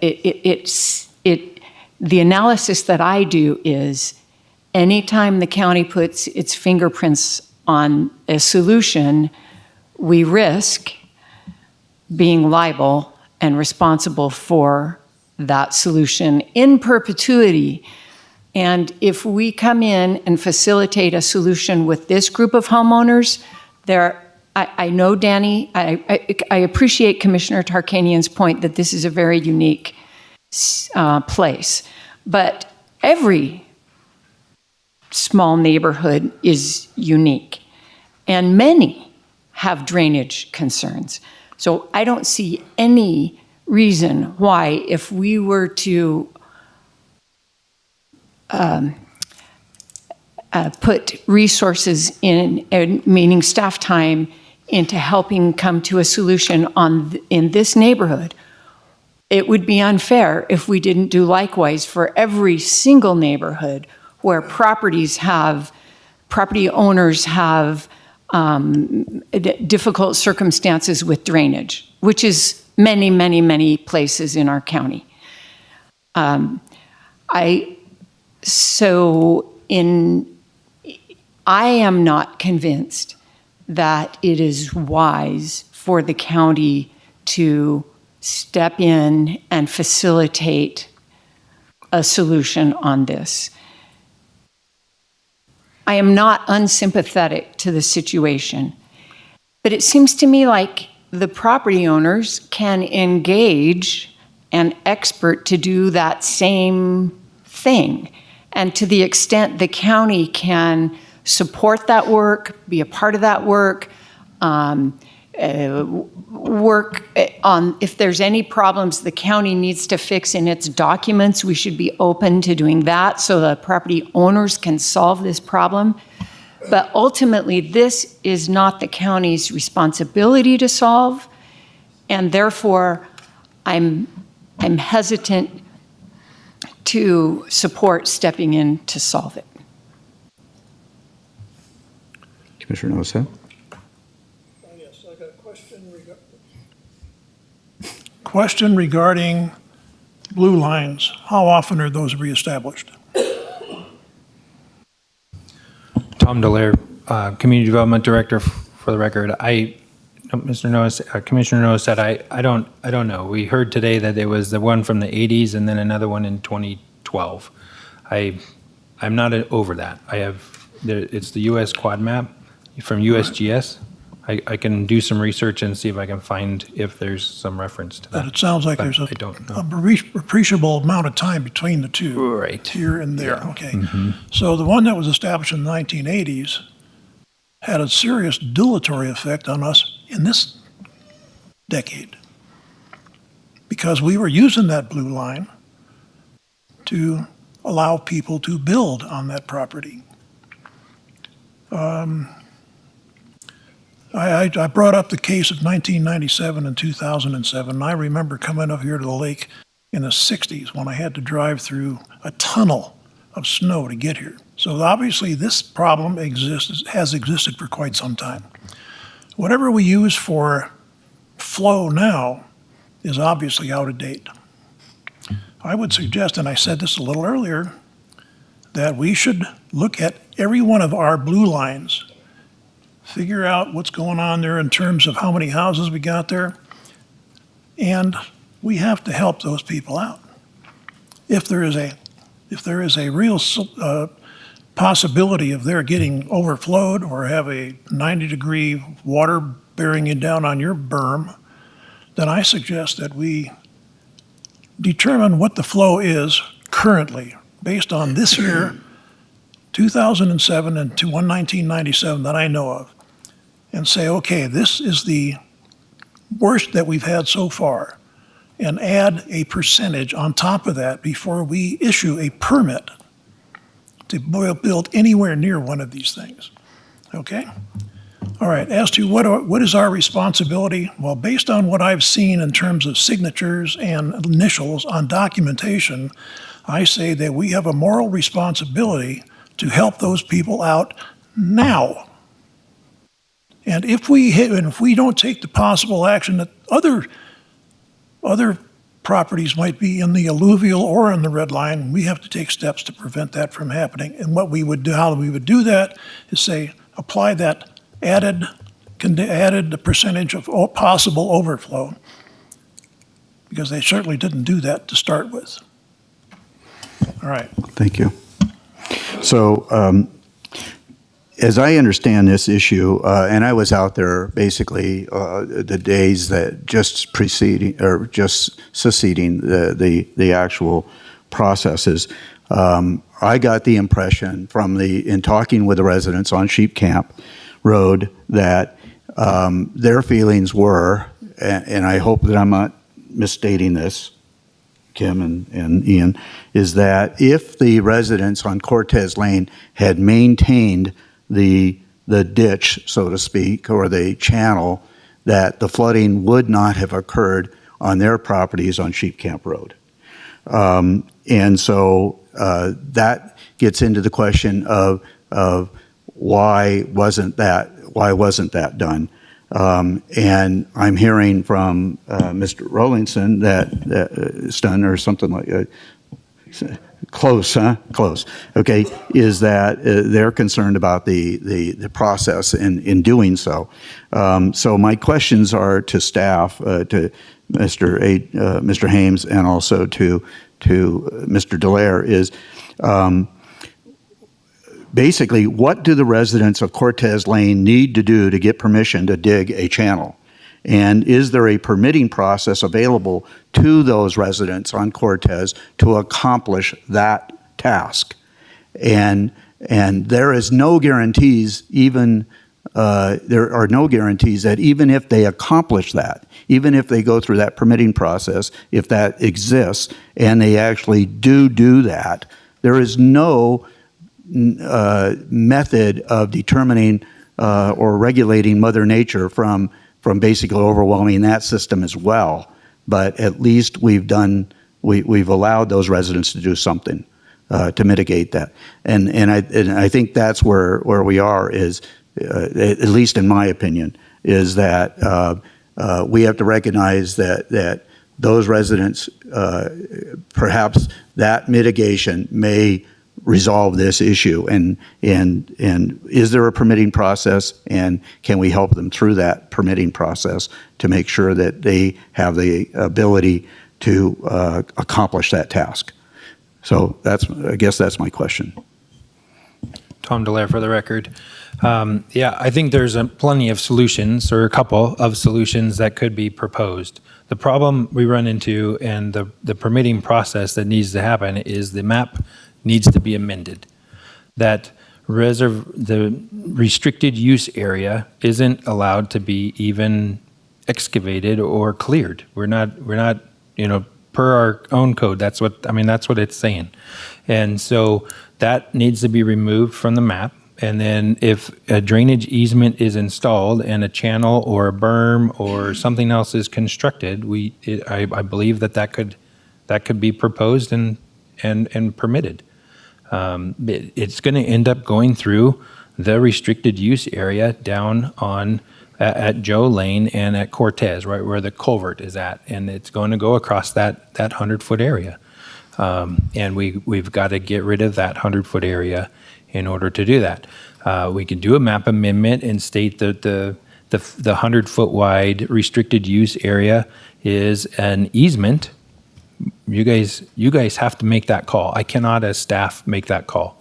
That has to come to you guys in order for you to make the call and make that amendment happen. Okay, so we would need, so Mary, simplifying it, then I'll try to simplify it.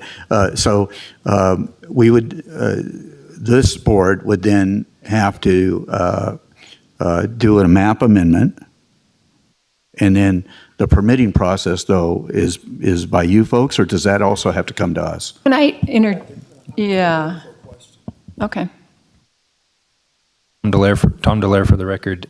There is a map amendment process that we have a permit, and there is an application fee associated with that. We can bring that to you. I cannot waive the application fee. You guys have to do that, not me. And so, depending on what you want to do with that, but there is that process that needs to be done. The map amendment has to be done by a surveyor. I can't, as an engineer, can't do the map amendment. It has to be a licensed surveyor that does that. Douglas County does not have a surveyor on staff. We don't have a licensed surveyor in our staff. And when we do identify budgeting, you guys talked about just going out and doing these projects as they come up, but I have to identify my funds that I'm spending for the whole year in March. And I don't have another budget for another project to run this through my department. I need. But if the homeowners wanted to do that, then you wouldn't necessarily have any objections to the homeowners actually doing that, right? Right, yep. Except they'd have to pay for it. Yes, right. Yeah. Okay. I had a question that I want to ask. I was completely... Commissioner Rice hasn't chimed in yet, so we've all taken an opportunity. Let's let Mr. Rice go, and then you can come back. Sure. Thank you. Let me put my neck in the noose again.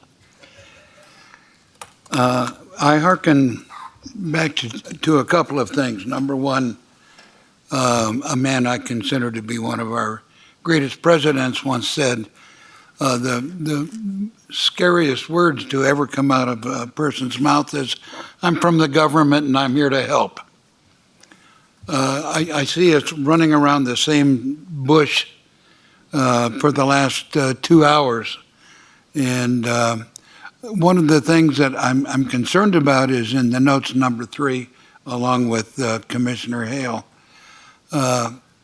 is the maintenance of all drainage facilities are restricted use areas, and they shall be maintained by the landowner. And I just shrunk that down because I don't want to be here for the rest of the night. But I've heard a couple of things, especially from Mr. Carpenter, that I liked. Number one, we need to know what property owners can do to maintain the ditches. What can they do? What can we change to make it possible for them to maintain the ditches? And I think that, as I've heard other commissioners say, we need to publish USGS blue lines and have them updated more frequently so that we know what this, I can't say that, so that we know what the heck we're talking about. And I think that we need to establish a working group between the landowners and our staff to try to come up with reasonable rule changes that will help relieve this problem. And I think that we have an excellent staff that can interface with the property owners in a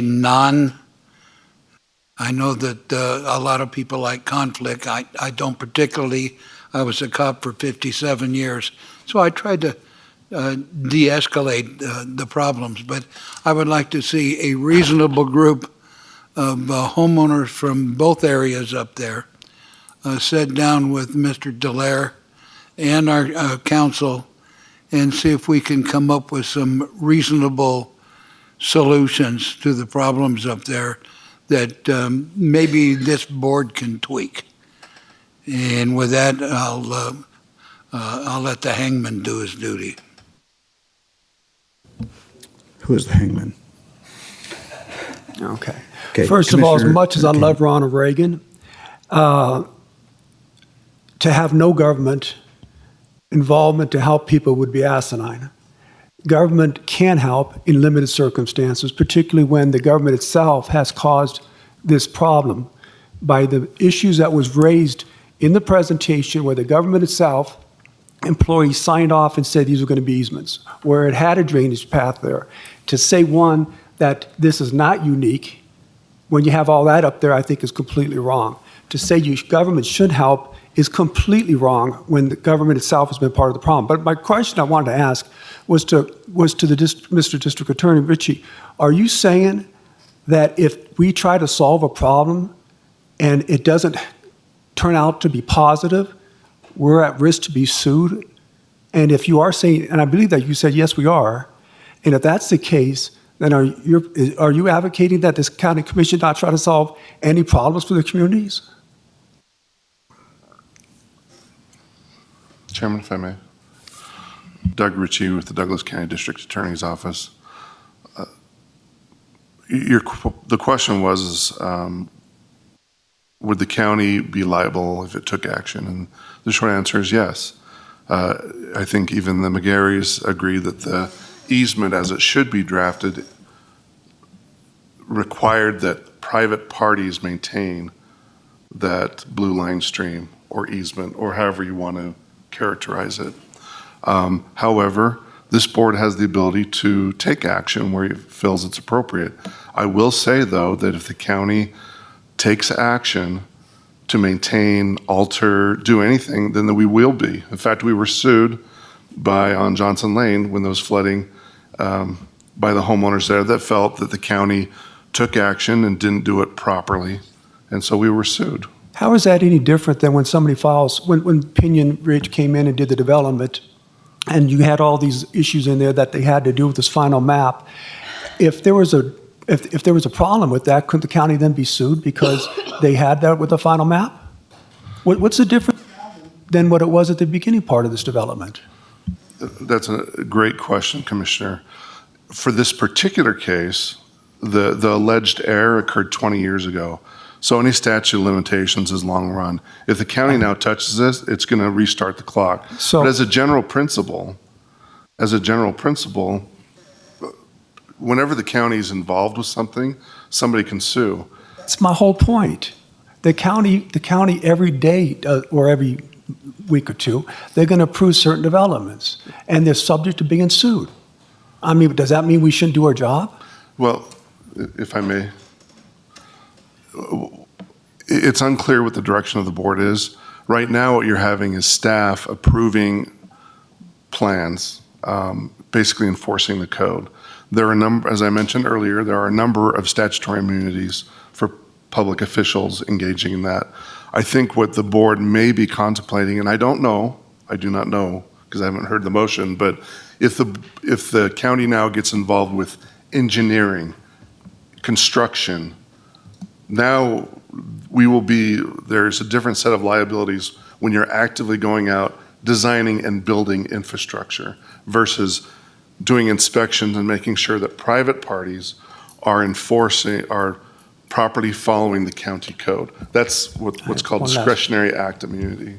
Okay, no, again, that we'll just sidestep. We're going to be responsible if we did new development for the same stuff. So the point is this. I guess this board, there's 2 members on the board at least that feel the county's not responsible at all for this predicament. Although Ms. McGarry has given us documentation that shows that our county employee, I'm not sure what her position was at the time, but her name was being mentioned, it was before I was here. She signs off on these things that make it a drainage easement.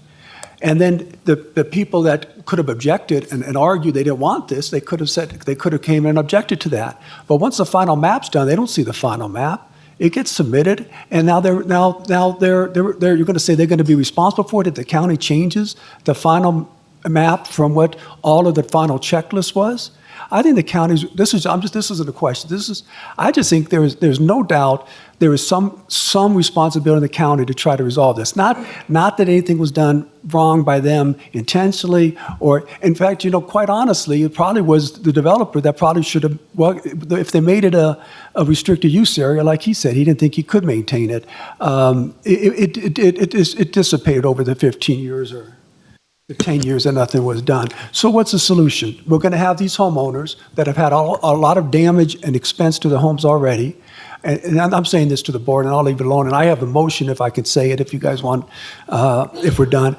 But are we saying to the homeowners, okay, look at, I'm sorry, let me go back. There's a solution. Mr. Delary stated what the solution is. The question is, who's going to pay for it and who's going to help organize it? It's not that the county is going to be the one engineering it. We can, as a board, authorize, and as I mentioned, I think through ARPA funds, from what my understanding is, $10,000 at a maximum. You authorize that. You get the engineer to do what should have been done 15 years or 20 years ago, and then you dig a ditch, whatever amount we think it should have been originally. And if the water overflows at that point, that's not the county's responsibility. We're just trying to put them in the position that they were when this final map was done. I think that's the best solution. The alternative is what we're hearing from Commissioner Hales and Rice is, heck, leave it to the homeowners to pay for it. They can afford it. The county shouldn't have anything to do with that. I think that's wrong. So anyways, we're not discussing today funding sources should we determine that there is any funding sources that are needed here. That's not on the agenda. I think Commissioner Rice has offered a workable solution in regards to having a study group formed between the homeowners and the 2 homeowners, the Sheep Camp homeowners and the Cortez homeowners, to try to guide them through a process of doing what's required in order to allow them to dig and maintain a channel at a future date. So anyways, Commissioner Hales, did you have anything else you wanted to share with that? Yes. I think we're getting to a way forward. I think having the county at the table along with the parties as a way forward is discussed. I think that's fine. I would be adamantly opposed to the county being boots on the ground, doing any surveying, doing any actual work. I think that is intended by the documents to be the responsibility of the parties. And I think the parties can come together and pay for whatever professional help needs to get paid for to prepare whatever documents can amend this and have people move forward. Okay. Commissioner Noah, you had something you wish to... Yes. I'm a firm believer in root cause analysis. If you look at this problem, it started long ago. Even if it's 20 years ago, we still bear responsibility. I suggest that we admit our errors, take care of this problem, add the extra percentage of what might be coming down in terms of water to whatever we have to do to take care of those residents down there. And let's do it now. Because if we let this go, the precedent has already been set for the future and how we handle community development. Have we beat it up enough, folks? Can we come to a conclusion on what we want to, how we want to move forward on this? Yeah, sure. I guess I've got to ask, my motion, and this deals with allocating resources, and Chairman Gardner said that's not part of the agenda. I don't understand why, but if it is, then let me know, and I'll refrain from it. I think we could, in talking with our county manager, and I don't want to overstep what you said, but I think in a process of a motion, we could ask staff to come back to this board with a possible costs and possible funding sources. So my motion would be for the county to work with the property owners to devise a plan to get the final map, what do you call it, amended, and work with them on obtaining an engineer to create the drainage easement that can be filed, and figure out the cost of that along with the cost of digging the ditch, and bring it back to the board with that cost and see if the board would accept, allocate funds for that amount. Second. We have a motion by Commissioner Tarkanian and seconded by Commissioner Noasad. Do we have discussion in that regard? Commissioner Hales? I almost like it. I don't want to do anything that implies that we'll pay for it. Does this motion imply we'll pay for it? I would have to ask the maker of the motion in that regard. He said I'd bring it back to the board to discuss paying for it, so that's my terminology. I think that speaks for itself. Okay. And I'm going to have to vote no because I'm uncomfortable with that. You had comments or questions? Yes, sir. It sounds very much like what I proposed. However, I like better having them work with our employees instead of bringing it back here. Let them massage it, let them work on it, and let them come to us. Okay. No, I think it's a completely different amendment. Okay. A completely different proposition. Okay. Could you just? I have to go back to this item number 3 again, and it says that the drainage shall be the responsibility of the homeowners. And so when that's clearly in this process, I'm hesitant to think that we as a board may enter into a financial commitment there in that regard. When the homeowners, I believe, understand clearly that this is their responsibility.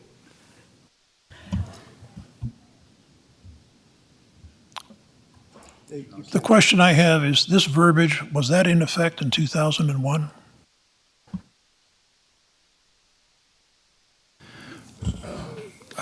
This is Tom Delaire for the record. Yeah, it was created, I had to dig through these ordinances. This was created in ordinance number 974 in 2001. I have a copy of actually when the board approved it. I don't know. I think it was in the middle of the year.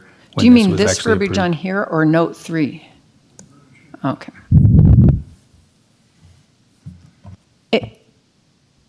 If Commissioner Tarkanian would just... Except for, I would ask the next question of the homeowners who related that they were ever building in 2001, if they were made aware of that. Well, if it's a county code, then it's public county code. I just wondered if, Commissioner Tarkanian, if you'd be willing to just do the first part of your motion, and then all discussion of payment is left off, but we get the folks together and they come up with a plan for a way forward. I would. This is appropriate now or not, but can I get input from the homeowners and see if they're fine with that?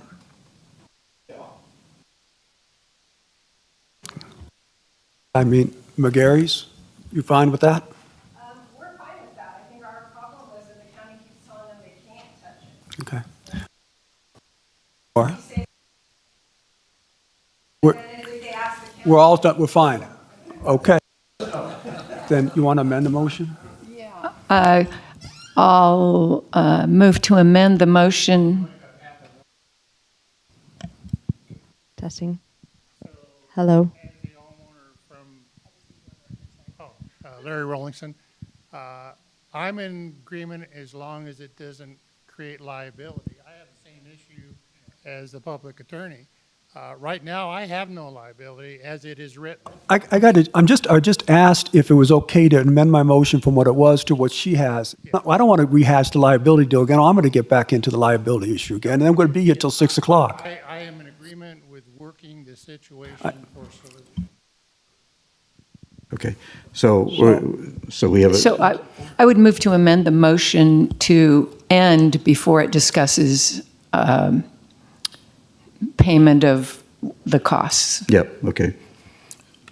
However, And do we have a second on the amendment? Okay, so we have a second on the amendment with Commissioner Rice.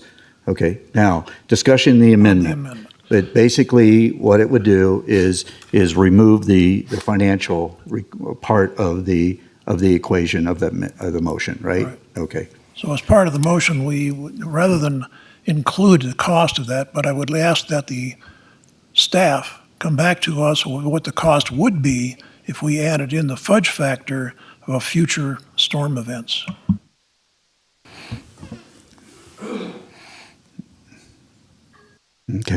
Okay, so we have an amendment on the floor. All those in favor of the amendment signify by saying aye. Aye. Okay. Commissioner Noshead, did you vote? Yeah. Okay, okay, so that's 4-1. Okay, so now the main motion as amended. All those in favor of the main motion as amended signify by saying aye. Aye. Okay, motion passes 5-0. Can we Does that take help you folks out? Can we take a quick break before the last item? Everybody good with where we are? No. No? Okay, where we are, the motion that was passed is that the homeowners would work with staff in developing a plan on and what they need to do in order to resolve this issue. Revision of the map and possible permitting processes, right? Everybody, that's why I wanted to make sure the homeowners and staff understood that motion, okay? But, yeah, okay.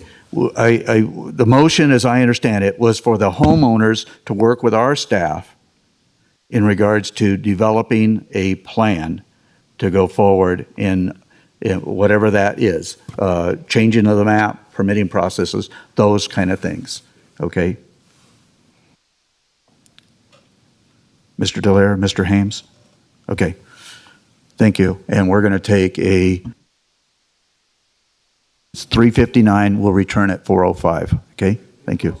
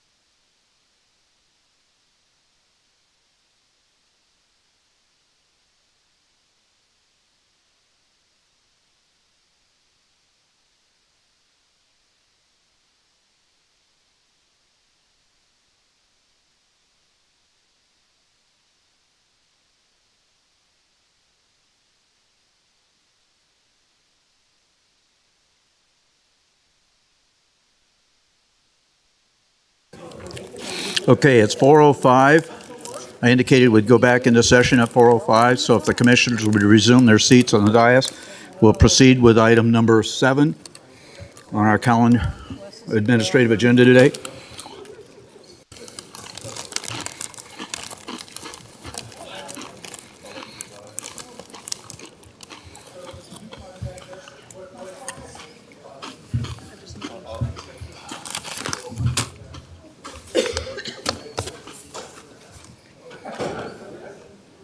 Where'd Wes go? Do you mind turning your microphone on?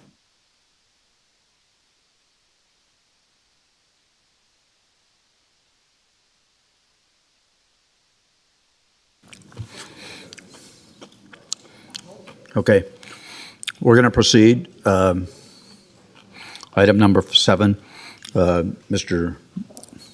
Commissioner Rice will be back in due haste. So, for possible action, item number 7, discussion to approve a contract between Douglas County and M3 Planning Incorporated, DBA, on strategy for an amount not to exceed $71,000 for strategic planning, facilitation, and design services.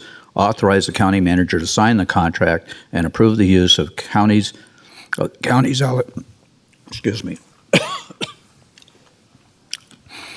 And authorize the county manager. Not ready yet.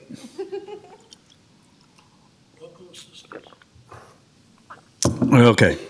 We ready? Authorize the county manager to sign the contract and approve the use of county's allocation of local assistance and tribal consistency fund, LATCF, once again, one of those acronyms, funding to increase the budget to update the Douglas County strategic plan from $35,000 to $80,000, being presented by our county manager, Jennifer Davidson. Thank you, Mr. Chairman, members of the commission. Jennifer Davidson, County Manager, for the record. Before you this afternoon, for your consideration, is a contract from RAD Strategy to provide strategic planning, facilitation, and design services. The county sought proposals from 3 entities: the University of Nevada, Reno Center for Economic Development, On Strategy, and RAD Strategies. As a result of the responses from that solicitation, On Strategy was selected by staff. On Strategy is a large firm with experience, knowledge, and resources to provide the services that we are seeking. It is recommended by staff that we utilize facilitation services for our strategic plan to aid the board in this very large process to update the plan. I do have the capacity and facilitation skill set, but I would just note that I would very much like to participate as a member of the team in this conversation. And I think it's important for us to bring someone on board who will have an objective approach to the process and can facilitate us and the conversations that we need to have in a way that On Strategy is very well experienced to do. On Strategy has provided facilitation services in the region to a large number of local government entities. That information is included in their proposal in the background. I'm happy to answer any questions that the board may have, and I'm looking very much forward to kicking this off with our facilitators next week if this is approved. Thank you. Thank you. Commissioners, questions, comments, observations? Commissioner Hales. I have comments. I am excited about this. I think this is great. I think that having an outside facilitator is well worth the money. I note that we had a 5-year plan. It expired. I would expect that our next strategic plan would last 5 years. And so when I was considering, is this worth $71,000?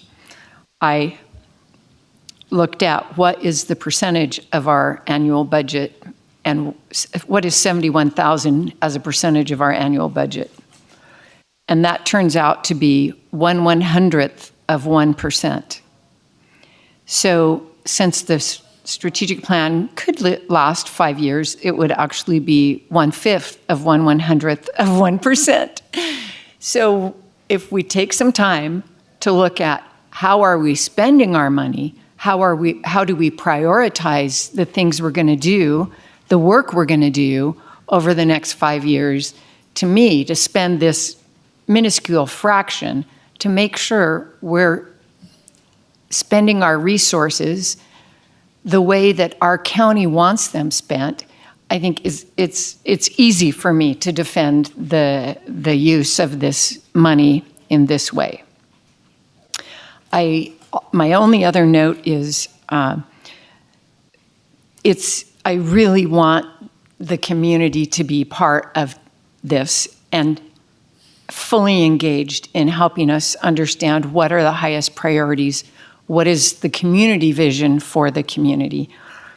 And the theme of Leave a Legacy is not the commissioner's legacy or the manager's legacy. It's the community's legacy to our own community. And I want everyone, as many people as possible to be engaged in helping us envision what the important work is for us to do.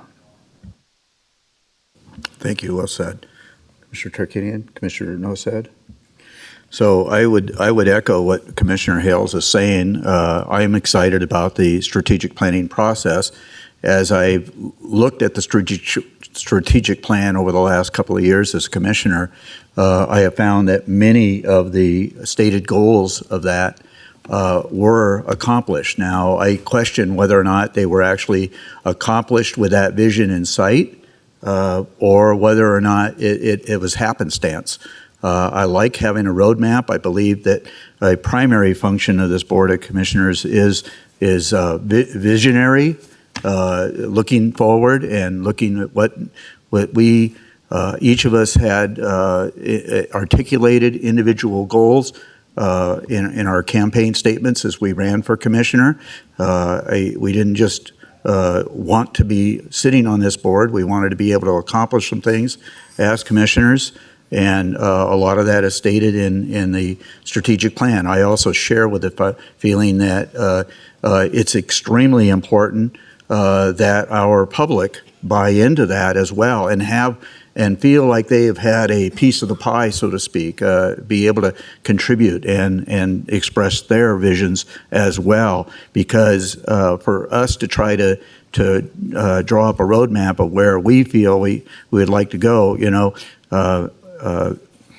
it's often said, I've heard it said in a number of ways, a good leader watches where the group is going and runs and gets in front, so it looks like they're leading. I don't necessarily like that analogy, but it is important that the public share in the vision, so that otherwise all we're going to have is resistance. And that's important that we not have that resistance, that we all are on the same page. So I've taken the opportunity over the last month, since we approved the strategic plan process, every time I've had an opportunity in the public to speak, given a few minutes, I always talk about the importance of the public and the organizations I speak with to become involved in this process. So I know our county manager is extremely eager in regards to this process, and excited about it, and it also, as a new county manager, it'll give her some understanding of where, not only where we envision the county going, but the public's vision as well. Otherwise, once again, it's going to make her job as county manager much more difficult if we have resistance within the community or the board. So I'm excited about this process, and look forward to the kickoff next Thursday at CVIC Hall. Is that right? CVIC Hall at 10 o'clock. Yeah. So with that said, Commissioner Rice, the other commissioners have had an opportunity to say something. Do you wish to say anything about this, or would you like to just move on? No, I don't have a lot to say about it. I'm looking forward to the process, and I think that the public will welcome the process also. Okay, so without any other, this is for possible action, so we'll go to public comment.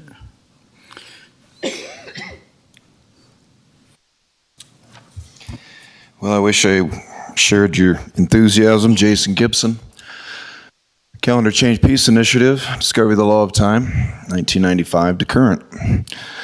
Building a new model based upon the old model, which has no basis in science whatsoever and is totally irrational.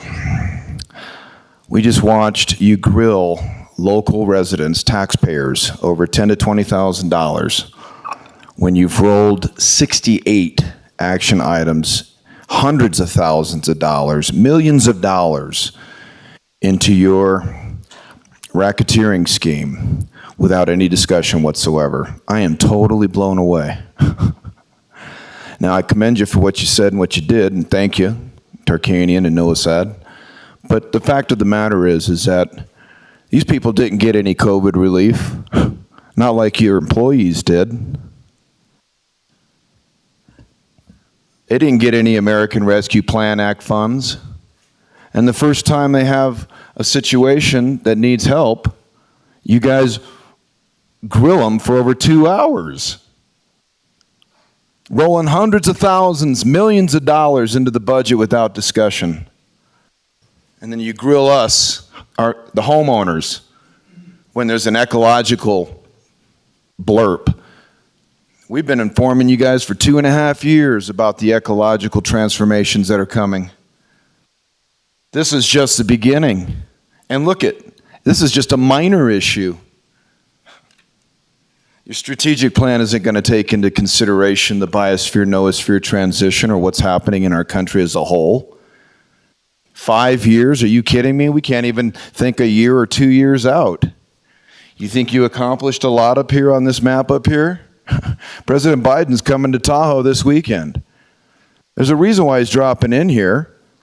The ecological disaster in Hawaii is going to be on the map as one of the worst disasters in U.S. history. Lake Tahoe is second. We're a tinderbox.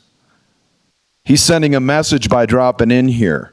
They're saying that incident happened over there. The primary reason it happened was because of over-tourism and the stress of the infrastructure, because of a lack of organizational coordination with government.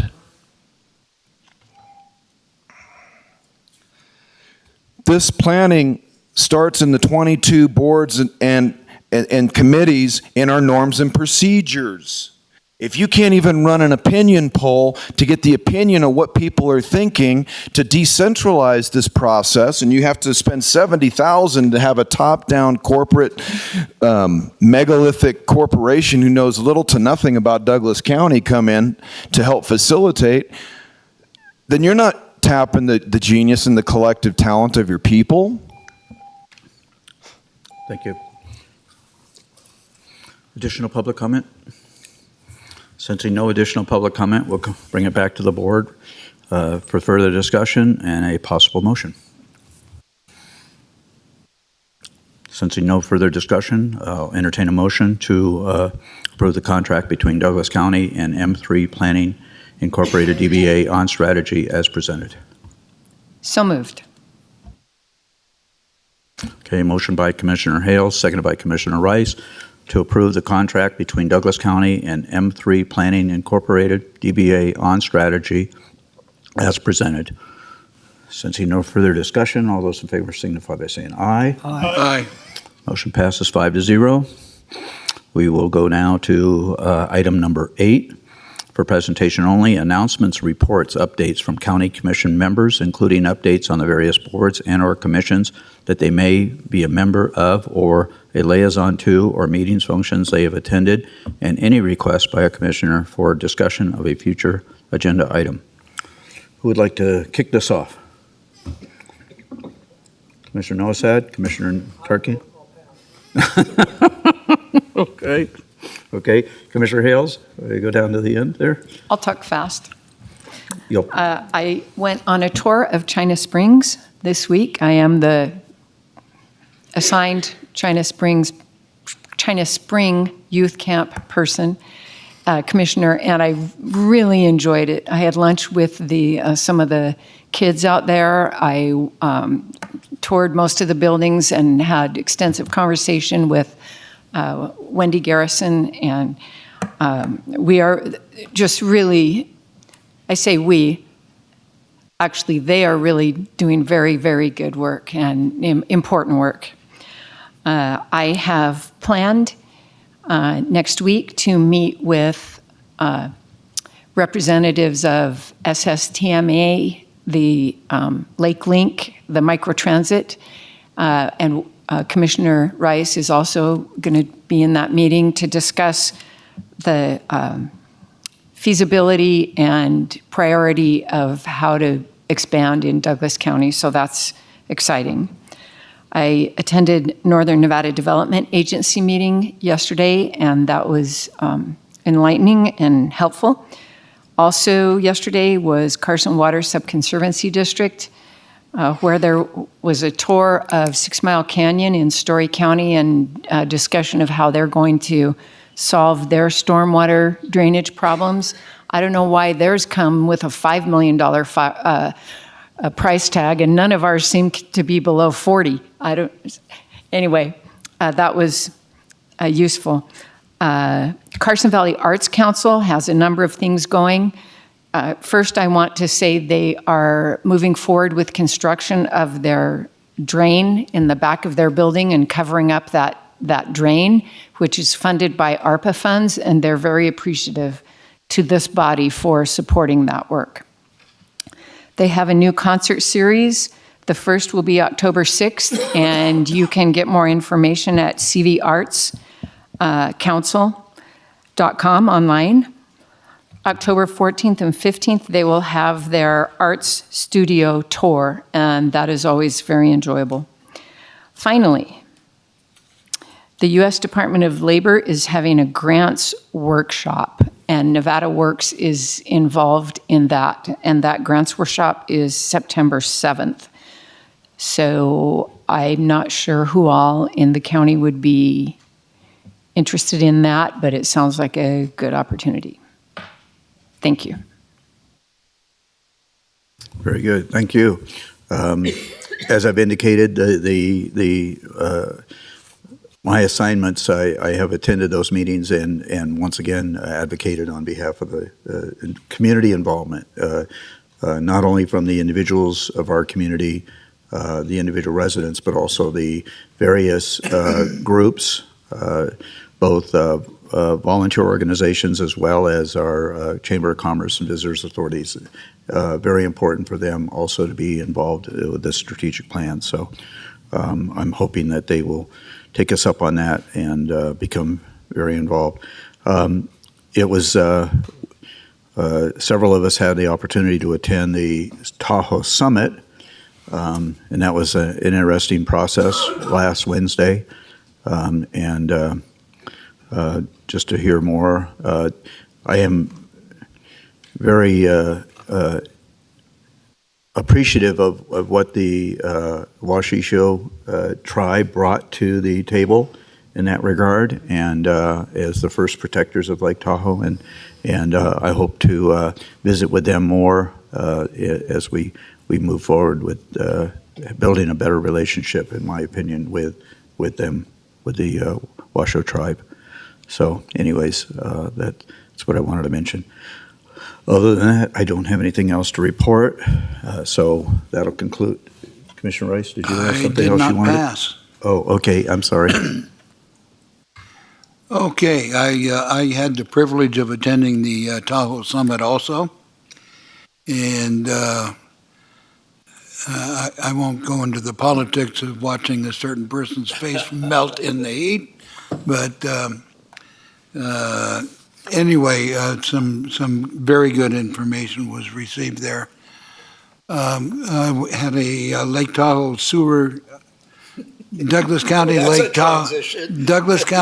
Tahoe Sewer Authority meeting yesterday, and get the two of them mixed up. I'm just not going there. Anyway, we voted to assist Elk Point in their sewer district. I don't want to say they're over their heads because that would lead to more jokes, but We will be assisting them in possibly taking over their sewer authority, at their request, I might add.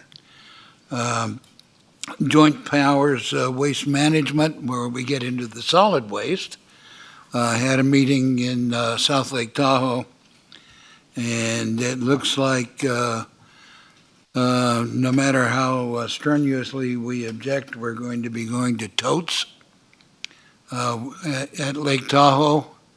It'll be interesting trying to drag those things up and down a steep driveway, but that's for future discussions. Lake Tahoe Visitors Authority is expanding their advertisements to try to bring more families to Lake Tahoe and have people recreate responsibly, and seeing if we can possibly keep Zephyr Cove shoals from spreading. The Regional Transportation Commission, we did not have a meeting. Douglas County Visitors Authority, the Tahoe Event Center will be opening, soft opening on September the 1st, hard opening on the 18th, I believe. And the Regional Planning Agency, TRPA, we have a meeting coming up next week. And that's my report. Thank you. Okay, so that concludes item number 8, presentation only, so no public comment. We'll go to closing public comment. At this time, public comment will be taken on those items that are within the jurisdiction and control of the Board of Commissioners, or those agenda items where public comment has not already been taken. Public comment. Jason Gibson, I'm looking forward to the day where I'm able to make it through an entire meeting on the upbeat. I commend each and every one of you for your drive, your passion for governance. There's a lot of intelligence and experience that we all bring to the table. It seems to get misplaced in trying to correct the deviant management procedures that we inherited. It's that deep. So things have been heavy with the realization of what's happening with extended family and friends. Been heavy on the home front with your county administrator falsifying to the court, lying to the court, and having the court, Nathan Bennett, compromise his honor, his integrity, and the integrity of Douglas County, because the embarrassments that are coming to your JLEC facility, your JLEC shareholders, their stakeholders, and the exposure of the business practices that you folks are so fond of. And I have to assume you're fond of them because nobody else is talking to you like I am. And you know what's going on because I've been informing you for 2.5 years. And when I got arrested, and they did take the vehicle, stole the vehicle out of my private driveway, illegally searched and seized my vehicle, handcuffed me, cut my wrists. The day before, I had an argument with Mark Gardner, the chairman right there. And he was telling me he didn't want to receive any more notices, that it wasn't his obligation to receive my email. And we had an argument online, and the next day I had at least 4 officers surrounding the house in a drone. And I have frequent drone flybys at the house. And I have frequent I get people that wave to me, that honk to me, mean well, and I get people who don't mean well. We've had vandalism at the house since participating in your board meetings. We've got serious situation with rogue policy enforcers who are masquerading as peace officers and law enforcement officers. And at the last meeting, at the tail end of the meeting, Gardner said that if he could, he would have me arrested. That he didn't have the authority, but if he could, he would have me arrested. Not because I've committed any kind of crime, but because I'm a thorn in his side. And that's what he said. And at the candidate meeting last summer, he had a total meltdown and a nervous breakdown, and he blew up into a fit of anger because I was trying to help the audio department with fixing the audio for that event, where 20 to 25% of the people couldn't hear what was going on in the back of the room. So all that would be. Thank you, Mr. And I haven't been able to get to it, but it's forth. Thank you, Mr. Gibson.